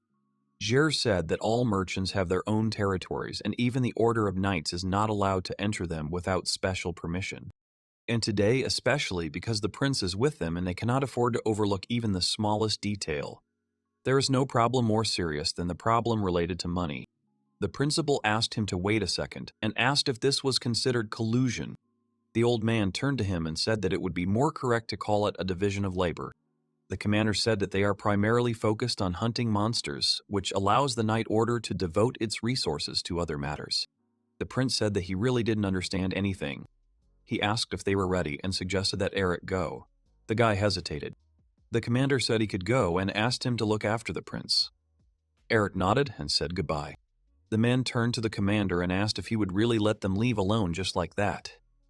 He replied that he would not. The old man asked if he was going to pursue them and what would happen if the king found out about it. He replied that they were all worried about the prince. The commander replied that in that case none of them would snitch. The men stared at him, awkwardly agreeing. The prince lay on the grass and said that absolute freedom was the best thing in the world. Eric asked the prince if hunting was the reason they were there. Chris replied that it was. Eric replied that following the guild's information, 2 orcs had raided the village's crops. It was also the main trading area, so the wagons had also suffered. He added that the people were counting on their help and asked how the prince could just lie there. Chris said again that they had come to hunt. He explained that if they didn't know where the orcs were, they couldn't hunt them, and clarified that the peasants had already been evacuated. So for him, just doing nothing is a good thing. Eric thought that wasn't what he meant. The prince asked to stop calling him that and told to address him by his name. Eric said he didn't think it was appropriate for his status. The prince replied that it was an order and the boy had to accept it. Eric said that they didn't come here to mess around, but Chris interrupted his further speech. The prince started spinning around him. Eric asked why he was doing this. Chris said the guy was too tense and asked him to relax. He started tickling him. Eric started laughing and asked the prince to stop. Chris noticed that the hero began to address him informally. The prince said he was joking, but if he doesn't want to follow his instructions, he'll keep poking at him. The guy said he understood and addressed the prince by name. Chris said that was cool. Eric thought that he was a nice guy, but sometimes his behavior embarrassed him. The prince saw that orcs were approaching them and asked his comrade to look. He said that there was one more of them and asked Eric if he was ready. He replied that he was ready. The guy said he would take his position and added that the prince would come and finish them off when he put them on the ground. Chris replied that Eric's job was to accompany him, not babysit him. He said he knew, well, he wouldn't let anything happen to him because he was a prince. Chris didn't like being guarded all the time. Eric tried to stop the prince. He replied that he did not need guardianship. Chris said that he was annoyed by the resemblance to his old man. But the thing is, he never let anyone accompany him because he needed someone to protect him. Eric asked him what he meant. The prince replied that he was a little ashamed to admit it. He said that he would take care of those monsters first, and the guy could relax for now. Eric thought the prince was making fun of him. A group of orcs ran towards the prince and Eric shouted his name. Chris fought the monsters easily and the guy was surprised by this. Eric thought that made sense. Chris was incredibly strong when he met him in his past life. The future only began to change significantly after the attack on the village. So it stands to reason that the prince is strong in this life as well. He had completely forgotten about it, but Chris was still Chris. The prince turned to Eric and said that he did not need a nanny. The guy asked him if he was sure. And didn't his teacher teach him not to relax until the fight was over? Chris replied that he never relaxes. Orcs appeared behind him. Eric asked Chris if she minded if he followed him. The prince replied that he would dodge it. The boy replied that it was not about that. If you work in pairs, you fight together.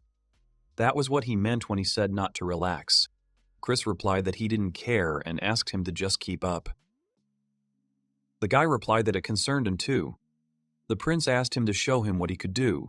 They began to work together, defeating the orcs. Chris gave him a thumbs up, and they bumped fists. The prince said that Eric was not bad and very good, as he had heard. He thanked him and said that he, too, was very strong. Chris said he learned these skills from his old man and Liberto. The boy said the name of the vice commander, and now it became clear to him. The prince asked what he understood. He answered that now he guessed why he was so strong. Chris said he doesn't look like it, but Liberto is very tough. He's never been able to beat him in a fight. Eric said his fighting style is hard to read. The prince said it was strange. It was the first time they had fought together. However, it was very easy to interact with him. He smiled and said he knew they would get along. Eric smiled back. The prince suggested going for a couple of drinks. Eric said he was sorry and couldn't. Chris said he would have fun. He said his job was simply to get him safely back to the castle. A couple of bottles wouldn't change anything if he was alive and well. Eric refused. The prince continued to persuade him. He said that it was just the two of them and no one would know why they returned late. Chris asked not to tell him that he didn't want to drink with him. Eric replied that it wasn't about that. The man addressed the honorable gentlemen of the kingdom and thanked them for coming. Today he gathered them here to discuss the future of their country. When he ascended the throne, he chose a peaceful path for their state to develop, not to fight with neighboring countries, and they built especially friendly relations with Begonia. Felix's attempted attack on Begonia's territory traumatized this relationship. They were lucky to avoid the worst outcome. Well, if they had severed relations with the Begonia, their kingdom would have become completely isolated. Trust is hard to build and very easy to break, so they have to do everything they can to get back on track with that country. The man turned to the king and said that, as he had indicated, they had allies other than the Begonia. If he was so desperate to curry favor with the Begonia, then their authority with other countries could be damaged. Another man said that it was. There could be further consequences from Felix's attack. He asked if the king knew of a country that was not at all happy about their relationship with the Begonia. The girl asked if he was talking about the Lindo Empire. The man replied that it was entirely possible that Felix and Lindo had somehow contacted each other. It is no longer reasonable to expect any benefit from relationships with such people. Their only remaining option is to form an alliance with the Begonia. The man asked again and said that the king was joking. He started shouting that this would only make things worse for them with Lindo. It would be an excuse for them to declare war. The man said they didn't need any allies.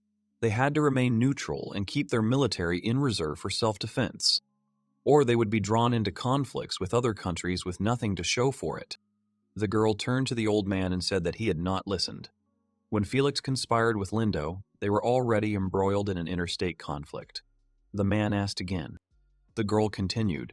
She asked if he thought that taking a neutral position would solve everything. The man said that he had not said that. They needed to be careful and maintain military strength.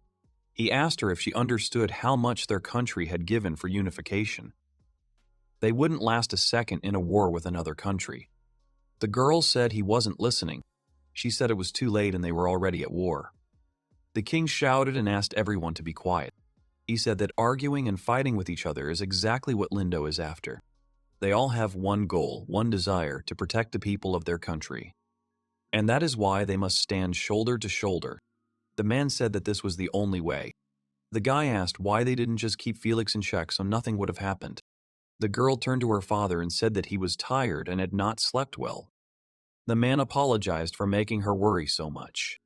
He said that he was incompetent. He couldn't calm everyone down. He had already lost his place on the throne once. The girl turned loudly to her father. She said he was the only person who could lead the country at this moment. If he went in the spirit, he would only add to the anxiety that others were feeling. The man said that she was speaking the right words. The girl said that her father was being destroyed by carrying all the burden. She was the princess of that country and his daughter. So she wanted to help him in any way she could. To do this, she asked to be allowed to become a special envoy to Begonia, at this time in the kingdom of Begonia. The girl asked what it meant and whether Christopher was listening to her. She was outraged that the prince was drinking alcohol at night in an ordinary tavern. The queen asked what would happen if he got into trouble if something happened to him. The man replied that there was no need to yell at him like that. He just had to ask permission to have a drink. The woman replied that was not the case. If this behavior becomes a habit, sooner or later the prince will get into something. She turned to the king and asked him to stop spoiling their son. He replied that he was not spoiling him, but simply not interfering. The queen said that his attitude was hardly that. It was called neglect. He asked if that was true. She said that was definitely not acceptable. The boy recalled that after they finished hunting, he and the prince drank in the tavern until sunrise. Helen had to wake him up in the morning. Commander Jers said his pay had been cut, and now he can't believe that he just joined the order and already he's getting a reprimand. He had finally found Chris and had earned enough trust for him to accompany him. He wondered if he would ever see him again. The woman asked him to tell her whose idea it was. The prince replied that it was his. He said he had never had a close friend and he was too happy and made him go with him. Chris apologized. The queen said she knew he would say that and she didn't know what to do with them. The woman asked the guy that his name was Eric. She said she had heard about him and that she understood that his pay was being cut because of her son. She would listen to everything he had to say about that incident. She said she might even reverse the cut. The boy replied that he couldn't accept it. He agreed to go with him, so he was also guilty. Eric said that he would accept any punishment. The woman asked him if he realized that he had just missed an opportunity to defend himself. The guy said that he did. The queen told Chris that he had a great friend. She said that she would stop scolding him and he could be free. The woman said that Arissa would leave everything else to us. The prince said goodbye to Eric and suggested that they hunt together again. The queen asked him to relax. She apologized for having to cater to her son's whims. The boy denied it. She asked him to stay a little longer. Eric agreed. He asked what they were doing. They told him to keep quiet. The girl said that he had never returned home so late before. The guy apologized and said that he had made a friend for the first time, so he got carried away. She asked him to promise that he would not do it again, even if he was safe. But she did not know where he was. She would worry. He replied that he knew this and would definitely warn her about his plans. The boy realized that the prince was dating the maid. However, he was already at that age and shouldn't be surprised. Eric didn't understand what was happening and what he was looking at. Since the prince and the maid were in love with each other, he did not know whether the king and queen approved of it. Looking at them, they clearly didn't mind. The guy had questions about why they brought him here. The king said that they had a good view today. The queen replied that it reminded them of their youth. The man said he held her in his arms but did not stroke her head, suggesting that Chris was shy. The woman said she was really curious about who he took after. Eric asked if they had called him to see it. The queen said they had. They both want him to find out everything he can about Christopher. Christopher would one day be heir to the heavy burden of the crown. But he was still their prized only son. The king confirmed his wife's words and added that it was true, so they wanted him to enjoy his youth while he could. But they would not let him neglect his preparation for the future. What their son needs most right now is a true friend. They asked if they could count on Eric to continue to support him. The guy remembered that the Chris he was looking for was different from the one in his previous life.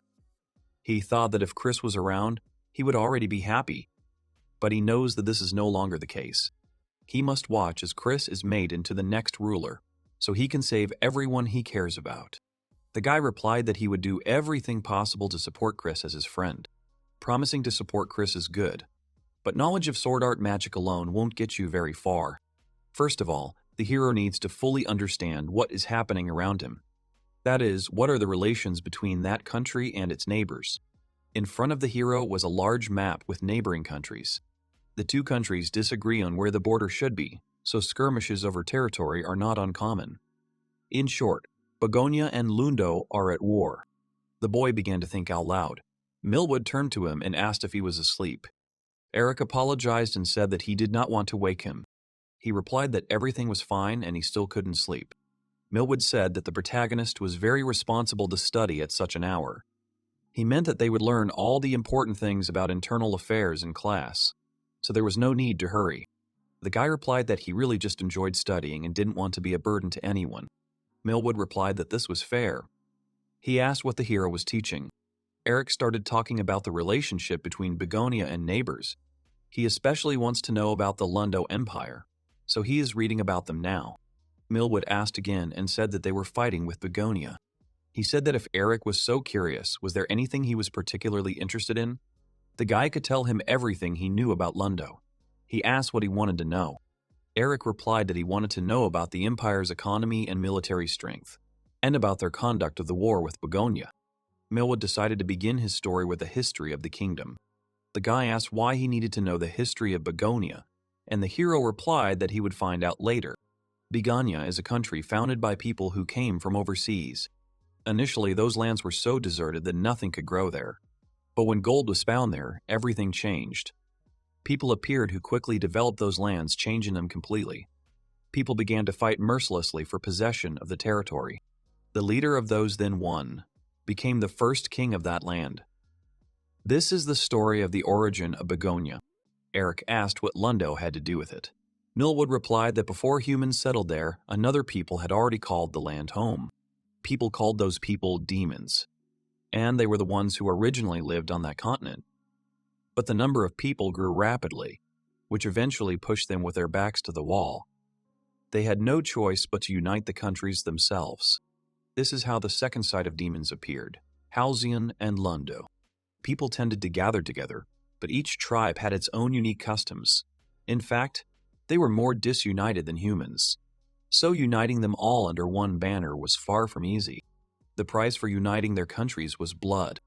They, the Begonians, compared to those two nations, have a long and stable history, not to mention that they are all much poorer than them. Also, in Millwood's opinion, Lundo is a much more warlike nation. But none of them is capable of conquering another country alone. Eric said he understood and asked if he could ask one last question. The guy said he could. The protagonist began to think that if Lundo still decided to conquer Begonia, then how exactly they would do it. Millwood replied that they would try to seek help from their demon neighbors in Halcyon. At least, that was what he would do. The boy replied that he was tired. Eric thanked him for his help. Millwood wished him good night. The hero began to think that in his previous life, Chris mentioned that Felix was collaborating with someone, and it must be the Lundo Empire. Also looking at the geography, if Lundo and Gladio conspired, then Begonia would be attacked from two fronts at once. In that case, if the kingdom falls within a month, it wouldn't be surprising. But the hero defeated Felix in this life, thus preventing a war on two fronts. This means he also thwarted Lundo's plans. If the operation fails, it will greatly undermine Begonia's reputation. Such a situation will only worsen the country's already bloodthirsty nature, and they will have only one way to restore their lost authority: to regain the people's favor, otherwise they are finished. The commander said he had a mission for the two of them. It was top secret, so not a word about it could leave that room. The man replied that he understood and asked if they were accompanying Chris. Jer said that they would be accompanying Christopher. Over the past month, the protagonist has had many opportunities to train with the prince. In his past life, he was taught, but now he is the one being taught. The boy told him about that mission during one of their lessons. Eric asked if the prince would go to another country. He replied that he would go in secret from everyone. Chris has been secretly traveling to other countries since last year. Visiting other countries and seeing their towns and villages is a tradition of that royal family and part of learning about different aspects of the world. On any other day, a foreign prince would not visit those cities. So by going there without telling anyone, the prince can see exactly how they function in everyday life. Chris said that although it was a secret, they were going to saddle him with bodyguards. He usually goes with 2 or 3 people. Eric asked if he wanted him to be one of them. Eric is a newcomer who has only been among the knights for a month. The prince replied that the boy is strong, and that is more than enough. His father does not mind at all. The boy replied that it was an honor for him to accompany the prince. Chris replied that he was glad that Eric was with them. This situation happened a couple of days ago, so the main character has one guess as to why Commander Jer called him there. The man asked if Eric was going with anyone else. He was told that this was an order from the deputy commander of the mages, Viviana. The 3 of them would accompany him. The guy didn't understand if he really deserved to be part of that group. The commander said that he fully acknowledged Eric's abilities along with Liberto. It would be a long journey, so he had to prepare accordingly. The guy replied that he understood. The man said that everything would be fine and that they would go incognito, so it would be a normal friendly trip. The commander said that they were advised not to relax. Liberto asked when and where they were leaving. He replied that they were leaving in 2 days and would be traveling for about a week. The country they were heading to was the kingdom of Galzion. The commander asked if Eric was listening. He apologized. The men asked why they were going there now, of all the times when everything was so risky. Jer replied that that was the reason they were going there. There were many things that could only be learned in such turbulent times. Liberto said it would be a very nerve-wracking trip. The guy remembered the girl and did not expect that he would soon have the opportunity to see her, his beloved who supported him in his past life. He couldn't save her then, but in this life there wasn't a day when he didn't think about her. She's a princess now, so the chances aren't 0. After all these years, he had the chance to see the love of his life again. The man asked if he should ask the king if it was really the best time to send the prince to another country. Galzion will send the princess to them as a special ambassador as part of the alliance they are forming. He replied that he didn't know if it was a good idea to send the prince to another country right now. But it would be a much worse idea to send him to Begonia. Lately, Lindo's movements have been troubling him. They have been gathering an army on their western border, and he has no doubt that Lindo wants to prevent their alliance with Galzion at any cost. And because of Felix's actions, their forces are now divided on the western and eastern borders. Even in death, he is still an obstacle for them. Fortunately, the king of the other country is a man they can trust. The eastern border is safe. Still, moving all the soldiers from the eastern border to fortify the western border will take time. If Lindo were to make a concerted effort to invade now, the soldiers on the western border would be in for a terrible battle. The man suggested that perhaps Lindo would decide to attack Galzeon instead. The king replied that both of those countries were demon countries. At least the connection Felix had made before his death was still valid. He wondered if Lindo would benefit from destroying that connection by attacking Galzeon. It doesn't matter. As long as the alliance with Galzeon is strong, their safety is guaranteed. Christopher should not be in the country. If these are unfounded worries, so much the better. However, the probability that their secret information could be passed on to the enemy is never zero. The king said that they must never let their guard down and must always be prepared for the worst. The girl said that the sweets in that shop were to die for. The other girl told her that she was right and they were amazing. They said it tasted good and trying a commoner's dish here and there wasn't so bad. The girl said she didn't think any of them knew that city outside of their training grounds and dorm. The guy agreed and said there were a lot of shops around. They were walking around the city center today. He and Vivian are leaving for Galzeon tomorrow on a top-secret mission to protect Chris, so Commander Jur gave them a special title. He thought that Tina, Blina, and Elena had nothing to do with it, but they would be out of town for a while. It was a very kind gesture from the commander. The girls asked the vice commander to turn his attention to the pastries, which looked delicious. They wanted to try some. Yulina stopped them. She said that if they overate, they wouldn't be able to come to practice tomorrow and asked Eric to tell them something. He said that he wanted to have fun in the city a little longer. The girl said it was interesting to hear him say that among all the people. Another said the guy wouldn't be in Begonia for a long time. The third girl asked what they were talking about. She said that tomorrow she and Eric were going on a big trip. The girl asked what the vice commander was talking about and asked Eric if it was true. He felt awkward. Yulina said that she doubted that the guy would go on a fun trip with the vice commander of the Order of Magicians, and she could say with almost complete certainty that it would be a hike. Tina asked if that was true. Eric answered that it was something like that. She asked when they would be back.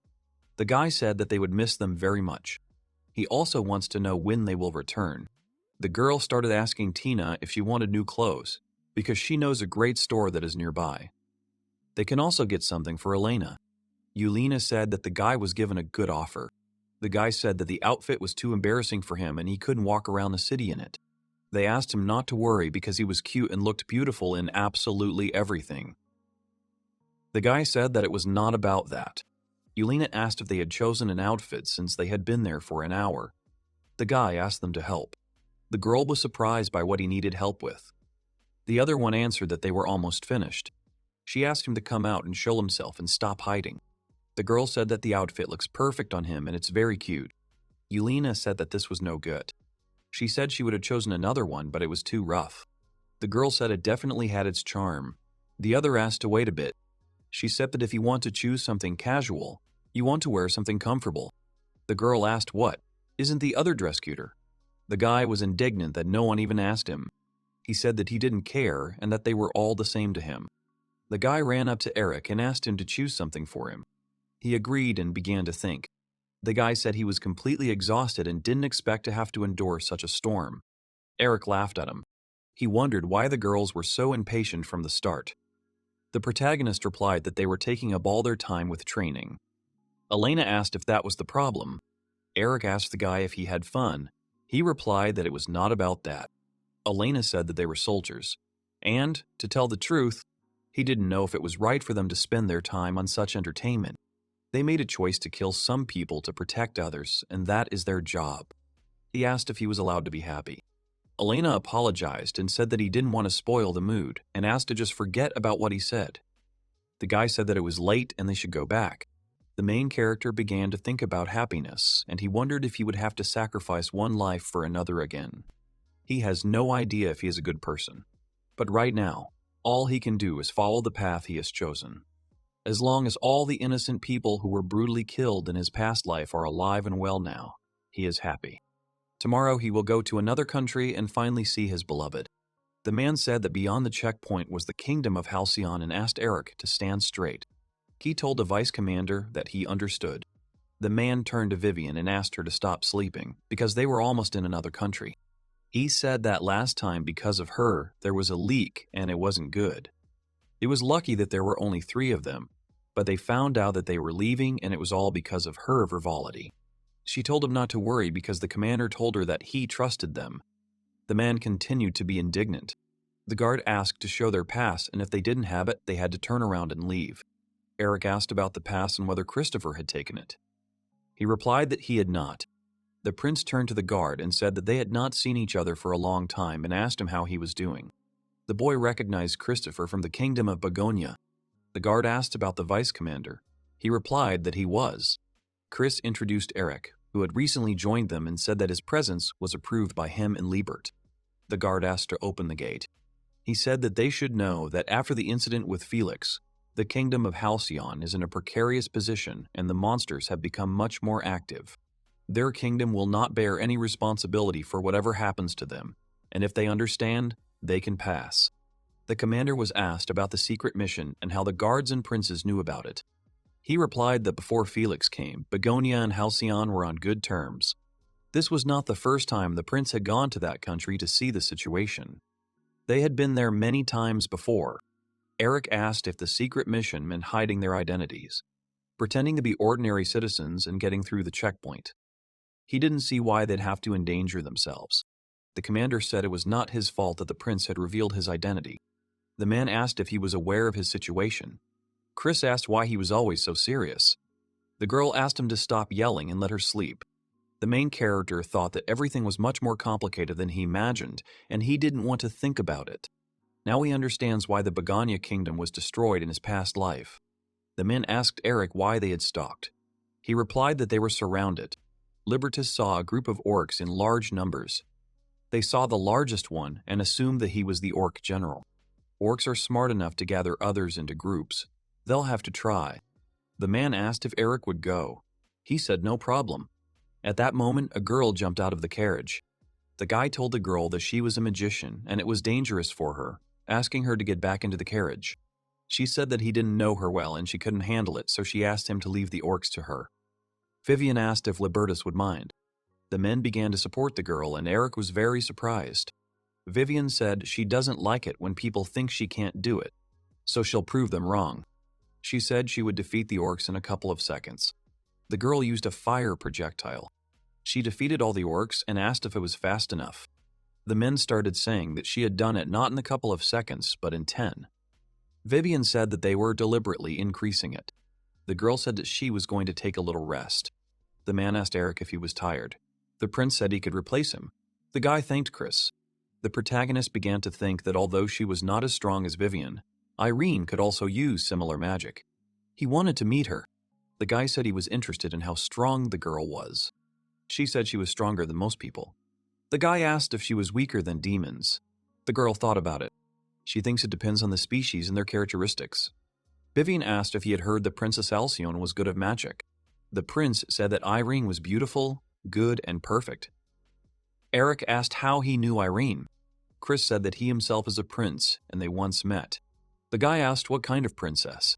The prince asked if Eric was her devoted admirer. Chris said that everything was clear with the guy because the princess was popular and beautiful, so there was nothing wrong with that. The girl suggested telling Alice that the prince had called another girl beautiful. The guy started saying that it wasn't true at all and asked how she knew about them. The man apologized for interrupting their fun and asked for her attention. Chris asked about the demons. Liebert answered negatively and asked to take a look. The prince said that the sun would soon set and they were lucky. They could spend the night there. The man said that it was too early to draw conclusions and asked to take a look. The prince said that things were bad for them. Eric asked what was going on there. He let the guy look at it too. The main character looked into the tube and was surprised. The village was under attack. He said they needed help. The man said their job was to protect the prince, not save villages. Liebert apologized to Eric and said that it was not up to him to decide. He asked the prince what they would do. Chris replied that he wanted to help those people. Eric was inspired. The girl said she was in. The prince said they had to win. The man agreed with Chris's order. Eric said they had to act. The prince said that this was an order and they had to save the village. They all said they understood. The man asked if this was all and said that this was not a village, but a hole. One of the bandits started laughing. The chief replied that it was wrong to hurt the girls. The villagers began to insult the bandits. A man hit the speaker. One girl wanted to tell them something. She was told to keep quiet if she valued her life. He said that he didn't care about the guys and that he could be killed. The robber said that since he was allowed, he told the villager that he needed to prepare for death. He swung his sword, but a stone came out, which surprised him greatly. The chief asked what was wrong. His subordinate began to answer that a stone had come out from under the ground. At that moment, something appeared from behind. The man was knocked down. They said they were not bandits and asked residents not to worry. Eric said that they came to save the village. The chief asked the guy who he was and was surprised that he alone dealt with everyone. The main character said that he was not alone. The prince said he was offering the bandits an option. If they left right now, they would stay alive. All his friends are unconscious outside. He said that he would save not only himself and declared it as good conditions. The bandits started laughing. They asked him why he was laughing. He asked them if they were people because showing up to them was stupid. The bandits started shouting at them not to underestimate them. He asked if he thought humans and demons could coexist peacefully. The man pointed his hand forward and told his subordinates to kill everyone. Chris hit one of the robbers, and dogs started attacking him from behind. The dogs were rebuffed. The owner of the animals began to cry, feeling sorry for his pets. He was pushed away and told that he was useless. Another robber used magic, however. They were unable to defeat the heroes. The girl said that it was a very outdated technique. The bandit asked again and did not understand why his magic did not work. She said she simply blocked the blow with the same magic. With magic like that, he didn't even think about defending himself. She asked if he was that confident. He said that no one could cover her back. At that moment, the main character attacked him from behind and hit him. The leader of the bandits escaped. One of the men saw this and ran after him. The villagers asked the heroes if they were really human, because they had never seen people like them. The girl asked them not to be afraid. She said that he was safe and sound, asking who else needed help. The villagers began to thank them. The woman said she never would have thought that they were all Begonia soldiers. They saved their entire village, and the villagers were very grateful to them. The old man asked what the Begonia soldiers had forgotten there. He began asking whether they had come on an excursion or were on a reconnaissance mission. It was the village chief. The girl said that the heroes had helped them and they owed them for this help. She asked him to show respect. The prince said that the chief was right, and the old man was surprised. Chris said that Begonia and Halcyon had been slowly developing a friendly relationship for some time. This included trade and military exchanges. The old man said that when Felix began to prepare to take the throne, all this stopped. The prince agreed with his words. He said that, unfortunately, the effects of Felix's actions continued despite his departure. In the current unstable situation, they need a clear understanding of the internal affairs of the Halcyon. The old man said that he understood what they were talking about, but they were too frank for soldiers. He said so they wouldn't get the wrong idea and he didn't want to hurt them. The heroes saved them and he couldn't be mad about it. However, none of the villagers liked Felix from the start. They were glad that the Begonia outplayed him. He asked to be allowed to thank them. He said that it was already getting dark, and if they wanted, they could spend the night in the village. The prince was surprised. The old man confirmed this and said that they were not expecting guests, but they could come to his house. Chris thanked him and said that they could help him clean up the damage the bandits had done. The village chief said that he would be happy to accept their help. The village chief began to say that if he were stronger, this would never have happened. The girl ran up to him, beginning to calm him down and ask him not to say such things. She said that it was all Felix's fault because he had fun destroying their country and now they had to pay for it. The old man agreed. He said he knew full well how dangerous he was, but did nothing to stop him. He started saying that there was nothing he could do. The old man was very scared, so he just closed his eyes to everything. He stood up abruptly and said he'd had enough. It didn't look like the situation could get any worse. Flexie's homeland was his homeland. Eric asked again about Felix. A man ran up to the old man. He said that he was listening attentively. He began to ask to guess who had come. The chief understood immediately. In front of them stood a girl named Nina. The man began to greet the girl and asked where she had been all this time. She asked him again and said it was obvious. Nina was checking the monster traps. The guy told her that she had been gone for a few days and bandits had attacked the village while she was gone. Nina said she didn't care. The man started blaming her and asked if she knew how many people died because she was not there. The girl got angry. He told her that she was looking for Felix again. The guy accused her of being stubborn and said that all she did was look for a bad man, putting them at risk. The man asked her if she understood that he was dead and told her to give up. The girl was not pleased that he was lecturing her. She said he plays the victim, blaming everyone around him.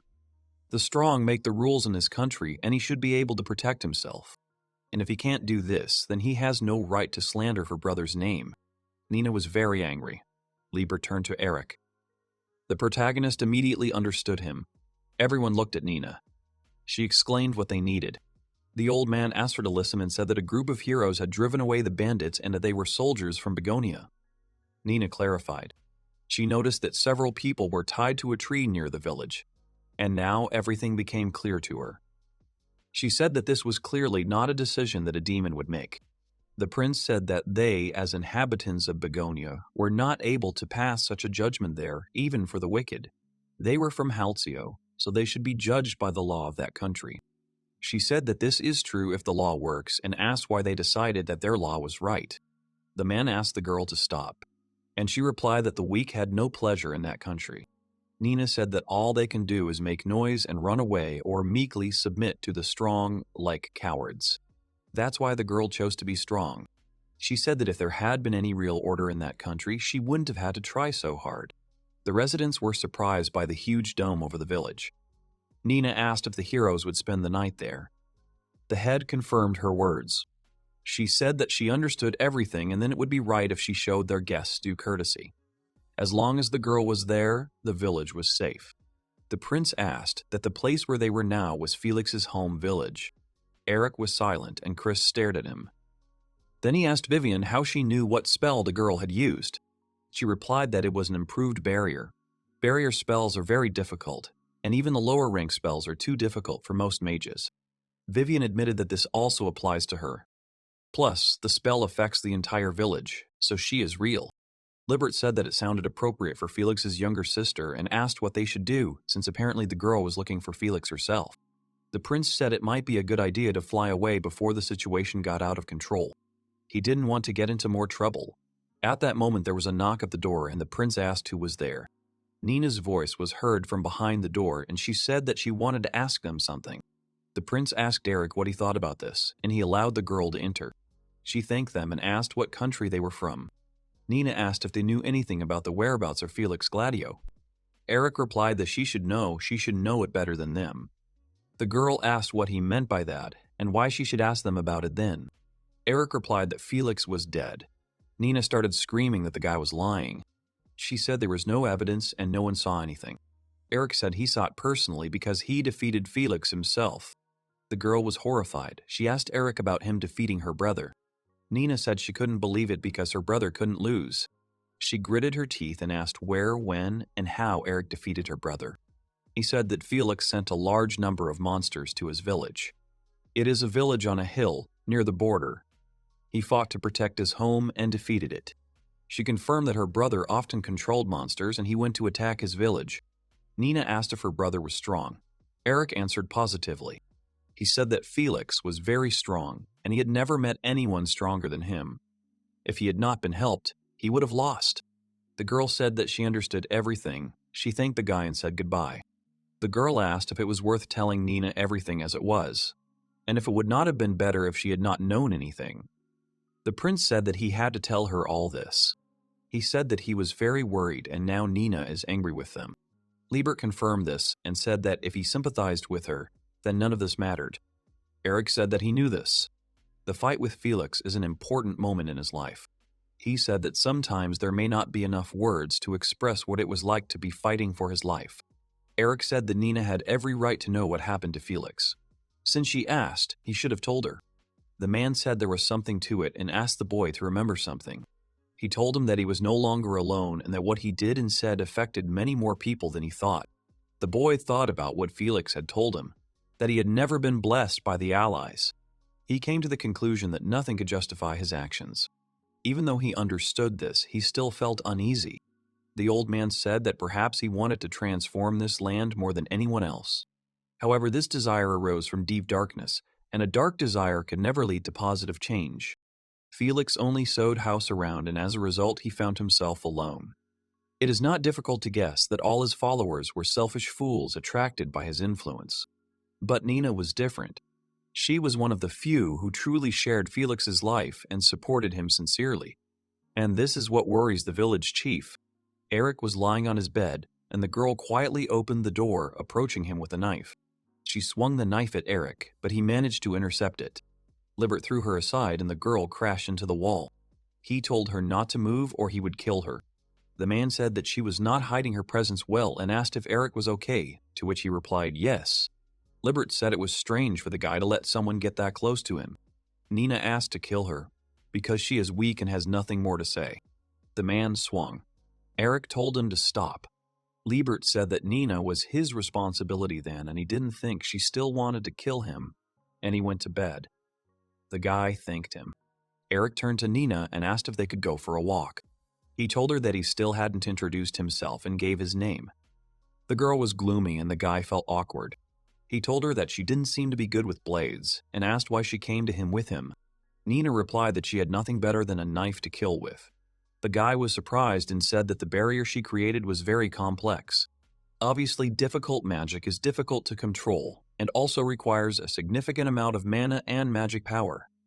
If Nina can use the magic needed to cover the entire village, then she should have enough magic to defeat one person. She said she could only use magic for barriers. The guy was surprised. Nina said she could still use some wind magic, but she couldn't use something like a shadow sword. Eric said he understood. The girl said that was why a simple blade was her only choice, but she thought she could pull off a dirty trick. The guy replied that it was Felix's style because he didn't show up if he was in a normal state. The first thing Felix did was defeat an old man with a sneak attack. The girl replied that it was her brother's style. She asked him what he wanted to talk about in the end, and if he understood that she wanted to kill him. Nina asked if he wanted to defeat her. Eric said that he didn't want to, and that as far as power was concerned, he would decide after their conversation. The girl called him a hypocrite and said that he said that the people of that country should be judged by its laws, and now he was judging it according to his own ideas. The guy replied that the girl said that the weak there obey the strong. Eric asked her to tell him about her brother because he wanted to know him better. The girl was surprised and asked why he needed it. If her brother was already defeated and he did not need to know anything about him, he said he doesn't usually ask such questions. However, Felix is the one who took everything from his past life. The people living here were killed by the thought of him becoming king. He doesn't feel the slightest regret about defeating him, and he doesn't intend to regret it. Eric said that Felix is important to him in some way. The boy asked that if the girl was his younger sister, she should have grown up with him. He wants to know why Felix wanted to become king. Nina replied that she had not grown up with him. The guy was surprised and said that she was his sister. The girl replied that he was her brother, but not by blood. She simply saw him as her brother, and she was like a sister to him. She began to remember that the first time they didn't meet, she was 10 years old. Nina fell into the capital's slums when Felix appeared and saved her. He turned to her and asked if she was alive. The girl knows nothing about her parents. When she came to, she lived in an underground city looking for scraps to survive. The royal capital seems like a beautiful city on the surface, while so dirty that it makes you wonder if this is the same city. She was born in that underground part. Different people live in the underground city. People who came there after a failure on the surface, as if rolling down. People who got hurt somewhere and can't work anymore. People like her. She doesn't know if her family was abandoned, but she ended up there somehow. They were all together, but there was no light in their eyes. For children in the same situation as her, the underground city is hell. If someone has food, it can be stolen, and you can be defeated. You can be defeated by adults simply because something irritates them. Beautiful children can be taken away. These children have a very difficult fate. It seems that most of them are forced to lead a life in which death would be a blessing. Once, she was also about to be kidnapped, but she managed to escape. However, at that moment, she was exhausted and hungry, due to the conditions, and collapsed, ready to accept the inevitable. because in the underground city there is not a single person who would help another, and she is no exception. But Felix was different. He told her that if she was still alive, she needed to raise her head. The girl stood up and attacked him with a knife, but he threw it away. He said she was a good fighter and he liked her passion. Felix told her that if she was going to survive there, she better be in good shape, because living alone is very difficult. He said she had a chance. The guy threw an apple into her hands. In the underground city of the royal capital, she felt something for the first time. She thought it could be called kindness. For her, who hated the capital, it was pointless to be in the underground city. In the end, she had no place to go, so she decided to go with Felix. Eric asked if this was the village Felix was from and why he went to the capital. She replied that he wanted to see the underground life of the capital. It was a good place to learn about the current state of affairs in the kingdom. The guy replied that he understood. He said it was unexpected because Felix didn't look like someone who would act in tandem with someone. The girl said that's what everyone says about him. Her brother had his own beliefs. Eric asked what those beliefs were and what happened after he left the underground city. After this, they wandered through the cities and villages of the kingdom to see with their own eyes the real state of affairs in the country. Felix said that the current king only cares about the external shine, but he closes his eyes to the dark sides. If so, then he will take over the government of that country and wipe out both the shine and the darkness from the face of the earth. Mina said that to become king, you need to defeat the current king in a duel. And she knows that Felix is very, but worried. He told her that weaklings should remain weaklings. He doesn't like those who don't try to become stronger and just watch from the sidelines. Felix said that Nina survived the underground city and understands it. If the current king of the country is no good, then there must be someone else. He asked her why she thought people were born in such rotten places, an underground city, and why no one could unite. She asked why.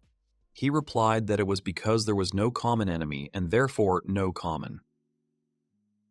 The girl asked about the common enemy. Felix began to think what would happen if he became king. Then he would like to conquer the neighboring kingdom of Begonia. The girl told him that not everyone wants to fight. Felix replied that he knew that.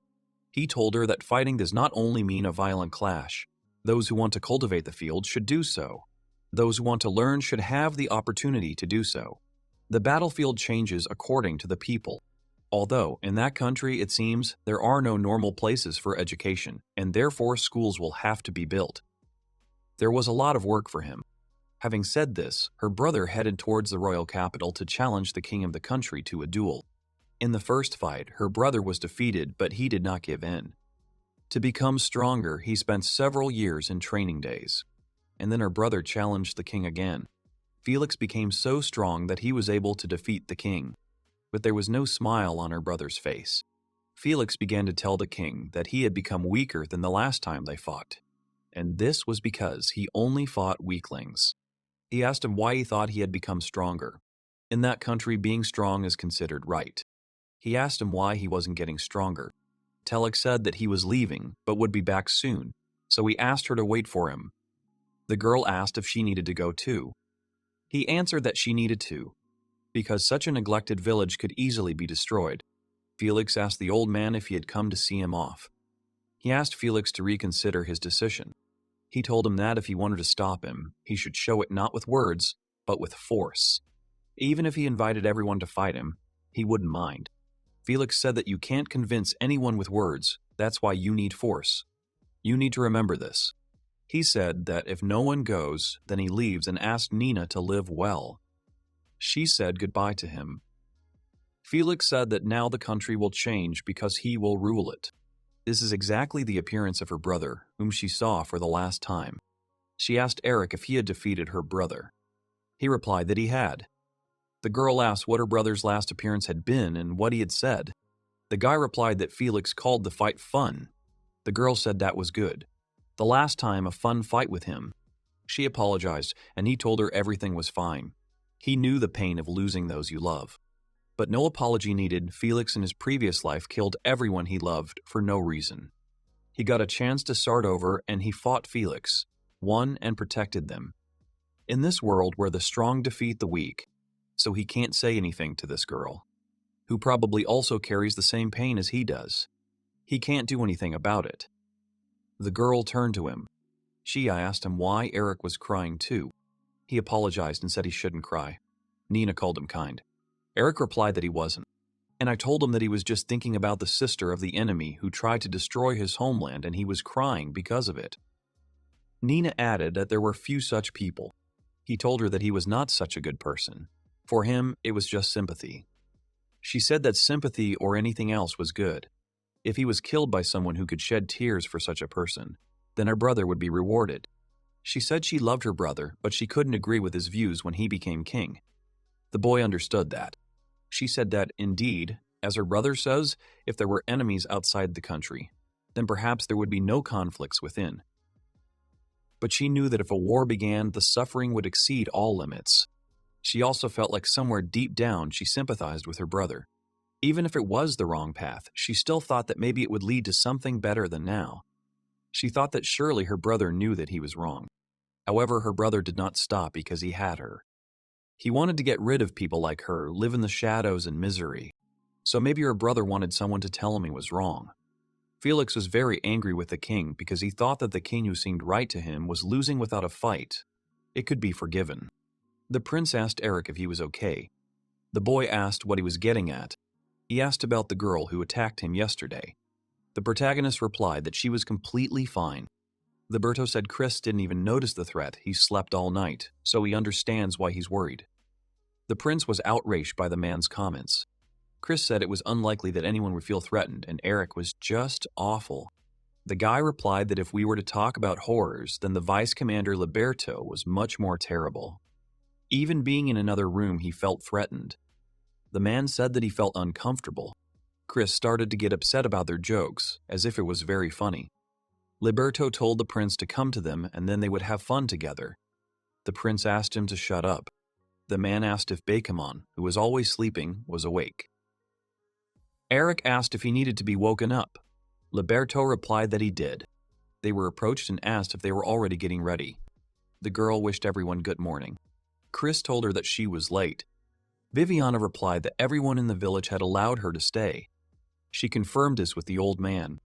He said that they didn't even have time to express their gratitude to him and asked them to rest a little more. Liberto said their attention is appreciated, but they have their own plans. The prince said that they would return there after visiting the capital, and then perhaps they could rest. The old man understood them and told them to be sure to come by when they returned. Nina asked if they were going to the royal capital after this. Eric wished her good morning and asked if she had been able to sleep after what had happened. The girl replied that she had not. She made a request to him. When they went to the capital, they should look not only at the front, but also at the dark side. The girl asked him to tell her later what he felt. She asked if he would return to the village. He confirmed that he would return. Everyone became alert and asked what had happened. The girl asked if they were robbers. The man told her to look more closely. It was the armor of the soldiers from Harujan. Nina assumed that some aristocrat had arrived, and it turned out to be true. The guy saw his beloved and he had no doubt that this could be a mistake. The guard stopped him and said that they would not forgive him for causing trouble in front of the princess. She stopped them and apologized. The girl asked him if they had met somewhere before. The prince turned to the princess, saying that they had not seen each other for a long time and apologized, calling Eric a ridiculous companion. The girl recognized him. Chris asked why she was in such a place. Irene said she had something she wanted to share but couldn't go into detail right now. The kingdom of Begonia is under attack. At this time, in the kingdom of Begonia in the capital. A few hours before the attack, the man asked another if he had heard that the number of troops on the western border, where the Lindo Empire borders, was being increased again. Just last week the reinforcement just arrived. Maybe Lindo crushed them. They don't know when they'll be thrown out either. The man asked the other to stop talking about it. Elena turned to Irina and asked what she was doing there. He realized that the girl was also in the amplification and said that he heard something upstairs. The guy added that at least for some consoling hope, he was also chosen to be reinforced. Irina was surprised by this. Elena said that the girl was pushing herself too hard and, after all, no one goes to die. She said that there are people who are unhappy and losing their lives, and that is why everyone is worried. Irina asked if Elena was scared. He answered that maybe she was. In fact, he is even glad to be recognized and to be able to do his real job as a knight. Irina said that he is very strong. He replied that maybe he just wasn't that afraid and that didn't make him truly strong. He alone cannot save anyone, and he is not given such power either. Irina said that this is why he has comrades, companions. He replied that this was true because they were friends. The magician turned to the girl and said that she had very good skills. She added that that was enough for today. Besides, if she can improve the quality, even lower spells will become powerful. Also, if she learns a higher level of magic, she'll be able to use it with less magic expenditure. The girl thanked the magician. She asked about the fact that a wizard's powers are practically determined until the age of 18. She was told that this is true, but that does not mean that abilities cannot improve.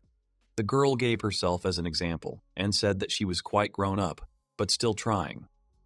She replied that she would try. The man said it was great to be training so late and turned to Anna. She confirmed it. The girl asked if the captain of the knights needed anything. He asked about the mud and assumed that she was infatuated. Anna said that the girl could become as good as Viviana. However, she clearly lacks combat experience for this. She said that they too had decided to go west to help. The man said he was listening and asked them to reconsider their decisions. The girl said they had already made their decision. Their magic powers are the best of the best. Especially with the absence of Liberto and Viviana as the prince's guard, it would be good if they stayed in the capital. Anna asked if he knew what they said about their magical order. An elite group of highly paid and capable of achieving significant results.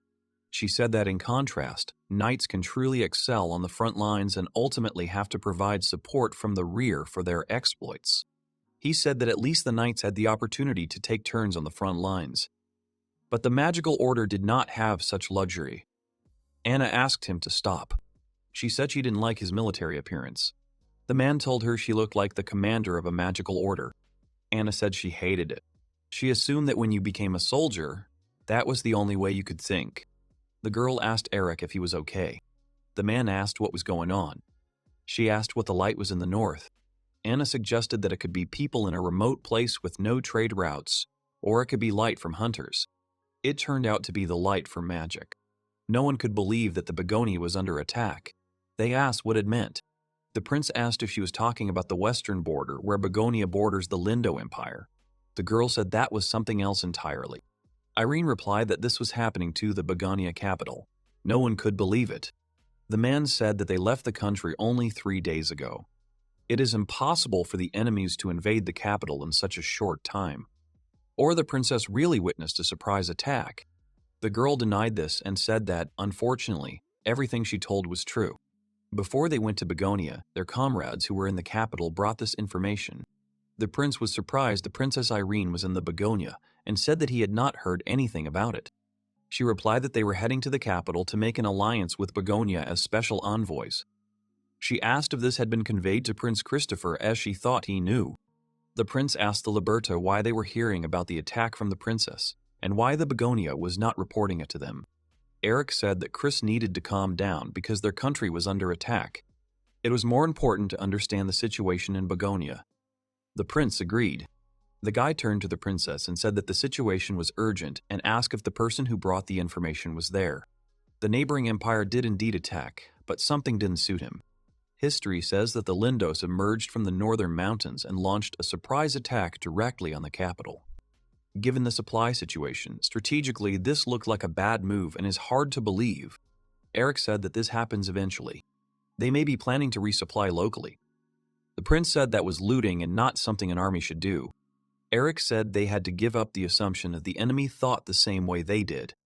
Liberto replied that it was true. The guy thought that everything was bad. After all, at this rate they could come to the same ending as in the previous life. In the previous life, Begonia was attacked when Chris was absent from the capital. He wondered if the reason for his absence was the same as in this life, namely, to check the neighboring side. Eric thought that it did not make sense. In the previous life, the kingdoms of Harjan fell into the hands of Felix's enemy. For a prince to go to an antagonist country plus is nothing but a risk. If there is a possibility, then it is likely that in the previous life, resistance forces that cooperated with Begonia continued to exist in Felix's country. He realized that this was true. In that case, There was a possibility that in their past lives, Liberto and Viviana were away from the Begonia as the prince's escorts. Their current situation is similar to the previous one. The capital of Begonia is left without key defenders. In addition, the girl is heading to the capital to form an alliance with Begonia. From the other kingdom's point of view, they would very much like to prevent the alliance between the two countries at any cost. The protagonist said that Begonia had recently gathered troops on the western border. The man said that this could not be and suggested that it was sabotage. Eric realized that this was not a coincidence and the Lindo Empire had specifically chosen that time to successfully carry out a surprise attack in both the past and present lives at that very time. He thought that the situation was very dire, and if they continued in the same spirit, the country would suffer the same fate as in the previous life. Eric said he was very sorry and asked the man if he knew how many enemies there were. He replied that he did. According to his rough estimates, there were about 10,000 enemies. Everyone was very surprised and said that it was bad. Eric began to say that those who remained in the capital were in great danger. It would take them less than a day or more to get there. They had to return as soon as possible. Liberto asked him to wait. He said there was one way that could instantly bring them back to the capital. The man said that there was only one way that would allow them to quickly return to the capital. Eric asked if it was possible to return in an instant. Chris said it was Viviana's magic. She said it was different. Even she can't use such specialized magic. He asked what she could do. The girl reached into the box. She took out 2 magic balls from there and showed them to the boys. The prince asked what it was. This was a so-called magic tool, an object imbued with magic. The abilities depend on magic, and this one has the ability to teleport. The prince shouted that she should lend it to him and tried to snatch the magic balls from her hands. The girl asked to wait for him for at least a minute. She only had 2 of them. That is, only 2 people could return to the capital. Chris started asking about the number of people. The girl replied that it was still a prototype and she did not plan to use it unless things went badly. The prince replied that they needed to prepare enough people. He said that the lack of report of the attack on the capital by the Begonia and the lack of magical tools to return for so many people was done intentionally by his old man. He couldn't think of any other explanation. Liberto agreed with him. He said Chris was the prince of Begonia and under no circumstances should anything happen. The guys started to get indignant that he shouldn't silently watch his country being attacked and he couldn't accept being indifferent. Liberto gritted his teeth in anger. The man took the prince by the collar of his cloak and said that if something happens to the king, he will inherit the throne. However, if both disappear, everything will end very badly. The kingdom of Begonia will be finished. The prince took the man's hand in his and began to say that everything was not so bad. He suggested that Eric and Vivian return to the capital. They looked at each other and nodded in agreement. Liberto said that it was a good option. He asked the girl to teach Eric how to use the magical tool. She saluted and set to work. Streams of magic began to swirl around the protagonist. At that moment, Chris turned to Eric, and he turned around. The prince said that he entrusted the royal capital to them. The boy understood the full responsibility. The girl began to ask if it was because he was stronger than the Liberto. The man replied that one of the reasons was that he was more capable than he was now, and he would be a valuable asset. He defeated him. The girl asked the guy's name. Eric introduced himself to her. She shrank and said that, thanks to him, the kingdom was saved and asked to be allowed to express her gratitude. The girl thanked him. The guy smiled in response to her words. She asked him to make sure he came back alive. The guy was inspired by her words. The main character was very serious and his look was full of determination. He answered her that he would definitely return. They both disappeared and everyone said that we should believe in them. Everyone who saw the heroes off stood with a serious face. The prince turned to the princess and asked if he could ask her something. She agreed. He asked if she had ever met a guide before. The princess asked again.